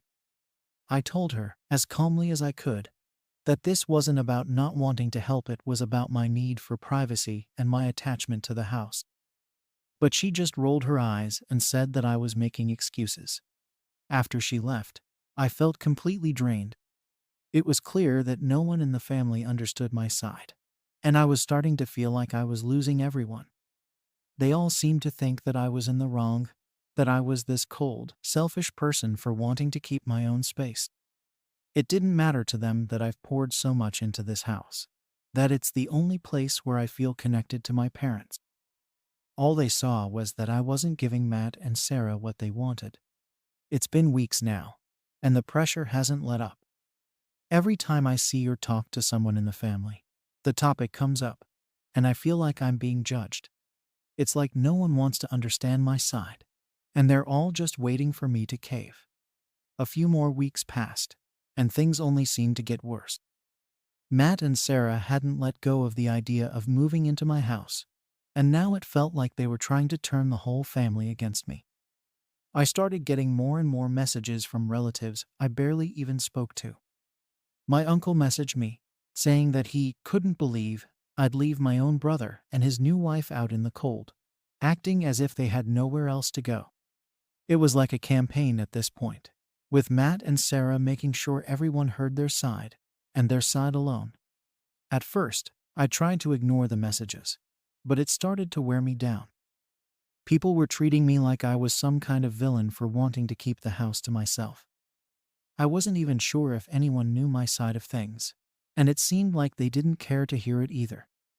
In their eyes, I was just selfish, clinging to a house I didn't need, while Matt and Sarah were struggling. No one seemed to care that this was the house I grew up in, that it was the one thing left I felt connected to. It was all about Matt and Sarah, as if my feelings didn't matter. Eventually, I decided to try talking to Amy again. She's the one person I thought might understand where I was coming from. I invited her over, hoping that maybe if she heard my side, she'd at least see things from my perspective. She listened, but it was clear she was uncomfortable. She said she didn't want to pick sides, and that she understood both of our positions. It was frustrating, to say the least. I wasn't asking her to pick sides, just to understand why this house mattered to me. But even she seemed hesitant, like she didn't want to get involved too deeply. After that, I felt even more alone. It was like every single person in my life was against me, or at the very least, indifferent to what I was going through. The house that once felt like a sanctuary now felt like a burden, something everyone wanted a piece of. I started to question myself, wondering if maybe they were right. Maybe I was being selfish. Maybe I was holding on too tightly to something that should be shared. But every time I thought about giving in, something in me just couldn't do it. This was my home, and I wasn't ready to let it go. One evening, things came to a head. Matt showed up at my door, this time without warning, and he looked upset. He said he was tired of the back and forth, and wanted an answer once and for all. He accused me of being heartless, of not caring about his future or his marriage, and he kept saying that I was putting things over family. I tried to stay calm, but it felt like he was cornering me in my own home, making me out to be this horrible person for wanting my own space. He even brought up our parents again, saying that they'd be disappointed in me, that they would want us to stay close and support each other. It felt like he was using their memory against me, trying to guilt me into giving in. I told him that this house was my way of staying close to them, that it wasn't just a place to me, but he brushed it off like it didn't matter. To him, it was just a house, a place they could live in while they got their finances together. He didn't seem to care about my reasons at all. When I stood firm and told him I wasn't going to let them move in, he lost it. He started raising his voice, saying things like, "Fine, have it your way. Just know that you're choosing yourself over your own family." He stormed out, and after that, I felt a strange mix of relief and sadness. I didn't know if I'd done the right thing, but at least it felt like the matter was finally closed. I thought maybe now we could all just move on, even if things were tense between us. But it wasn't over. The next day, I started getting more messages, this time from even more extended family, saying things like they couldn't believe I'd turned my back on my brother, and that I was tearing the family apart over a house. It was like a never-ending cycle, and no matter what I did, the pressure wouldn't stop. Sarah even posted something cryptic on social media about people who turn their backs on family, and how she was disappointed by someone she thought she could rely on. It was obvious it was about me, and soon enough, people started commenting, giving her sympathy and telling her to stay strong. I felt humiliated and hurt. This whole situation was spilling over into every part of my life, and there was nothing I could do to stop it. Everywhere I turned, it seemed like people were taking their side, painting me as the bad guy. I kept thinking, was I really the only one who saw things this way? Why was it so hard for them to understand that I needed my space, that this house was important to me? Now, I feel stuck. I've tried standing my ground. I've tried offering compromises, but nothing seems to be enough. The family is split. Matt and Sarah are barely speaking to me, and I feel like I'm being punished for something that isn't even my fault. I don't want to lose my family, but I also don't want to give up my home. So, am I wrong for wanting to keep my parents' house for myself, even if it means my brother and his wife continue to struggle? Story 15. Am I wrong for standing my ground against my sister's wedding theme? I, Katie, 29, have always had a complicated relationship with my younger sister, Emily, 26, and my mom. Growing up, the family dynamic was pretty clear. Emily was the favorite. Our parents adored her, doted on her, and often overlooked her flaws. I was the one who had to be responsible, the one who couldn't slip up or act out without it being a big deal. It was like Emily could do no wrong, and even when she did, it somehow became my responsibility to help her out or understand her better. I think our family just saw me as the stable one, so they didn't feel the need to give me the same kind of attention or praise. I worked hard, did my own thing, and while I didn't need validation from them, I did notice the difference. It was hard not to. I'm a freelance artist, which, I'll admit, isn't exactly what my parents imagined as a career. They wanted something more traditional, something that showed I was successful in their eyes. They still have no idea how much work I put into my business and all the hustle it takes. I think, in their minds, they see me as playing around with paint rather than working a real job. Emily, on the other hand, got into event planning. It's flashy and something they understand. There's money, big clients, fancy venues. So naturally, they think she's the more successful one. And to be fair, she's good at what she does. But it's like they completely dismiss my career in comparison, even though I'm doing just fine. A few months ago, Emily announced she was getting married. Of course, it was a huge deal in the family. She went all out in describing her dream wedding, this whole luxury boho theme she's been obsessed with, involving muted colors, soft lighting, and the whole thing practically dripping in beige and gold. Every detail had to be perfectly curated, down to the exact shade of top for the bridesmaid dresses. She wanted everyone dressed in specific outfits, all matching her theme. Now, I'm not opposed to supporting her vision, but it's exhausting when every little thing has to be so over-the-top specific. I figured, okay, I'll wear the dress she picked and go along with her theme. I mean, it's her wedding, so fine.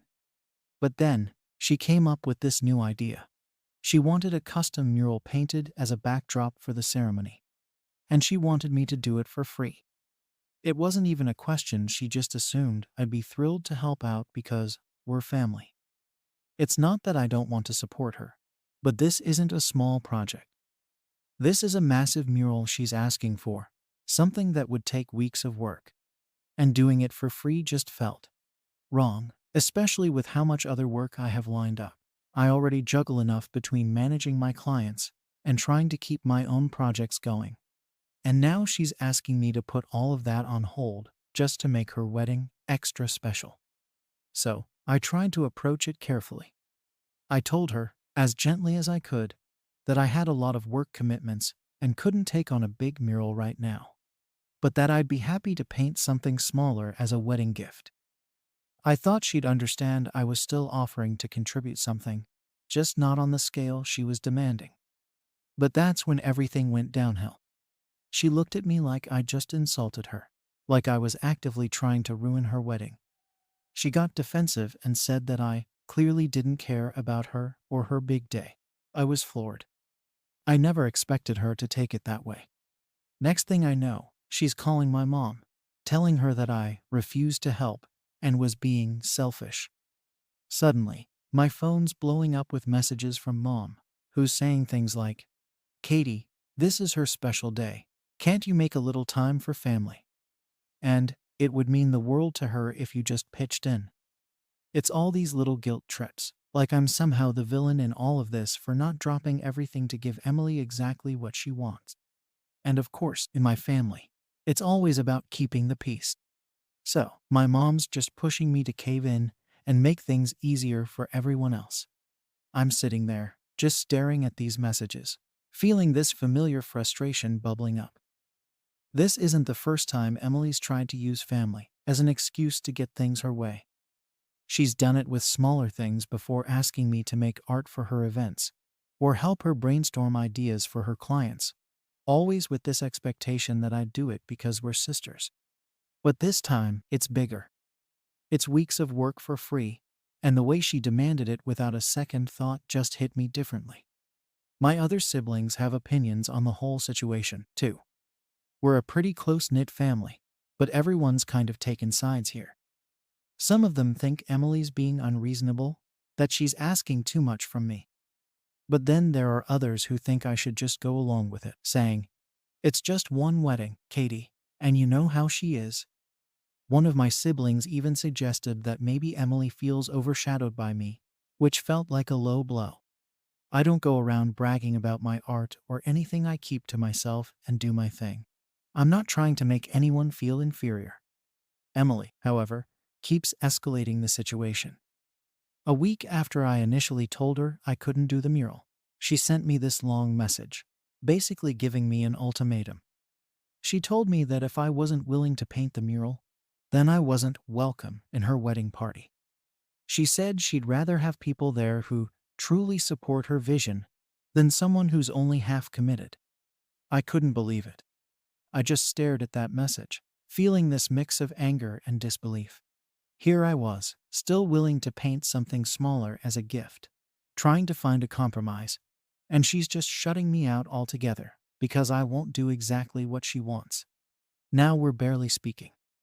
My mom's still in the middle, calling me almost every day to try to smooth things over and telling me to think about what's best for the family. It's like she doesn't even hear what I'm saying. She keeps pushing the same line that this is Emily's special day, and I should just make a small sacrifice to make her happy. I get that weddings are a big deal, but why is it always me who has to make the sacrifice? I keep thinking back to all the times I've had to help out or understand Emily, even when it meant putting myself aside. It's like, at some point, shouldn't my boundaries matter too? My mom has been relentless. Every time she calls, she tries to guilt trip me into doing this mural, like I'm somehow destroying the family by standing my ground. She keeps saying things like, "You know how much it would mean to her?" And "Family comes first, Katie. Can't you put aside work for just this once?" It's all these little comments designed to make me feel like the bad guy, like I'm the one being difficult. And honestly, it's working to some extent. Part of me does feel bad. I get that weddings are a big deal, and I know Emily's been dreaming about hers since we were kids.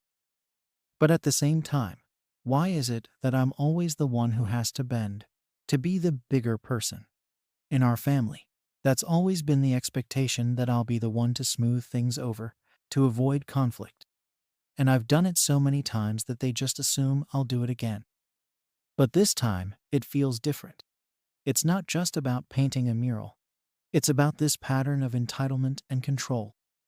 Emily's always used family as a way to get her way, and everyone just lets her because it's easier to keep her happy than to deal with her tantrums. I think that's why I'm so frustrated.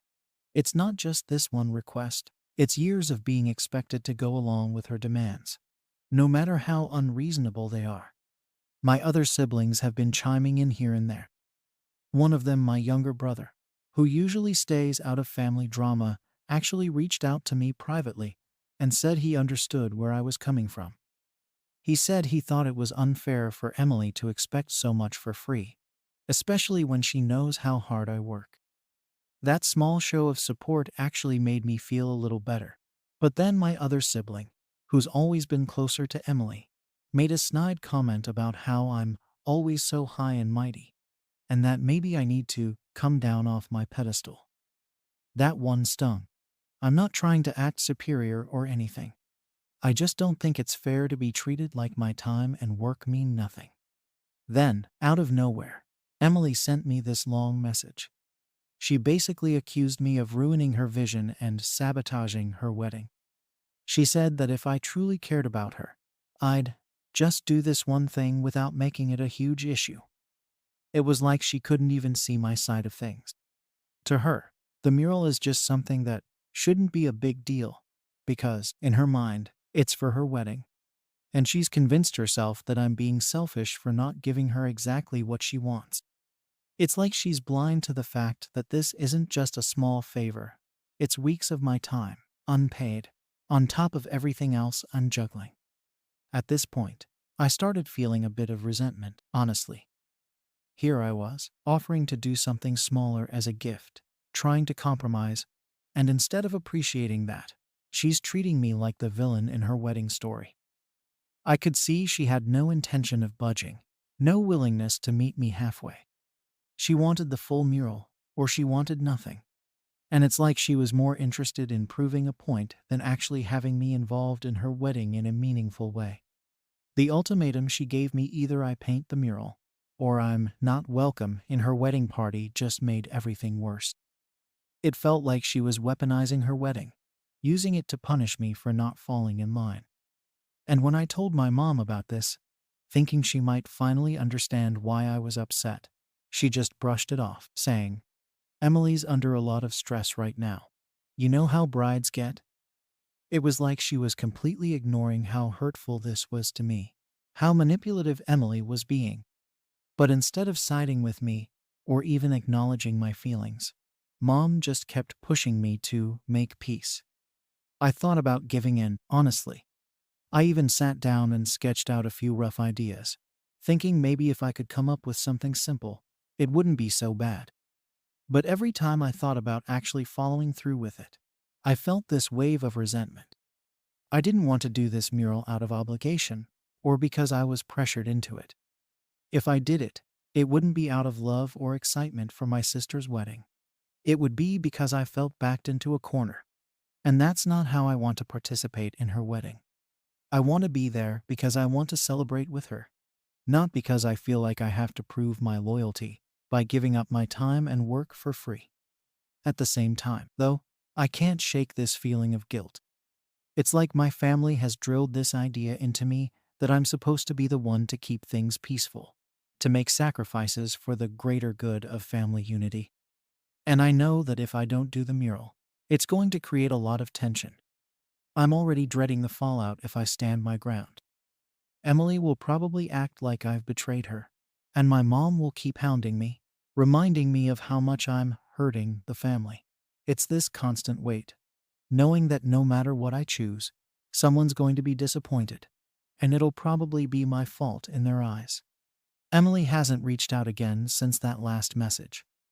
We're basically not on speaking terms right now, which is strange because we usually at least have some kind of communication going. She's always been a bit of a control freak. But this level of silent treatment feels like she's trying to make a point, like she's waiting for me to come to my senses and just give her what she wants. And my mom's still trying to play mediator, calling me every couple of days to remind me that it's not too late to change my mind, and maybe it would be easier to just do the mural. I get what she's trying to do, she wants to keep the peace, but it's frustrating to feel like my feelings are completely secondary here. I haven't decided what I'm going to do yet. Part of me thinks I should just walk away from it all and let Emily figure out her wedding without me. But then I think about the family gatherings, the way things will be awkward and tense from now on if I don't go along with this. I can already imagine the whispers, the little comments about how I could have been there if I wasn't so stubborn. And I know my mom will keep bringing it up for years, reminding me of how I let family down. It's exhausting, feeling like I'm constantly weighed down by everyone else's expectations. And I know that if I give in this time, it won't stop here. It'll just reinforce this idea that they can always push me to do what they want, no matter how unreasonable it is. That's what I keep coming back to. This isn't just about a mural.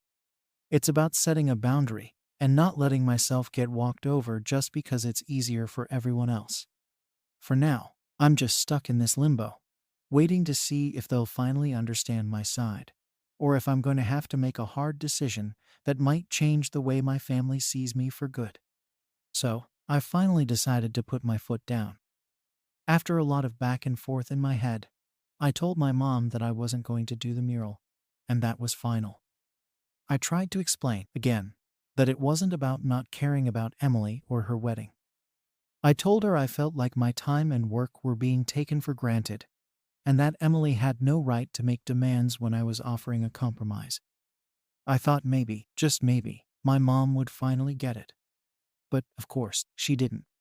She sighed and said she was disappointed in me. She went on about how I was putting my own pride over family, and that this wasn't the time to prove a point. She even said I was making this all about myself, which felt like a punch in the gut. Here I was, trying to stand up for my boundaries for once, and she twisted it into something selfish. By the end of the call, it was clear she was going to side with Emily, no matter what I said. Then came the part I was dreading. Emily sent a message to our family group chat, officially uninviting me from her wedding party. She said she couldn't have someone so unsupportive standing up there with her, and that she needed positive energy on her big day. The message was long, dramatic, and honestly just ridiculous. But what really stung was how everyone else in the group reacted. My other siblings were quick to show their sympathy for her, sending messages like, "We're here for you, Em," and "Don't let this bring you down." It was like they'd all just written me off as the problem without even hearing my side. I sat there, reading the messages, feeling this weird mix of anger and sadness. I wanted to jump in, to defend myself, to make them understand that I wasn't the selfish one here. But I knew it wouldn't make a difference. They'd already chosen their sides. So I just left it alone, even though it hurt to see my family siding with her over something so unreasonable. A few days later, my dad called. He's usually quieter in all of this, not one to get involved in family drama. But he told me he thought I was making a mistake, that I should think about the bigger picture and find a way to make things right. He said something about how family is all we have, and that I'd regret letting something as trivial as a mural cause a permanent rift.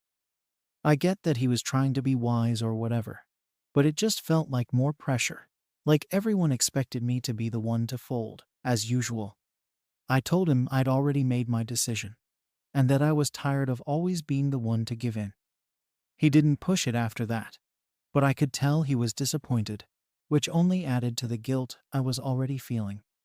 It's hard to explain, but it's like, even though I knew I was right to stand my ground, I still felt like I was betraying them somehow, like I was failing some invisible test of loyalty. As the wedding date got closer, things got colder between me and my family. They'd stopped calling, and I wasn't getting the usual updates about the wedding plans. I found out from one of my friends, who's also invited, that they'd gone ahead and hired a different artist to do the mural. Apparently, Emily found someone who charged a pretty high fee, but she'd decided it was worth it to avoid more drama. Hearing that just confirmed what I already knew. This wasn't really about the mural. It was about control, about making sure everyone played their part exactly as she wanted. If she was willing to pay someone else, it meant she could have accepted my initial offer all along but chose to make it a power struggle instead. On the day of the wedding, I felt weird. Part of me wondered if I'd made a mistake, if maybe I should have just gone along with it for the sake of peace.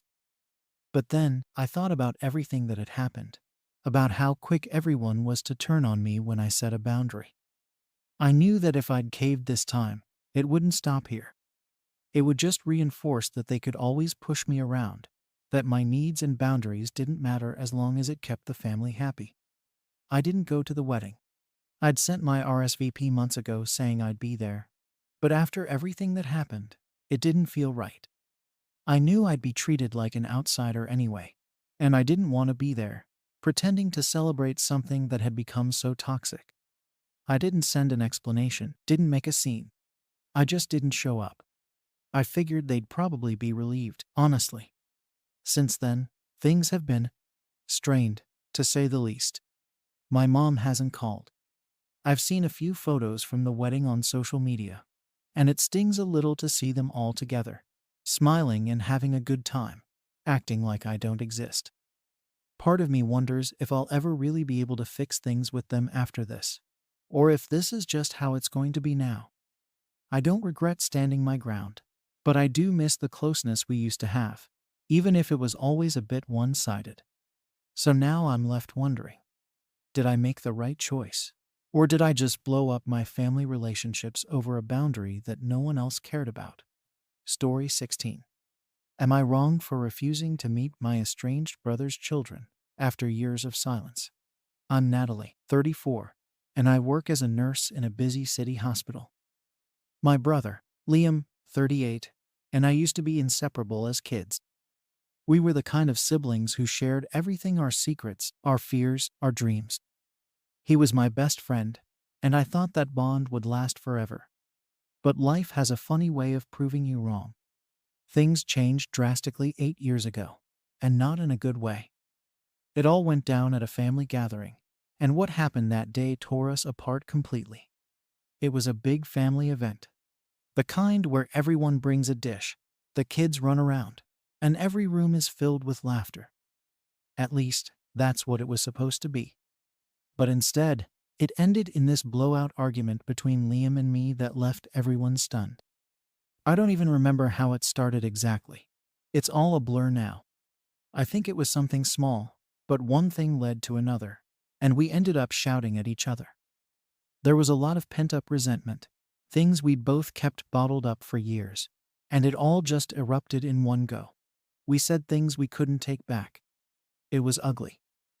After that, he walked out, and it felt like he walked out of my life for good. Over the years, I tried to reach out.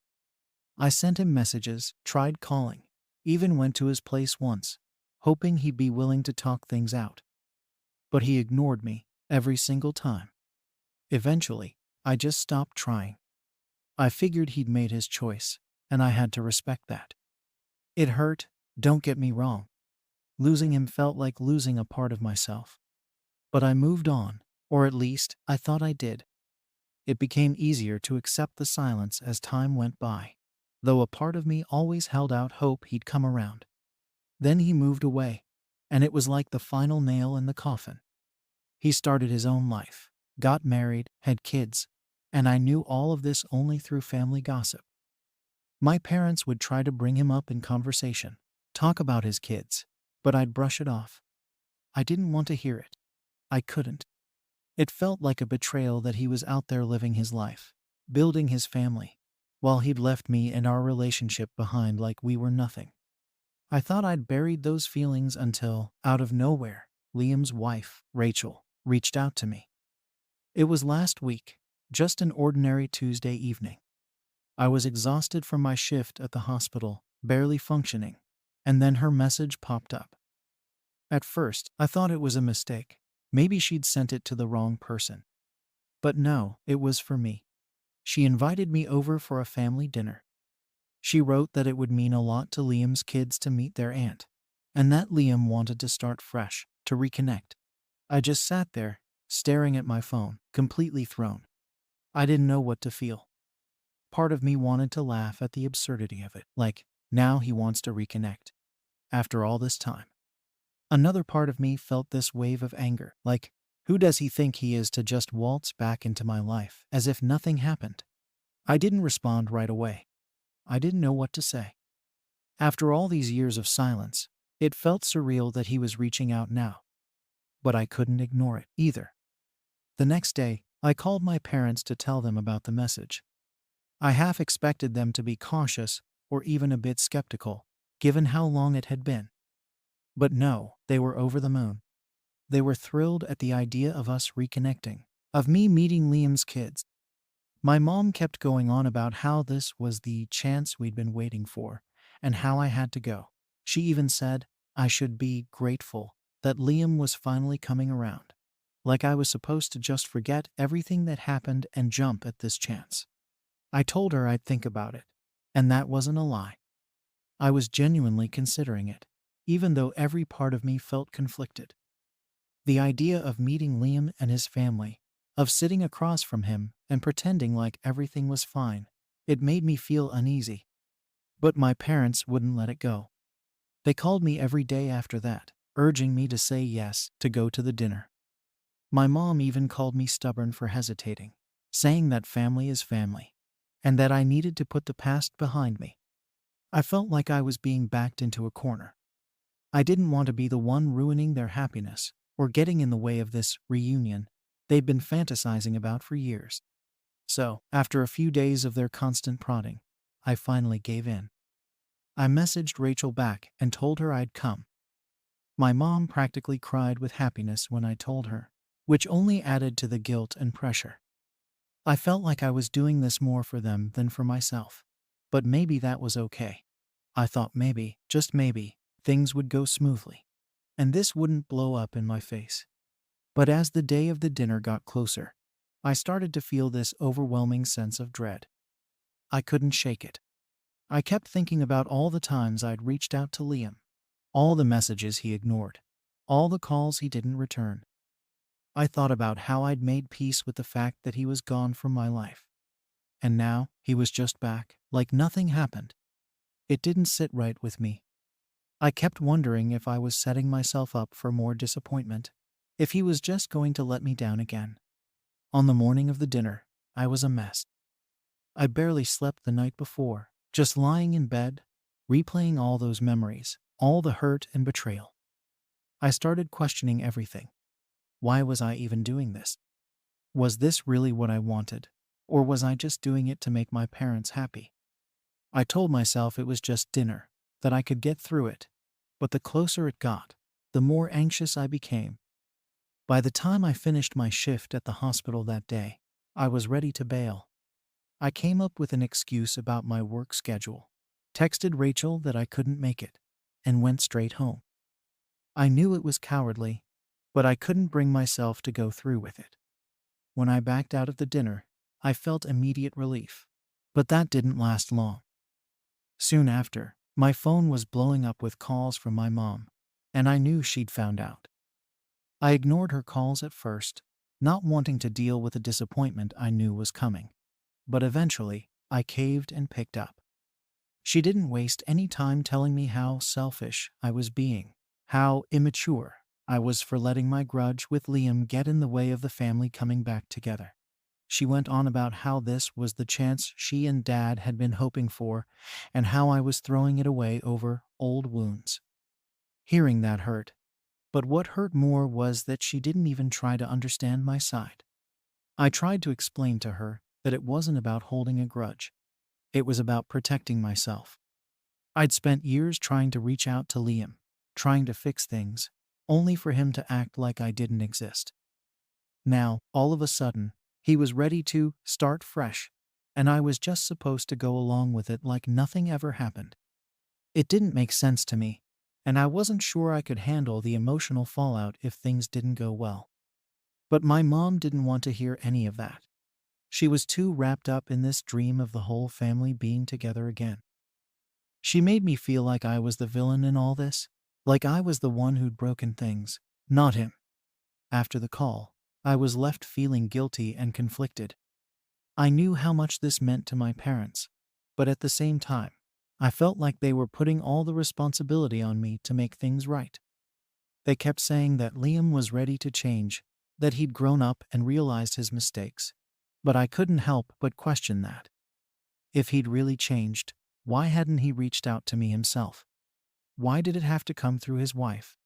It felt like he was still hiding behind someone else, still unable to face me directly. I stewed on that for days, replaying the conversation with my mom and the guilt that came with it. Every time I thought about reaching out to Rachel again, I'd feel that knot in my stomach tighten. My mom's words echoed in my head, making me question if I was being too harsh, if I was letting my pride get in the way of a chance to reconnect. But every time I thought about actually going, the memories of being ignored, of feeling abandoned, would come rushing back, reminding me why I'd built up those walls in the first place. A few days later, Rachel messaged me again. She said she understood if I wasn't ready to meet in person, but offered to set up a phone call between me and Liam, just to break the ice. She said it could be a way to ease into things, to see if we could find some common ground before we met face to face. I thought about it for a while, and part of me felt like this was a safer option, like maybe I could test the waters without fully committing. But even then, I hesitated. A phone call felt like a big step, and I wasn't sure I was ready to hear his voice after all this time. Eventually, I agreed to the call. I figured I owed it to my parents, and maybe even to myself, to see if there was a possibility of things moving forward. We scheduled the call for a Sunday evening, and I spent the entire day with this mix of dread and anticipation building up inside me. When the time finally came, I sat there staring at my phone, feeling paralyzed. I almost bailed, but something in me knew I needed to go through with it, if only for some closure. The call was awkward, to say the least. Liam was quiet at first, and I could tell he was struggling to find the right words.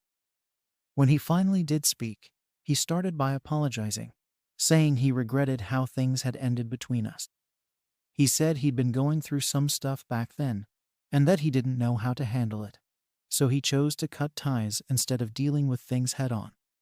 He said he knew that was wrong, but he hoped we could move past it now for the sake of his kids, so they could know their aunt. Hearing him apologize was surreal, but it didn't feel as satisfying as I thought it would.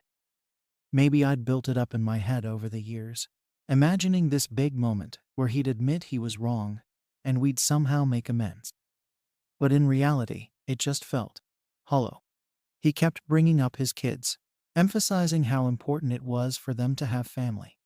But he didn't really acknowledge the hurt he'd caused me. It felt like he was more interested in using me as a part of their lives than in fixing what he'd broken.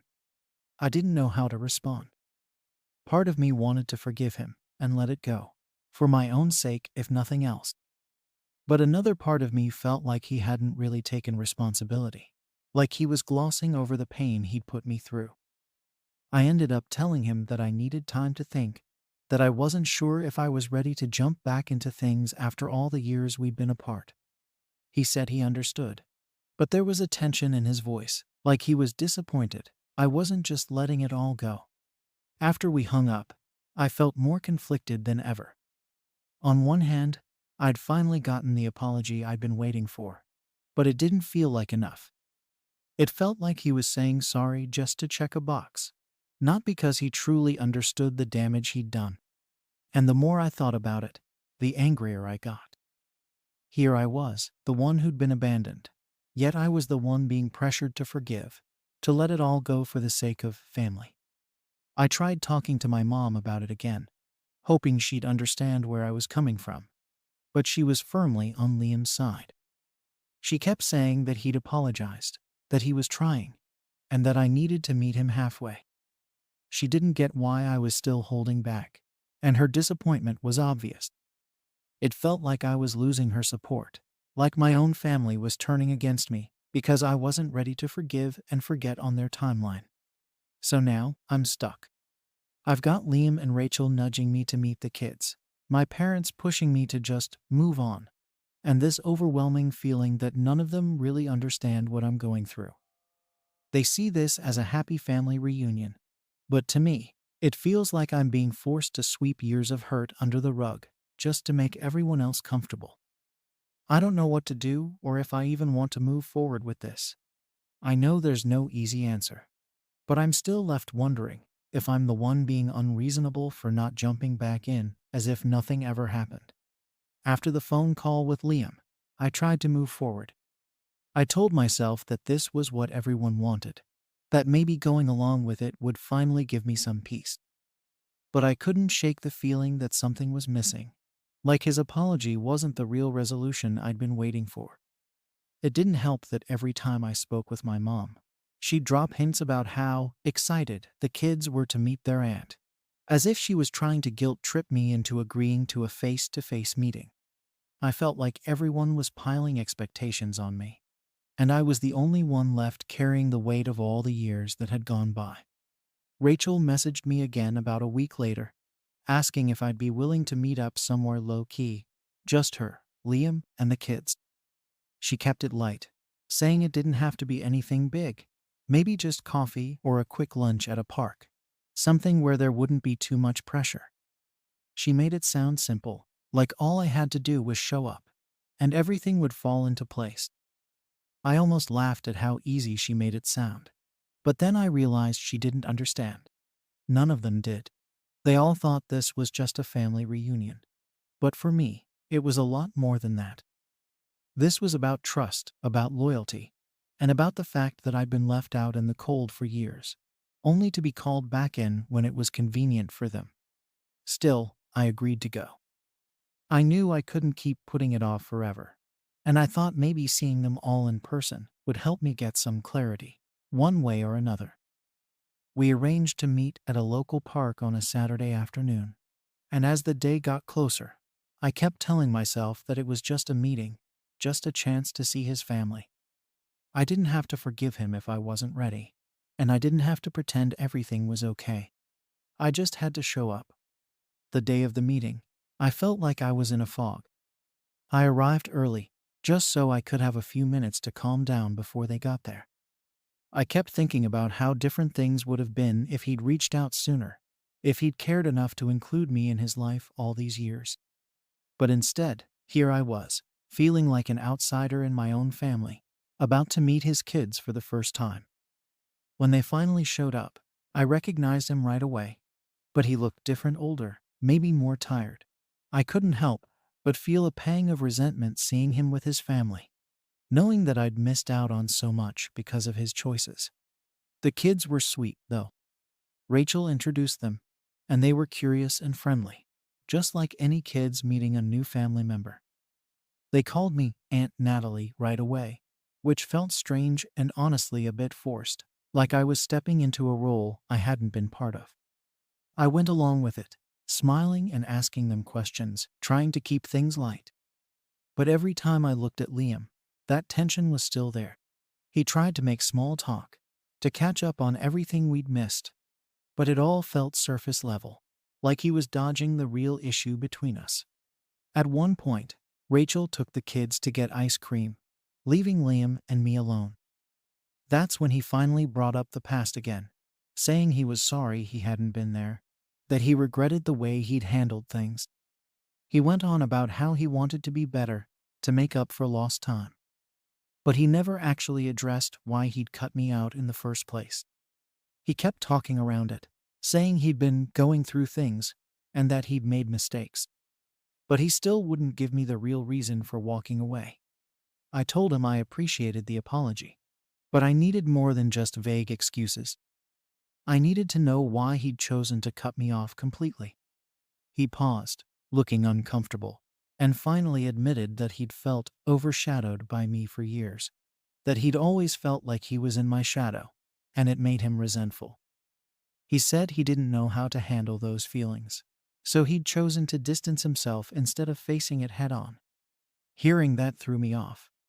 I'd never imagined he felt that way. I thought we'd been close, that our bond was strong, and it hurt to hear that he'd been carrying resentment I had no idea about. It felt like he'd punished me for something I didn't even know I was doing, something I would have gladly changed if he'd just talked to me about it.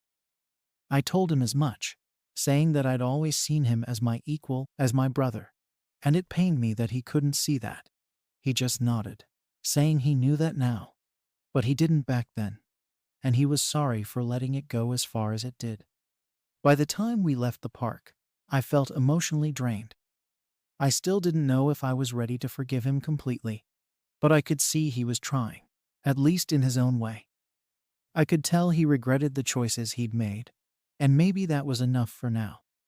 But even as I drove home, I kept wondering if it would ever really feel right, if I could truly let go of all the hurt and disappointment. Part of me felt like I owed it to his kids to try, to be the aunt they deserved. But another part of me was still holding on to the past, to all the times I'd reached out and been ignored. So now, I'm left with this dilemma. My family wants me to move on, to forgive and let things go. But I'm not sure if I'm ready for that. I don't know if I can ever truly let go of the years I lost, or if I even want to.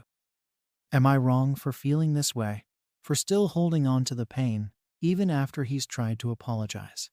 Story 17. Am I wrong for telling my sister I won't take care of her kids after her divorce? I, 36, have been dealing with a lot of stress with my younger sister Sarah, 32, ever since she and her husband separated. For a bit of background, Sarah and I have always had a pretty close but complicated relationship. Growing up, our family wasn't exactly picture perfect. Money was always tight, and our parents had their own struggles. I'm the older sibling, so I took on a lot of responsibility early on, often stepping in when things went south at home. I was practically a second parent to Sarah, making sure she got through school and sometimes helping her with things that, honestly, I didn't even know how to handle myself. That's just been the dynamic for most of our lives. Now, As adults, Sarah and I have gone down very different paths. I'm single, living on my own in the city, and working as an architect. My job is demanding, but I like it that way. I've built a good life for myself, and I'm proud of where I've gotten, even if I don't have a family of my own. Sarah, on the other hand, married young and has 2 kids, both under 10. She's been a stay-at-home mom for most of her marriage, relying on her husband to handle the financial side of things. I think she'd always planned to go back to work at some point, but it never happened. Recently, Sarah's marriage started falling apart.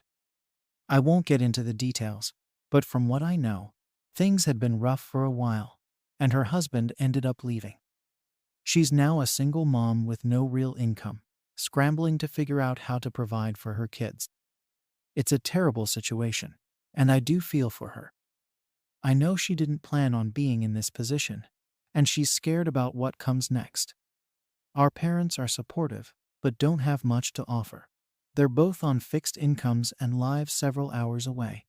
So most of their help is moral support, rather than anything concrete. A few weeks ago, Sarah started hinting that she could use a bit more support, particularly with the kids. At first, I thought she just needed someone to vent to, or a little help with finding resources or something. But then it became clear she was looking for something more specific.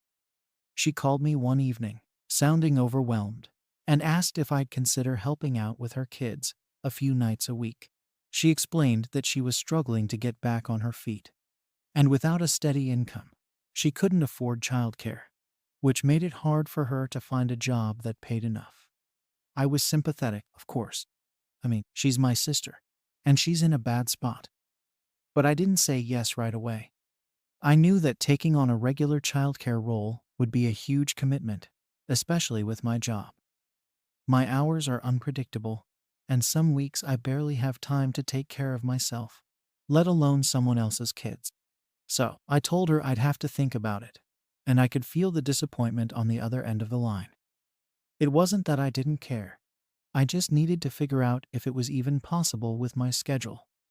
That phone call was uncomfortable, to say the least. Sarah didn't outright accuse me of anything, but I could tell she wasn't thrilled. She hinted that she didn't have anyone else to turn to, and that family should be willing to step up when things get tough. The guilt started creeping in. I'd always tried to be there for her, and I didn't want her to feel like she was alone. But I also knew that if I said yes, it wouldn't just be a few nights a week. It would probably end up being more, given her situation. And the last thing I wanted was to set up an expectation that I couldn't maintain. Over the next few days, I wrestled with what to do. I thought about how much time I'd realistically be able to give and whether I could manage it without completely upending my own life. I even considered offering to help out financially instead, maybe pitch in for a babysitter here and there, or help cover daycare costs if she could find a part-time job. But I was hesitant to bring it up because I knew Sarah might see it as impersonal, or like I was trying to buy my way out of actually spending time with her kids. It's hard because I don't want her to feel abandoned, but I also can't just drop everything in my own life.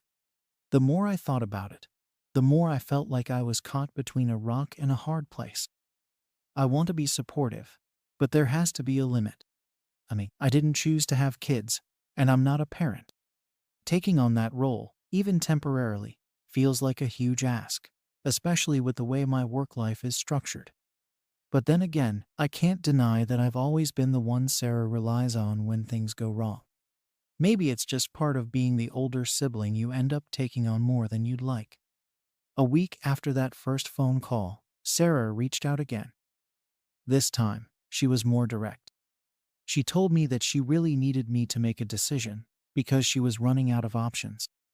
She couldn't afford a babysitter, and without a steady childcare plan, she wouldn't be able to work. I could hear the stress in her voice, and it was clear that things were getting worse for her. I started to feel like if I said no, I'd be leaving her in an impossible situation, but at the same time, I couldn't ignore the reality of my own life and how much taking on that responsibility would affect me. In that moment, I felt like the bad guy. Here she was, asking for help in what's probably one of the hardest times of her life, and I was hesitating. But the truth is, I have to think about myself too. I can't just drop everything because my sister's in a tough spot. So, I tried to explain to her that I was concerned about balancing everything, and that I wasn't sure if I could commit to something so regular. She didn't say much in response, but I could tell she was disappointed. The conversation ended on a weird note, with neither of us really saying what we wanted to say. After we hung up, I felt this huge weight on my shoulders. I kept wondering if I was being selfish. I thought back to all the times I'd helped Sarah over the years, lending her money, giving her advice, even letting her crash at my place for a while when she and her husband had a rough patch. But this felt different. This felt like a commitment that would change my life in a way I wasn't sure I could handle. Still, part of me kept asking if that was just an excuse, if I was trying to rationalize not helping her because it was inconvenient for me. Then, a few days later, my parents called me. A few days after that last awkward call with Sarah, my parents reached out. It was clear they already knew what was going on because my mom launched right into it, saying how worried she was about Sarah and how they all thought I could do more to help. She didn't exactly say I was being selfish, but it was implied. She talked about how Sarah was struggling to keep things together and how family is supposed to be there for each other in times of need. I felt cornered because, honestly, what was I supposed to say to that? They know I've always been the one to take on the responsibility. And now it's like they expect it from me. No questions asked. I tried to explain to my mom that my work schedule is demanding and unpredictable. I can't just commit to a few nights a week like that without it affecting everything else. But she wasn't really hearing it. She kept saying how Sarah needs stability for the kids, and how it would mean so much if I could just step up a little, just temporarily. It felt like I was being guilted into something I wasn't even sure I could handle. The worst part was that she didn't seem to understand that I have my own life, and that I've worked hard to build it. To her, it was like I had all this free time just waiting to be filled with someone else's needs. After that conversation with my mom, I felt a mix of anger and guilt. I was mad that everyone seemed to think they had the right to decide how I should spend my time. But I was also feeling guilty for not wanting to help more. Sarah's my sister, and I know she's in a tough spot. I don't want her to feel like she's alone, or that I don't care. But this felt like a massive ask, and no one seemed to get that. It's like they expected me to just say yes and drop everything, as if I didn't have responsibilities of my own. A few days passed, and I didn't hear from Sarah. It was clear she was waiting for me to make a decision, and I was stalling. I thought about offering money again, maybe even helping her find a part-time sitter, but I kept second-guessing myself. I didn't want her to think I was trying to buy my way out of helping, as she put it before. I kept turning it over in my mind, wondering if I was being reasonable or if I really was being selfish. Every time I tried to come up with a solution, it felt like it wasn't good enough. Then Sarah called again. This time, she sounded even more desperate. She told me she'd tried everything, looking for part-time jobs that worked around the kids' schedules, talking to our parents, even asking a couple of friends for help. Nothing was working out. She flat out told me that if I didn't help, she didn't know what she was going to do. It was hard to hear her like that, and it tore me up because I knew she was really struggling. But the way she said it, like I was her last hope, put so much pressure on me that I didn't know how to respond. I finally told her that I'd help out on weekends or during school holidays, times when it wouldn't interfere as much with my job. I thought that was fair, given everything else going on in my life. But she didn't take it well. She said weekends weren't enough, that she needed more regular help so she could get her life back on track. She accused me of not caring and putting my career above my own family. It was harsh, and it hurt, especially since I'd been considering every possible way to make this work. But in that moment, it felt like nothing I offered would ever be good enough. That conversation ended on a bad note. Sarah sounded furious, and I felt this horrible mix of guilt and anger all over again.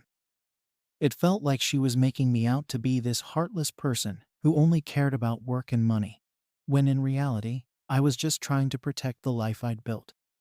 It's not like I didn't care. It's that I couldn't commit to something so big without knowing if I could handle it. I've always been there for her, but this felt like a line I wasn't ready to cross, and now I was wondering if that made me a bad sister. After that, my parents called again. This time, they were a bit more direct. My dad, who usually stays out of things like this, even chimed in, saying how family is supposed to support each other and how disappointed he was that I wasn't stepping up. He said that Sarah was in a really vulnerable place and that my help could make all the difference. The guilt trip was real. They both seemed to think I was being unreasonable, that I was somehow betraying the family by not doing more. It was like they didn't even want to hear my side. All that mattered was that Sarah needed help, and I wasn't giving it. By the time that call was over, I felt completely defeated. It was like no one was listening to me, like no one cared about what this would mean for my life. I was being painted as the bad guy simply because I had boundaries. I wanted to help, but I wanted to do it in a way that wouldn't completely derail my life. But to them, that wasn't good enough.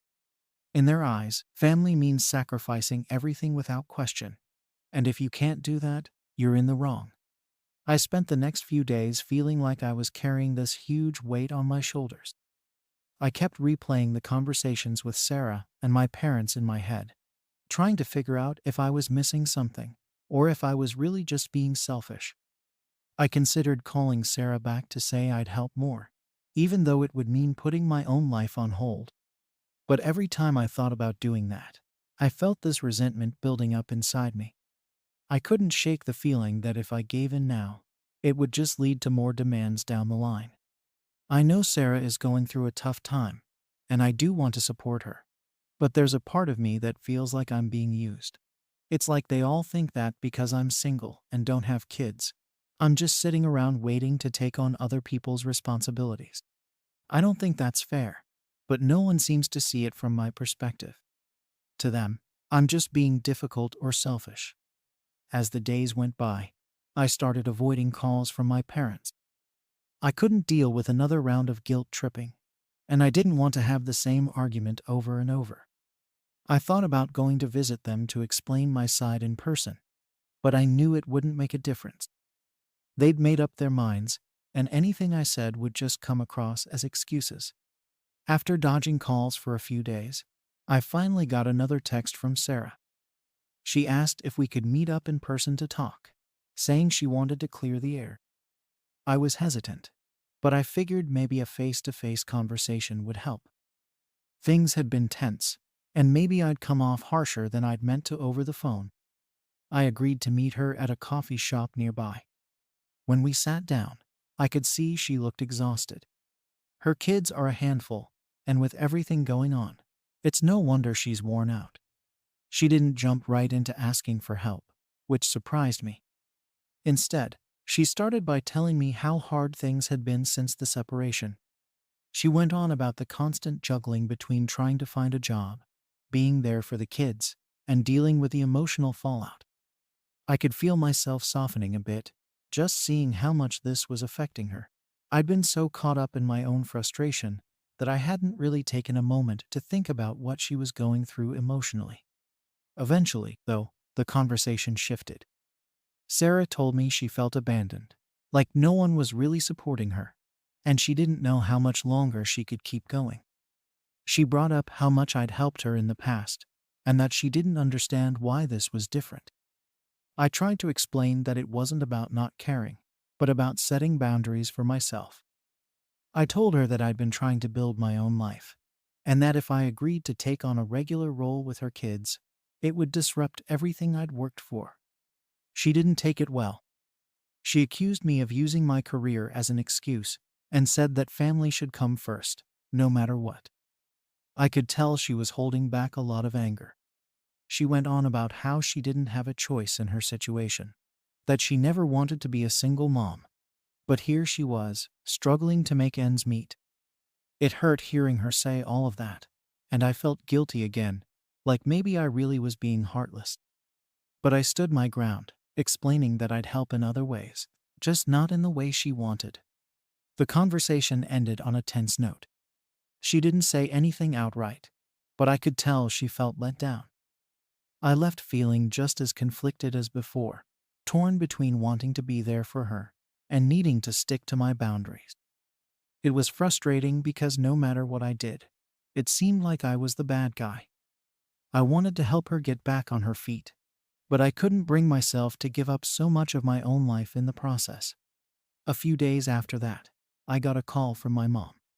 She told me that Sarah had mentioned our conversation and how disappointed she was in me. Mom said she understood that I had my own life, but she still thought I was being unreasonable. She even hinted that Sarah might have to move back in with our parents, which would be a huge burden on them. The guilt trip was real. Mom made it sound like if I didn't step up, it would end up hurting everyone. She said I was lucky to be in a position where I could help, and that I should appreciate that. At that point, I felt completely trapped.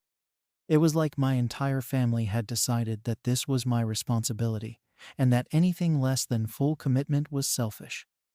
I was frustrated and angry, but I also felt this overwhelming guilt, like maybe they were right.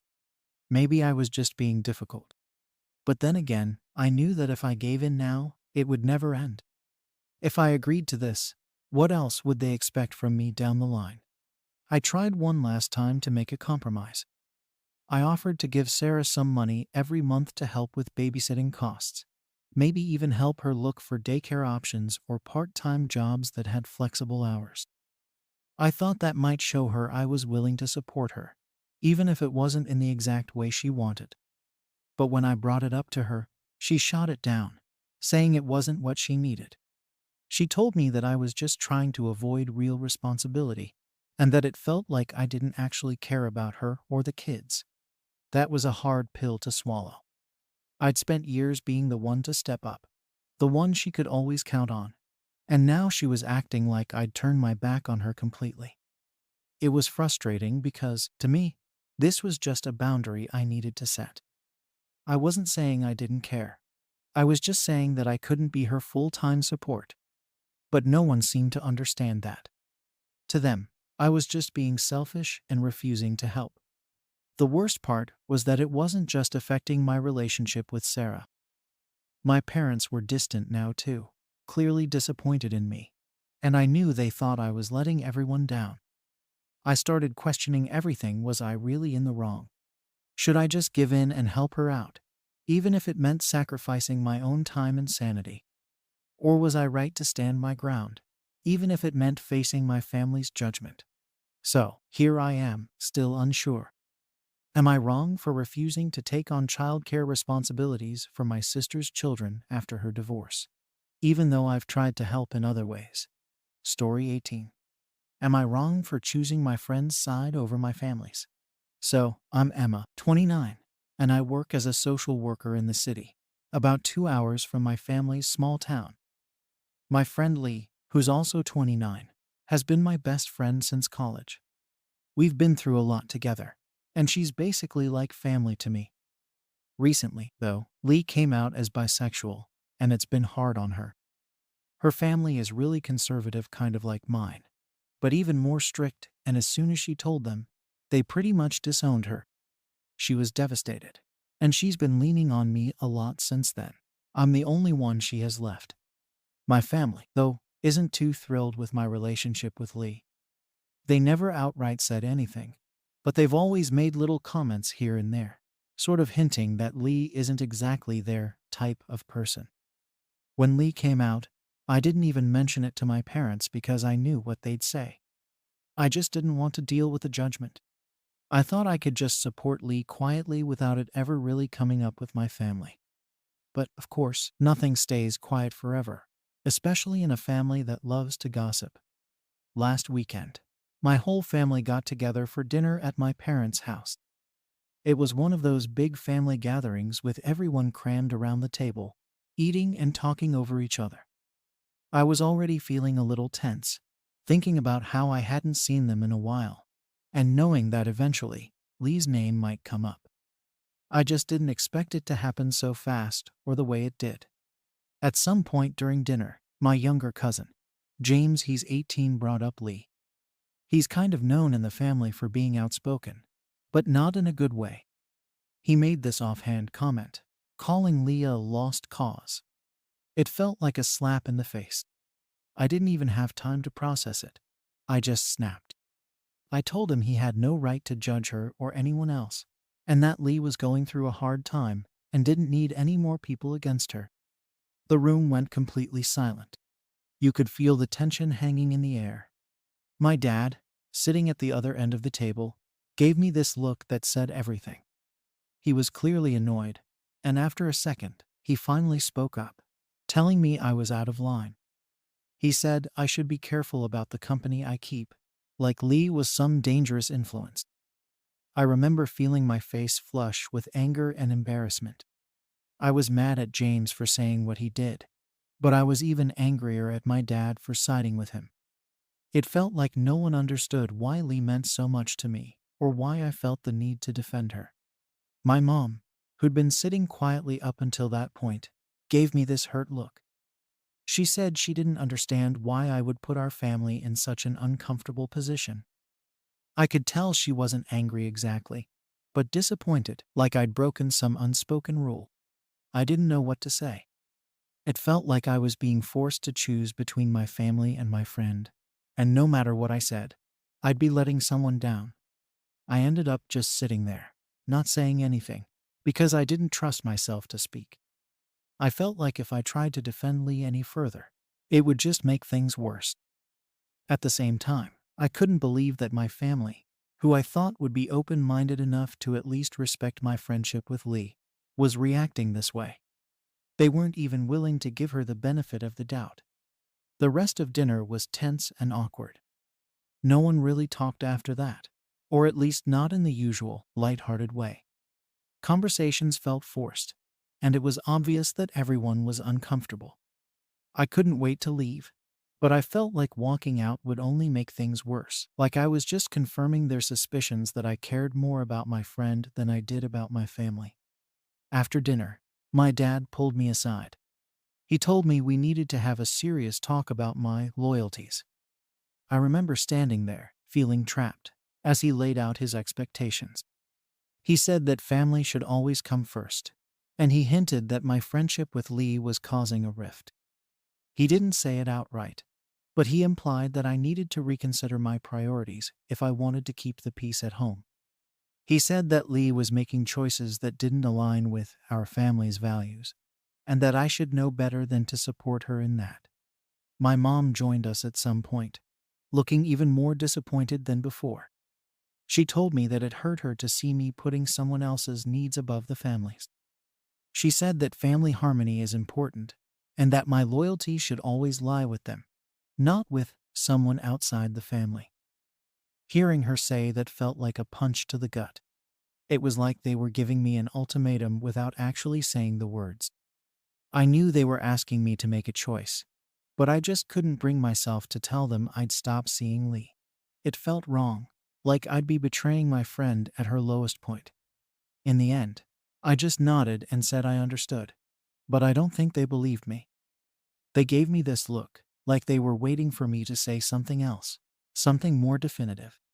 When I didn't, they both just walked away, leaving me standing there feeling completely alone. It was like they'd already made up their minds about where I stood, even though I hadn't really decided anything. As I was driving home that night, I kept replaying everything in my head. I knew that by defending Lee, I'd stirred up some serious tension in my family, but I couldn't shake the feeling that I'd done the right thing. Lee has no one else right now, and if I turn my back on her, she'll have no support at all. But my family doesn't see it that way. To them, it's black and white.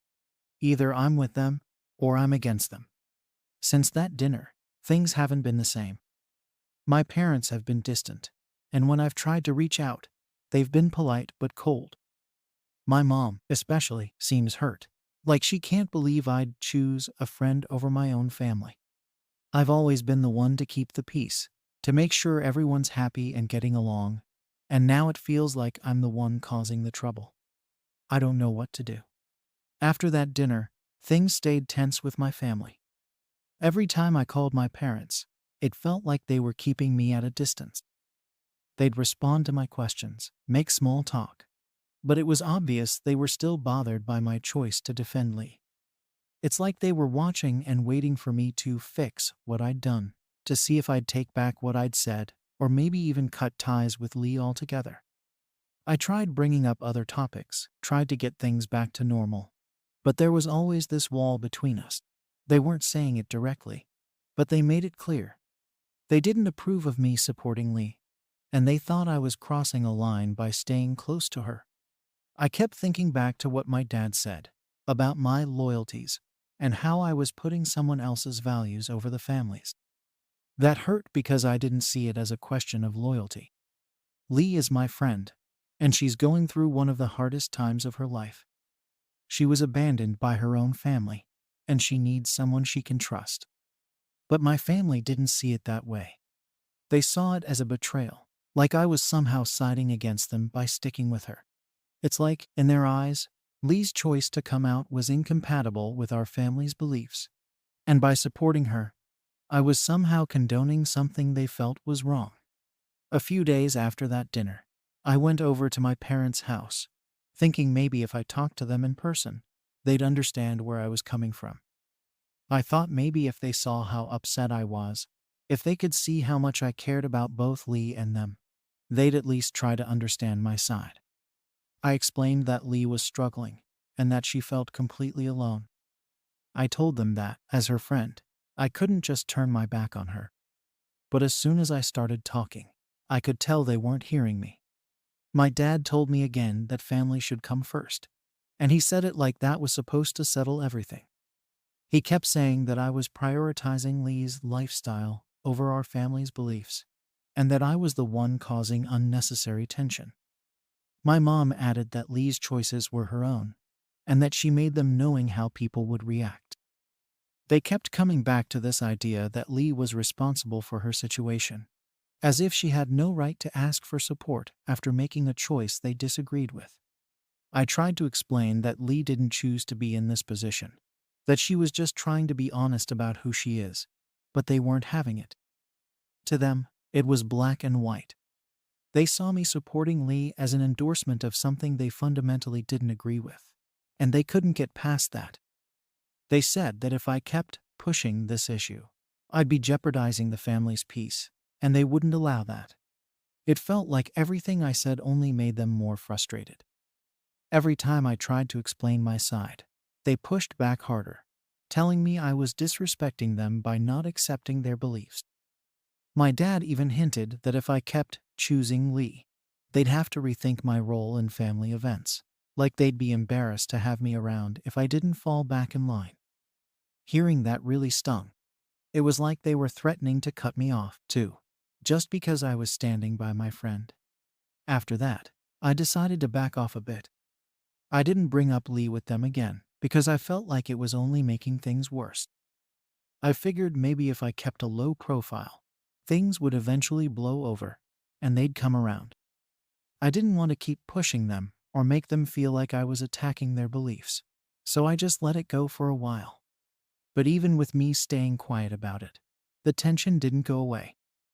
Whenever I talked to my parents or saw my family, there was still this unspoken discomfort. I could feel them holding back, like they were waiting for me to fix things and get back in line with what they expected from me.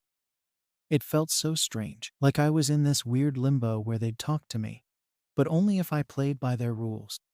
And in the meantime, Lee was still struggling, still hurting, and still leaning on me for support. I felt like I was being pulled in two directions, and there was no way to make everyone happy. One evening, I got a call from my mom, and she asked if I'd thought about what they'd said. She asked if I was willing to respect their beliefs by keeping Lee out of family conversations and gatherings. It was clear that she wanted a real answer, like she was expecting me to pick a side. I told her I wasn't planning to stop being friends with Lee, and that I'd always be there for her.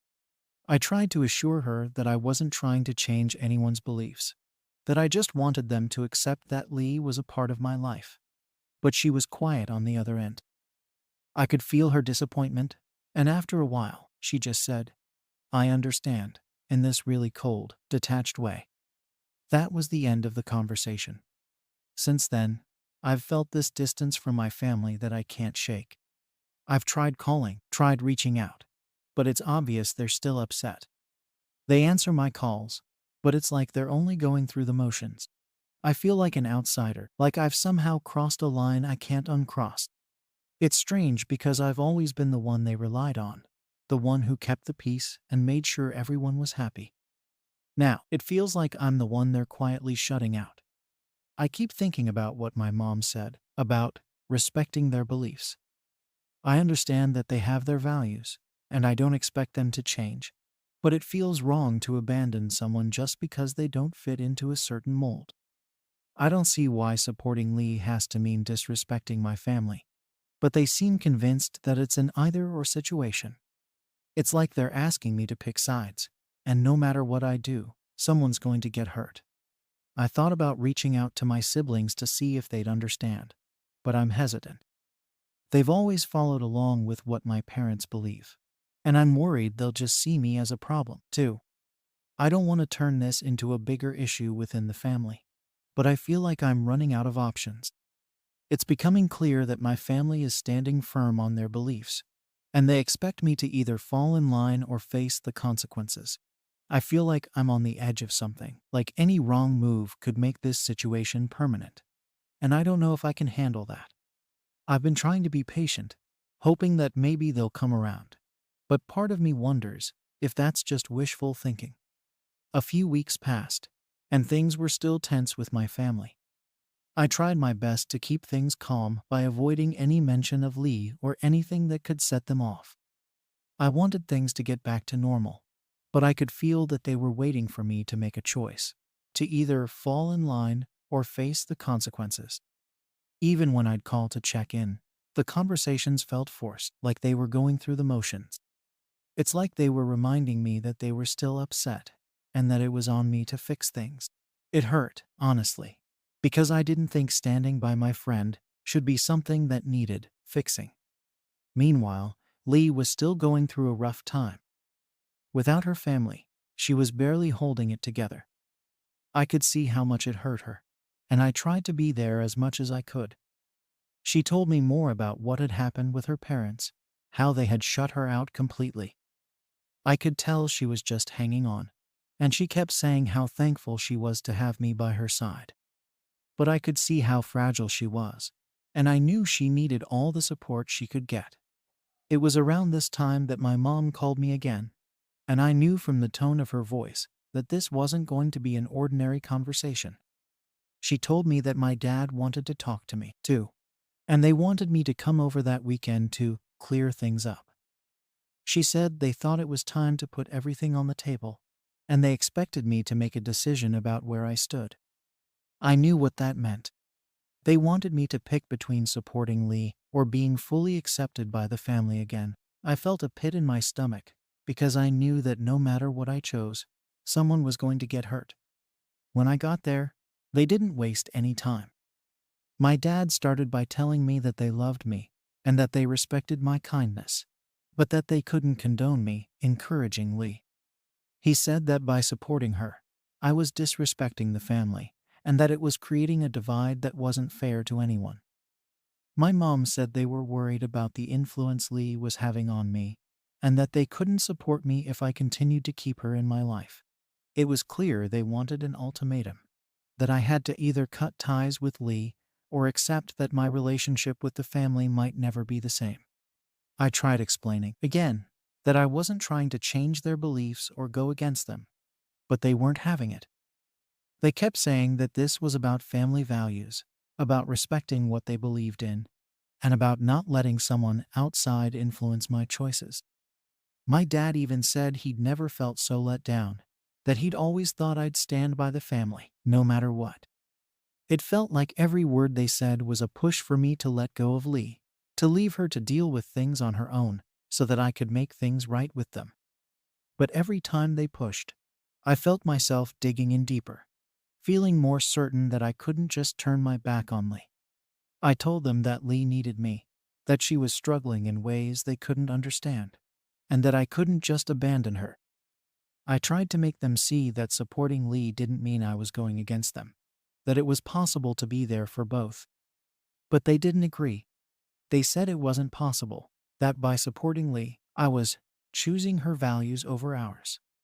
I could see they were hurt, but it also felt like they were drawing a line in the sand, daring me to cross it. Eventually, my dad said that they couldn't be part of my life in the same way if I continued down this path. He said they'd always be my family, but that things would have to change. My mom was holding back tears, and she said that it felt like I was choosing Lee over my own blood, over the people who had always been there for me.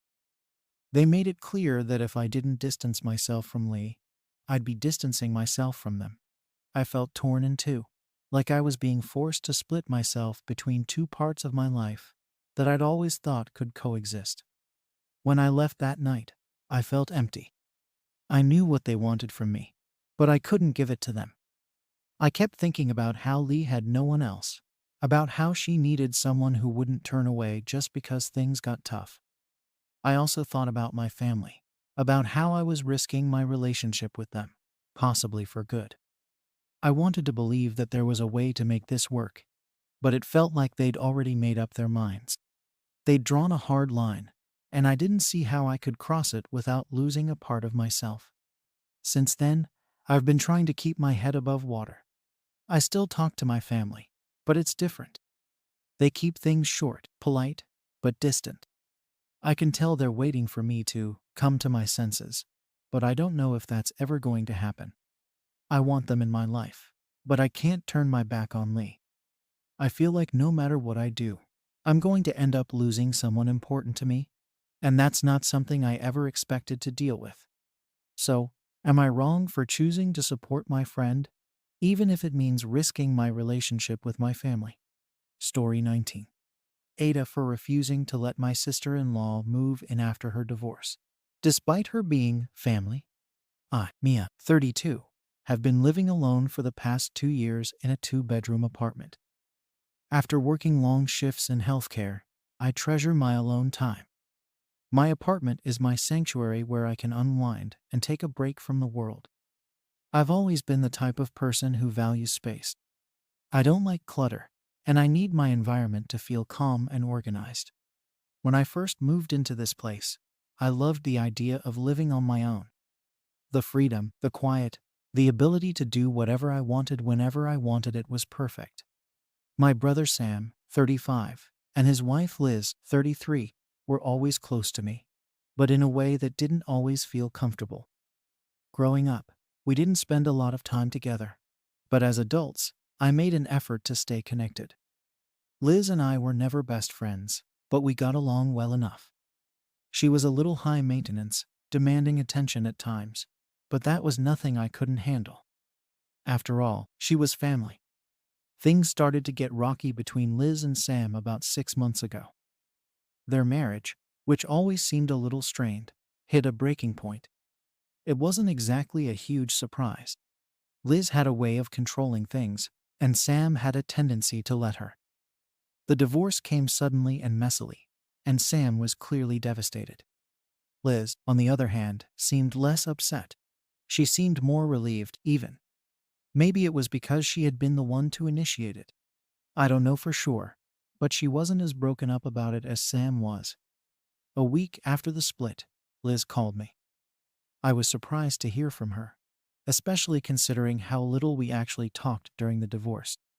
She wasn't asking about Sam, though. Instead, she asked if she could stay with me for a while.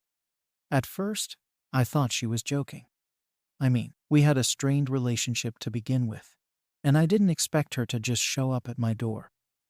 But then she explained her situation. She couldn't afford her own place right now, and her options were running out. She said that family should stick together, and she needed help. Sam kept texting me, saying how grateful he would be if I helped Liz out. He said it was the right thing to do, and that Liz really needed support. I'm not one to say no when it comes to family, especially Sam, but I wasn't sure how this was going to work. I didn't want to be the one to deny her, though. I agreed. I told Liz she could stay for a while, figuring it would only be a few weeks max. It's not that I didn't want to help her. I just didn't know how she'd fit into my life. But Liz was persistent, and she needed a place to stay, so I agreed to the temporary arrangement. When she arrived, it was clear that she had already planned everything out. She had boxes and bags stacked up, and when she walked into my apartment, it felt like she was taking ownership of the space. I tried to shake off the feeling, thinking she would settle in and things would be fine. But I couldn't ignore the nagging feeling in the back of my mind. The first couple of days were okay. She kept to herself, spent some time unpacking, and we talked here and there. But the more time went on, the more I realized she wasn't just visiting. She was acting like she lived here. She began rearranging things in the apartment, moving furniture, changing the setup in the kitchen, and even leaving notes on the fridge with things she wanted to do or buy. She made comments about how the apartment should be more organized and started moving my things around without asking. It was little things at first, like shifting a few pillows or putting my coffee cups in different spots, but it felt like a breach of boundaries. She even started making small comments about the way I lived. She would comment on how my laundry was folded or how I organized my cabinets. These were things I did on my own, and I liked the way I did them. But Liz acted like I needed her advice on everything, like my way wasn't good enough. It started to feel like she was asserting control over my home. The real turning point came after a week when I came home from a long shift. I was exhausted, and all I wanted was to sit on the couch with a book and unwind in silence. But when I walked through the door, I was met with noise. Liz had invited a couple of her friends over, and they were sprawled across my living room, talking loudly and laughing. It felt like my home was no longer my own. I barely got through the door before one of them spilled their drink on the couch, and Liz didn't even apologize. I stood there for a second, trying to process what was happening. It wasn't just a casual hangout. Liz had completely ignored my privacy. She didn't ask if it was okay to have people over. She just did it. Her friends were loud, taking up space, and I couldn't even get a moment of peace. I went to my room, but it felt like the whole apartment had become a party zone. After an hour of trying to ignore it, I snapped. I walked into the living room and told Liz that she needed to either start respecting my space or find somewhere else to stay. I was tired, frustrated, and just fed up with how she was treating my home. Of course, she didn't take it well. She immediately went on the defensive, accusing me of being cold-hearted and unsupportive. She said she had nowhere else to go, and I was abandoning her. Her friends backed her up, telling me I was being inconsiderate and selfish. They didn't even know me, but they felt entitled to judge me. It felt like an attack. I tried to explain that it wasn't about abandoning her. It was about me needing my privacy and peace. But Liz wasn't hearing it. She was already worked up, and the more I tried to talk to her, the more she escalated. I told her to calm down, but she stormed off to her room. That night, I barely slept. I tossed and turned, replaying the argument in my head. I knew I wasn't in the wrong, but I couldn't shake the feeling that I was being painted as the bad guy. Liz had no regard for my boundaries, and Sam didn't seem to care. He was only focused on keeping the peace with Liz, and I felt like I was the one getting lost in the middle of it all. The next day, Liz acted like nothing had happened. She didn't bring up the argument, and she tried to pretend everything was fine. But I couldn't shake the anger I felt. This wasn't just about a few friends over or rearranging things. It was about me feeling like I had no control over my own home. I couldn't let that go. I tried to put it out of my mind, but every time I came home, the tension was unbearable. Liz was still acting like she owned the place, and I felt like I was walking on eggshells. That night, I finally hit my breaking point. I sat down with her and told her that I couldn't do this anymore. I wasn't asking her to leave immediately, but I needed her to understand that this wasn't working. She couldn't keep invading my space, and I wasn't going to be her emotional caretaker just because she was going through a divorce. Liz didn't take it well at all. She accused me of being selfish and inconsiderate. But deep down, I knew I had made the right choice. I was done. The next day, things were incredibly tense. Liz didn't speak to me at all, which I thought was strange because she was usually the type to act like nothing had happened. But she seemed to be avoiding me. I didn't want to push things any further, so I just went about my day as usual. I kept my distance, and I could tell she was doing the same. It was like we were both pretending nothing had been said the night before. That evening, I got a call from Sam. I figured this was coming. He'd already been texting me non-stop since the argument, asking how things were going. At this point, I didn't even want to talk to him. I already knew where this was going, and I was exhausted from the whole situation. But I picked up anyway. Sam asked how Liz was doing, and I told him that she was fine. But things were really tense between us. I wasn't sure what else to say. I was still processing everything that had happened, and I didn't want to get into another argument over the phone. But Sam wasn't hearing any of it. He told me that I needed to cut Liz some slack, and that she was going through a hard time. I told him I understood that, but I also had to be honest about how her actions were making me feel. I wasn't trying to be unsympathetic. I just needed her to respect my boundaries. Sam wasn't having it. He said I was being too harsh, and that family should be there for each other in times of need. I explained to him that I wasn't refusing to help her. I was just trying to set boundaries. I couldn't live like this, but he kept insisting that I should be the bigger person. I started to feel like he was more concerned with Liz's feelings than mine, which hurt, to be honest. I was the one who had to live with the tension in the apartment, and it seemed like no one cared about that. The next day, Liz was still distant, but I could tell she was frustrated. I decided to address it directly. I sat down with her and asked if we could talk.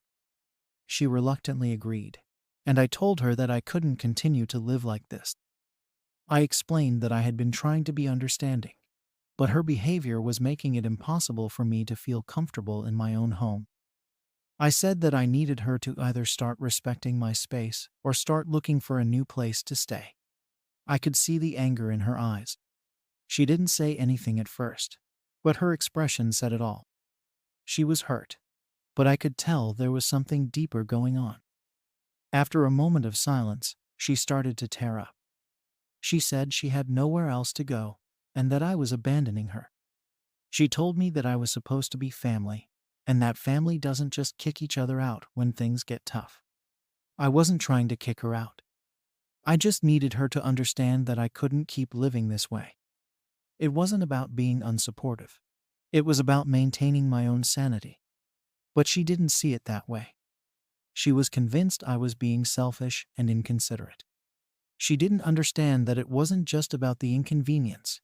It was about the lack of respect for my boundaries. The conversation went nowhere. I tried to remain calm, but Liz was clearly upset, and so was I. The more we talked, the more she twisted things around. She made it seem like I was the one who was wrong for asking her to respect my home. It was maddening. I felt like I was being painted as the villain, even though I was just asking for some basic respect. After that, things got even worse. Liz started treating me like I had done something unforgivable. She barely spoke to me, and when she did, it was with a level of coldness I hadn't seen before. She started making passive-aggressive comments, and every time I tried to talk to her about it, she shut me down. I could feel the distance between us growing, and I hated it. Sam kept texting me, asking if I had made up with Liz yet. He couldn't understand why I was being so difficult. He said I needed to apologize and make things right, but I didn't feel like I had done anything wrong.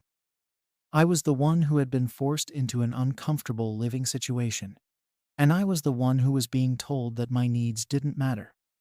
At this point, I felt like I was stuck. Liz was angry with me, Sam was angry with me, and I was just trying to hold it together. I didn't know how to fix things, and I didn't know how to make anyone understand that I wasn't being unreasonable. The days dragged on, and I started to feel more and more isolated. It was like I was walking around in my own home, but I didn't have a say in what happened there anymore. Liz would do things like change the TV channel without asking, or leave her things scattered all over the apartment, and I just had to put up with it. Every time I tried to speak up, she'd get defensive, and I'd feel like I was the one who was in the wrong. One night, after I came home from work, I walked into the living room to find Liz sitting on the couch with one of her friends. They were talking loudly, and the TV was on full blast. I had been hoping to have a quiet night, but now it felt like I couldn't even relax in my own space. I said something to her about how I needed some quiet time after my shift, but she just gave me this look like I was being ridiculous. Her friend even chimed in, telling me I should just go to my room if I wanted quiet. I was done. I couldn't take it anymore. I told Liz that she needed to start looking for somewhere else to stay. I couldn't keep doing this. I was completely at my breaking point. Liz was shocked, and I could see the hurt in her eyes, but it was too late. I had been patient, but this wasn't something I could keep sweeping under the rug. She tried to argue, but I stood firm. I told her she could stay for a few more days while she figured things out, but she had to start making plans to leave. I wasn't going to be her emotional caretaker anymore. I knew it would cause more drama. I knew it would make Sam upset. But I was done being the person who always gave in. I needed to take care of myself for once. Liz didn't take it well. She started crying, and for a moment I felt guilty. But deep down, I knew I had made the right decision. I couldn't keep sacrificing my peace for someone who wasn't respecting me. The situation was escalating, and I wasn't sure how things were going to end. I knew Sam was going to flip out, but I couldn't let that stop me from doing what I needed to do. I just didn't know how things were going to play out. But one thing was clear. I wasn't going to back down. The next few days after I told Liz she had to leave were some of the worst I've had in a while. Liz didn't take it well at all. She was still angry and upset, but now it was mixed with a sense of betrayal. She made it clear that she didn't feel like she could count on me, and honestly, that stung more than I wanted to admit. I hadn't intended to make her feel abandoned, but in her eyes, that's exactly what I had done. She barely spoke to me after that, and the tension in the apartment was unbearable. Every time I walked into the living room, she'd either be sitting there in silence or have a friend over to distract herself from the situation. She didn't want to deal with the reality of needing to leave, so instead, she buried herself in distractions, which only made me feel more like a stranger in my own home. It didn't help that Sam was now calling me nonstop. He didn't understand why I had gone so far with this. Every time he called, I could hear the frustration in his voice, but I wasn't backing down. He said I was being petty, and that I was making a big deal out of nothing. He didn't understand why I couldn't just tough it out for a little longer until Liz figured things out. It wasn't just about Liz anymore, though. It was about my own sanity, my own comfort, and my right to feel at home in my space. Sam started calling me heartless, saying I was making everything harder for Liz, but he didn't seem to care about how hard it was for me. Every time we talked, he made me feel like I was being unreasonable.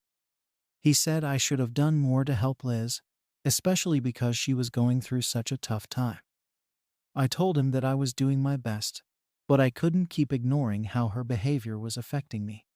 He didn't get it. It was like he couldn't see things from my perspective, or maybe he just didn't want to. One night, I came home from work, and Liz was in the kitchen, making herself dinner. The apartment was eerily quiet. When she saw me, she didn't say anything, just turned back to her cooking. I took a deep breath before speaking to her, trying to keep my cool. I asked her if she had made any progress on finding a new place to stay. She gave me a cold look and said she hadn't found anything yet. I could tell she was frustrated, and I knew that it was hard for her. But I was at the point where I needed things to change. I couldn't keep waiting for her to take the initiative. I reminded her that I had given her a few days to figure things out. But it was becoming clear that she wasn't taking it seriously. She snapped back, saying it wasn't that simple, and that I didn't understand how hard it was. I knew it was hard, but I couldn't keep letting her walk all over me. The conversation ended with her walking away, and I felt like I was hitting a brick wall every time I tried to talk to her. I was getting exhausted, and the longer this dragged on, the more frustrated I became. I felt like I was the one who had to compromise, and it was starting to wear me down. I started getting more withdrawn. I didn't want to argue anymore, but I also didn't want to just let things continue like this. The next day, I got a text from Sam. He was asking if I had talked to Liz yet, and telling me that I needed to make things right. He said that this was tearing the family apart, and that I was being selfish. I didn't respond right away. I just sat there looking at the message, wondering how my brother could be so blind to what was actually happening. This wasn't about being selfish. This was about my need to have my space respected, something that seemed so simple to me, but apparently not to him. That night, Liz tried to talk to me again. She said she needed more time, and that she was sorry for everything. I was already drained, but I told her that time was running out. I couldn't keep pretending everything was okay. I told her she needed to start making more of an effort to figure things out. She said she wasn't ready, and I just stared at her for a moment. I didn't know what to say. She still wasn't taking any responsibility for the situation. She was just waiting for me to fix everything, and I wasn't willing to do that anymore. The rest of the week was a blur of tension and silent treatments. Sam kept calling me, telling me I was wrong, but I stuck to my guns. I kept reminding myself that I wasn't in the wrong, no matter how much he or Liz tried to make me feel like I was. But it didn't stop the guilt. The more I heard from Sam, the more I questioned whether I had done the right thing. The guilt gnawed at me, but I kept telling myself that this wasn't about Liz, it was about me. I couldn't keep sacrificing my peace for the sake of family drama. Then, everything hit a breaking point. I got home one night after a long shift, and there was an envelope on the kitchen counter with my name on it. I opened it, and inside was a letter from Sam. It wasn't just a casual letter, it was a full-on ultimatum. He wrote that he was disappointed in me for pushing Liz out, and that I needed to apologize. He even said that if I didn't, it would damage our relationship for good. The words hit me like a punch in the gut. I had been trying so hard to do what I thought was right. But now my brother was giving me an ultimatum. It felt like I was being forced into a corner. I couldn't believe it. It wasn't just that he was upset with me. It was the fact that he was demanding that I apologize for something I didn't think I should apologize for. He wasn't even acknowledging my feelings, just focusing on how much Liz was suffering. And yet, Sam had no problem pushing my feelings aside. I couldn't help but feel like I was being completely invalidated in this situation. Liz wasn't the only one who was going through a tough time, but it seemed like nobody cared about what I needed. I called Sam, and the conversation didn't go well. He accused me of being stubborn and cold, saying that I was making everything worse. I told him I was done talking about it. I couldn't keep going in circles with him, especially when he refused to see things from my point of view. Liz overheard part of the conversation, and I could see her eyes narrowing in anger. She said nothing, but it was obvious she wasn't happy with what she had just heard. The next few days were more of the same silent treatment, passive-aggressive comments from Liz, and Sam continuing to push me to apologize. I was starting to feel like I was losing control of everything. I was supposed to be the one in the right, but the more I thought about it, the more I wondered if I had made a huge mistake. I didn't know how to fix this. Part of me was ready to give in, but I wasn't sure if that would solve anything. Would apologizing really make everything better? Or would I just be admitting that I had let Liz walk all over me? The more I thought about it, the more conflicted I became. A few days later, I decided to sit down with Liz again. I wanted to get to the bottom of this. I needed to understand why she couldn't just respect my space. And I needed to know if she was ever planning on leaving. I wasn't ready to back down, but I was willing to listen to her one last time. But as soon as I opened my mouth to speak, she turned to me and said, "I don't think you understand. I'm not the one who needs to change." I froze. Was she really going to keep blaming me for everything? And just like that, I was back to square one, unsure of what to do next. AITA for refusing to let my sister-in-law move in after her divorce, despite her being family. Story 20. Am I wrong for refusing to raise my younger sister after she moved in? I'm Mira, 30, and ever since my parents passed away a few years back, I've somehow been the responsible one in the family. I never asked for that role, it just happened. Probably because I've always been steady, dependable, and because I'm the only one with a stable job. I'm a software engineer, living alone in a small apartment in the city. I like my space, I like my routine, and honestly, I've worked hard to build this life.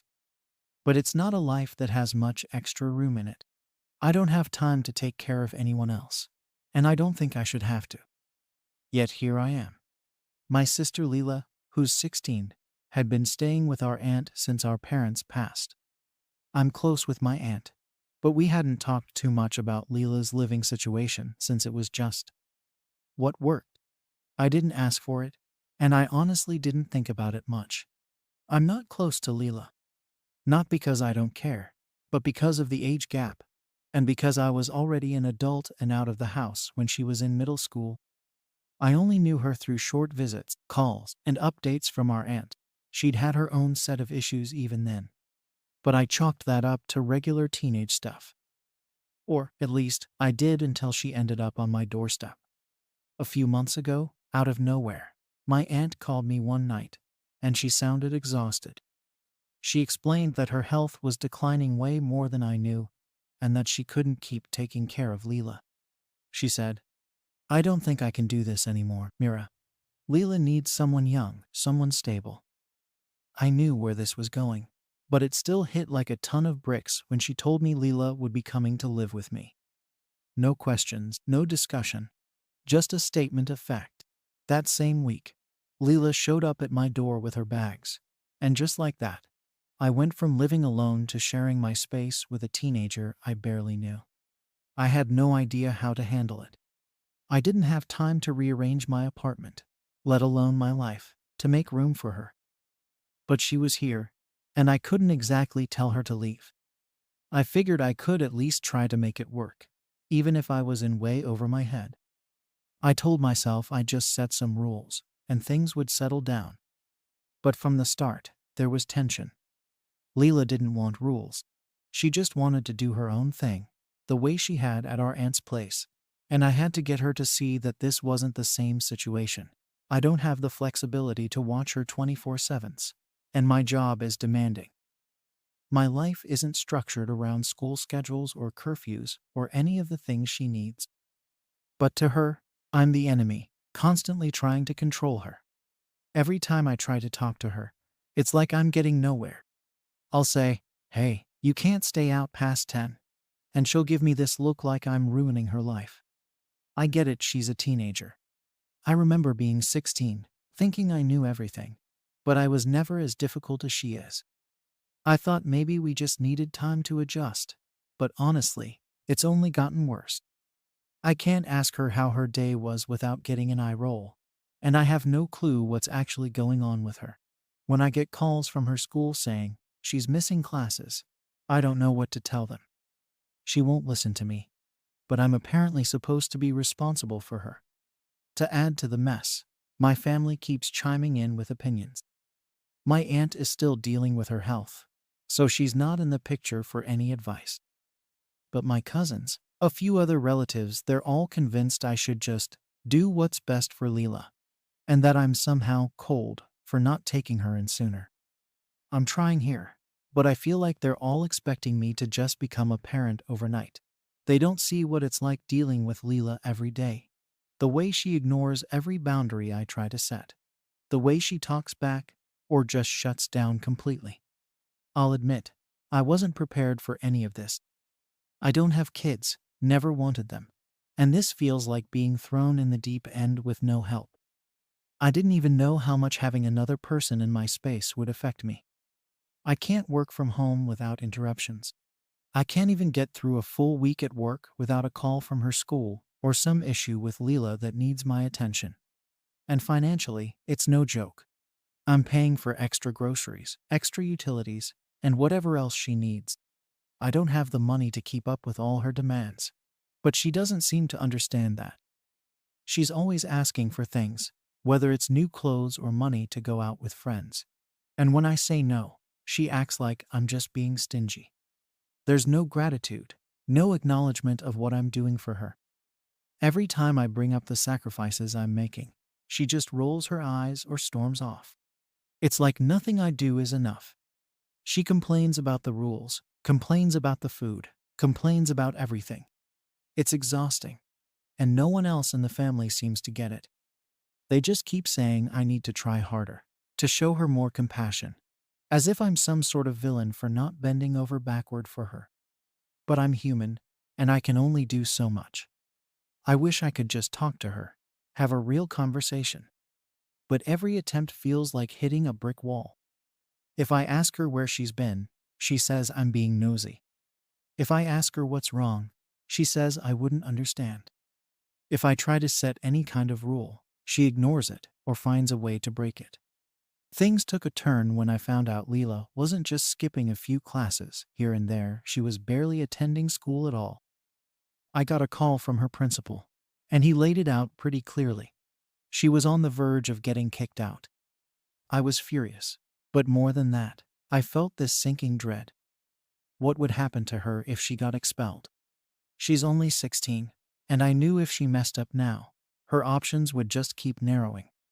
I don't want to be her parent, but I don't want to see her throw her life away either. I tried to sit her down, to get her to understand how serious this was, but she just shrugged it off. She said things like, "It's just school," or "I don't even care about that place." I tried to explain how different her life would be if she didn't graduate, how much harder things would be without a diploma. I told her I couldn't keep covering for her if she didn't at least put in the bare minimum effort. But she didn't seem to care. She just kept saying I didn't understand her, that I was being dramatic, that I was making a big deal out of nothing. Around the same time, her behavior at home was spiraling too. I would come back from work and find dishes piled up, her stuff thrown all over the apartment, like she couldn't be bothered to clean up after herself. She'd leave empty snack wrappers on the couch, her clothes strewn around, and if I asked her to pick up, she'd roll her eyes or just ignore me completely. I'd wake up in the middle of the night to the sound of her sneaking in late, and when I'd confront her, she'd act like I was insane for caring. "It's just hanging out with friends," she'd say. Like that justified everything. One night, I got fed up. She'd come back around 2 a.m., stumbling and reeking of alcohol. I told her that enough was enough, that she had to stop this. I tried to set a curfew, told her she had to be back by 10 p.m. at the latest, but she just laughed at me. She said I wasn't her mom, that I couldn't tell her what to do. And honestly, she wasn't wrong. I don't have that kind of authority over her, and she knows it. Every time I try to enforce a rule, she just pushes back harder, like it's a game to her. Meanwhile, my family keeps pressuring me to keep trying with her, saying things like, "She's just acting out because she misses mom and dad," or "She just needs a stable influence." But I'm only one person, and I have a full-time job. It's not like I can be around her all the time, watching her every move. Plus, no one seems to be willing to step up and help. They all just tell me I need to be more understanding, that I need to give her time. But they're not the ones dealing with her every day. The worst part came when I checked my credit card statement. There were charges on there I didn't recognize: clothes, fast food, makeup, random junk I'd never buy. I confronted Leela, and she admitted she'd been using my card without asking. She said she thought I wouldn't notice or that I wouldn't care. I lost it. I told her that using someone's card without permission was stealing, that she couldn't just help herself to my money whenever she wanted. She just looked at me blankly, like she didn't understand why I was so upset. I tried to tell her that if she needed something, she could ask. I don't mind helping her out when it's necessary. But this was different. She was treating my money like it was hers, like she was entitled to it. And when I told her that, she got defensive, saying I was being stingy and that I was making her feel like a burden. She threw a fit, slammed doors, and locked herself in her room, and I was left feeling like the bad guy. After that, things got even worse. She stopped talking to me completely, wouldn't even look at me if we were in the same room. She'd come in late, leave early, barely acknowledge my existence. I started feeling like a stranger in my own home, like I was living with a ghost. And as much as I tried to ignore it, the whole thing was eating at me. I kept wondering if I was actually doing something wrong, if maybe I was being too hard on her. A few weeks later, she came home one day with a black eye. When I asked her what happened, she just shrugged and said she didn't want to talk about it. I pressed her, but she shut me down, insisting it was none of my business. I wanted to help, to understand what was going on with her, but she wouldn't let me in. I felt completely helpless. I didn't know if I should call someone, if I should take her to a counselor, or if that would just push her further away. My relatives keep telling me I need to be patient, to give her time to heal, but it feels like I'm running on empty. I'm exhausted, mentally and emotionally. Every day, I'm walking on eggshells, trying not to set her off. But nothing I do seems to make a difference. And I'm starting to resent her for it, for coming into my life and turning everything upside down. I don't want to feel that way, but I can't help it. I've tried to reach out to her school, to see if they could provide some support, maybe set her up with a counselor. But they said she has to agree to it, and right now, she won't.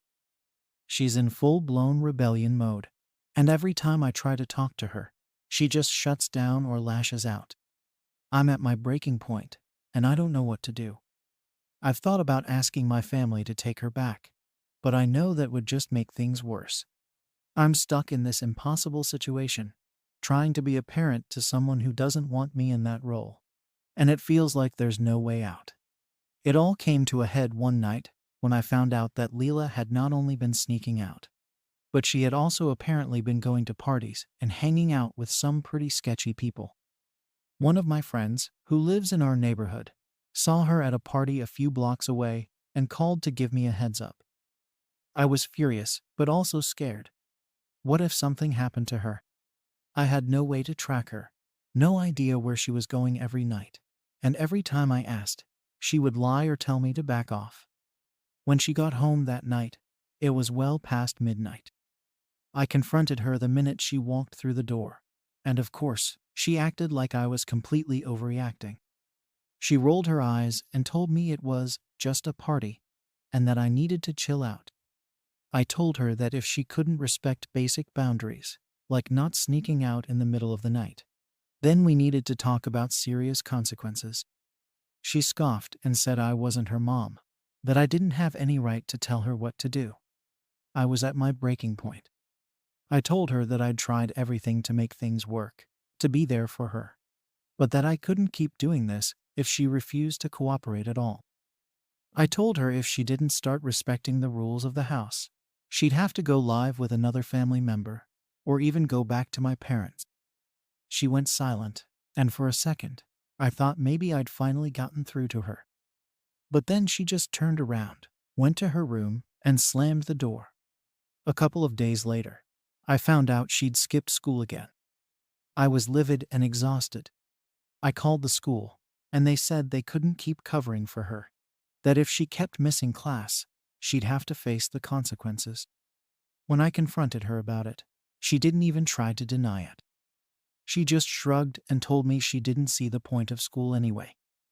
I told her she was making a huge mistake, but she didn't care. She said I didn't understand, that I was too old-fashioned, and that school wasn't going to help her with what she wanted to do in life. When I asked her what she actually wanted to do, she didn't have an answer. At this point, I knew I needed help. I called our aunt and explained everything.